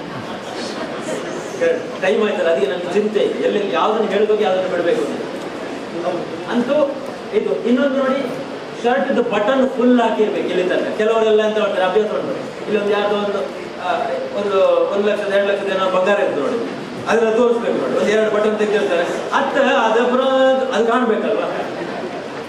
ಇಲ್ಲ, ಆಫೀಸಲ್ಲಿ ಬಂದಾಗ ಪ್ರೊಫೆಷನಲ್ ಆಗಿದೆ, ಸೊ ಅದ ಕಾರಣ ಅದು ಬಟನ್ ಫುಲ್. ಇನ್ನೊಂದು ಫುಲ್ ನೀಟ್ ಶೇವ ಅಥವಾ ಈಗ ನೋಡಿ ಇವರು ನೋಡಿ ತುಂಬಾ ಚಂದ ಕಾಣ್ಕೊಂಡು, ಯಾವುದು ಫುಲ್ ಅವರು ಟ್ರಿಮ್ ಮಾಡಿದ್ದಾರೆ, ಯಾವುದು ನಮ್ಮ ಬಿಯರ್ಡ್ ಟ್ರಿಮ್ ಮಾಡಿದ್ದಾರೆ, ತುಂಬಾ ಚಂದ ಲುಕ್ ಕಾಣ್ಕೊಂಡು.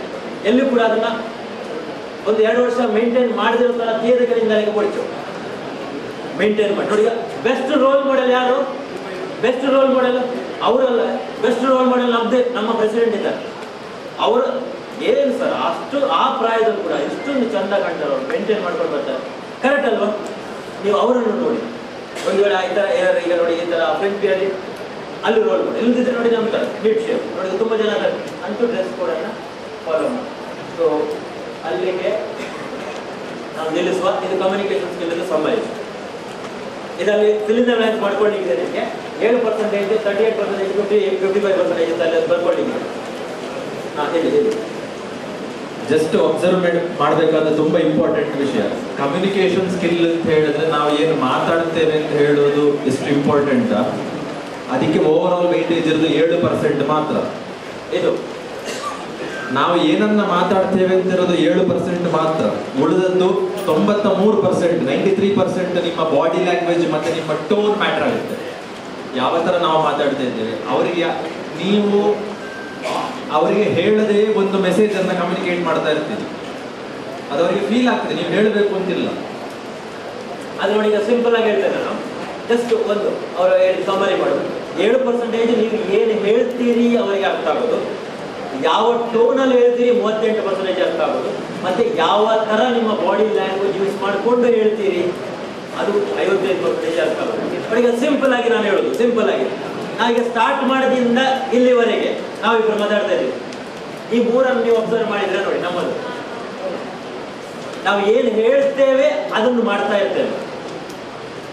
ಅವಾಗ ಸಾಧಾರಣ ನಿಮಗೆ ಈ ತರ ಕೇಳುವಾಗ ಇನ್ನೂ ಕೇಳುವ ಅಂತ ಅನ್ನಿಸ್ತದ, ಅಥವಾ ಸುಮ್ಮನೆ ಅಲ್ಲಿ ಒಂದು ಸ್ವಲ್ಪ ಪೋಡಿಯಂ ಅಲ್ಲಿ ನಿಂತ್ಕೊಂಡು ನಾನು ಸುಮ್ಮನೆ ಈಗ ಆವಾಗದಿಂದ ಎಷ್ಟು ನಾವೀಗ 11:30 ಶುರು ಮಾಡಿದ್ವಲ್ಲ, 11:30 ಇಲ್ಲಿ ಪೋಡಿಯಂ ಅಲ್ಲಿ ನಿಂತ್ಕೊಂಡು ಈ ತರನೇ ಮಾತಾಡ್ತಾ ಇದ್ರೆ ನಿಮ್ಗೆ ಕೇಳಬೇಕು ಅಂತ ಅನಿಸ್ತಿತ್ತ, ಅಥವಾ ಇಲ್ಲಿ ನಾವು ಈ ಮೂರನ್ನು ಯೂಸ್ ಮಾಡಿದ್ದಕ್ಕೆ ನಿಮ್ಗೆ ಈಗ ಕೇಳಬೇಕು ಅಂತ ಅನಿಸ್ತದ? ನೋಡಿ, ಕರೆಕ್ಟ್ ಅಲ್ವಾ?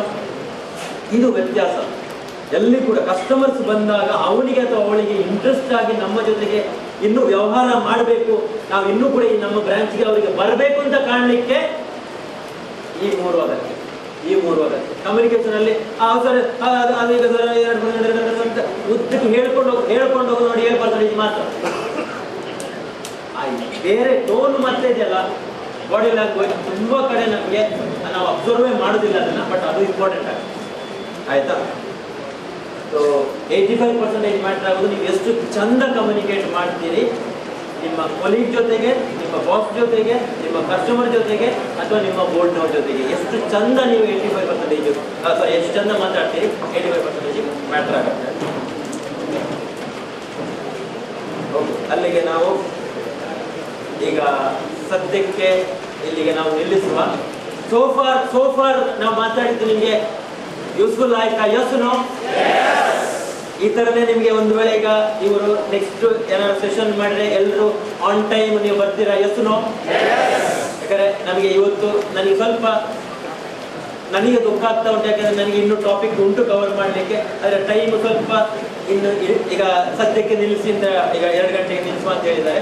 ಸೊ ಅದ ಕಾರಣ ನಮಗೆ ಸರ್ ಹತ್ರ ನೀವು ಮಾತಾಡ್ಕೊಳ್ಳಿ. ನೆಕ್ಸ್ಟ್ ಯಾವಾಗಾದ್ರೂ ಬೇಕು ಅಂತಿದ್ರೆ ನಾವು ಎನಿ ಟೈಮ್ ನಾವು ಬರ್ತೇವೆ, ನಿಮ್ಗೆ ಬೇಕಾದಾಗ ನೀವು ಸೆಟ್ ಮಾಡ್ತೀವಿ. ಆಯ್ತಾ? ಶ್ರೀಶಾ ಅವರು ಹಾಗೂ ಭರತ್ ಅವರು ಒಳ್ಳೆಯ ಉಪಯುಕ್ತವಾಗಿರ್ತಕ್ಕಂಥ ಮಾನವೀಯ ಮೌಲ್ಯಗಳು ಮತ್ತು ವ್ಯಕ್ತಿತ್ವ ಅಭಿವೃದ್ಧಿ ಮತ್ತು ಗ್ರಾಹಕ ಸೇವೆಯನ್ನು ಯಾವ ರೀತಿ ಮಾಡುವಂಥ ವಿಚಾರವನ್ನು ಇಟ್ಕೊಂಡು ಬಹಳ ವಿಷಯವನ್ನು ನಮಗೆ ಮಾಡಿದ್ದಾರೆ. ಕಡಿಮೆ ಅವಧಿಯಲ್ಲಿ ಎಲ್ಲರೂ ಕೇಳಿ ಪ್ಲೀಸ್.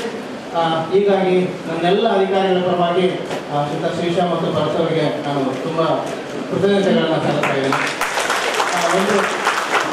ಈಗಾಗಲೇ ಒಂದು ಮೌಲ್ಯಮಾಪನ ಅಂದರೆ ಫೀಡ್ಬ್ಯಾಕ್ ಅನ್ನು ಕೊಟ್ಟಿದ್ದೀವಿ, ದಯವಿಟ್ಟು ಅದನ್ನು ಫಿಲ್ಅಪ್ ಮಾಡಿ ವಾಪಸ್ ಕೊಡಬೇಕು.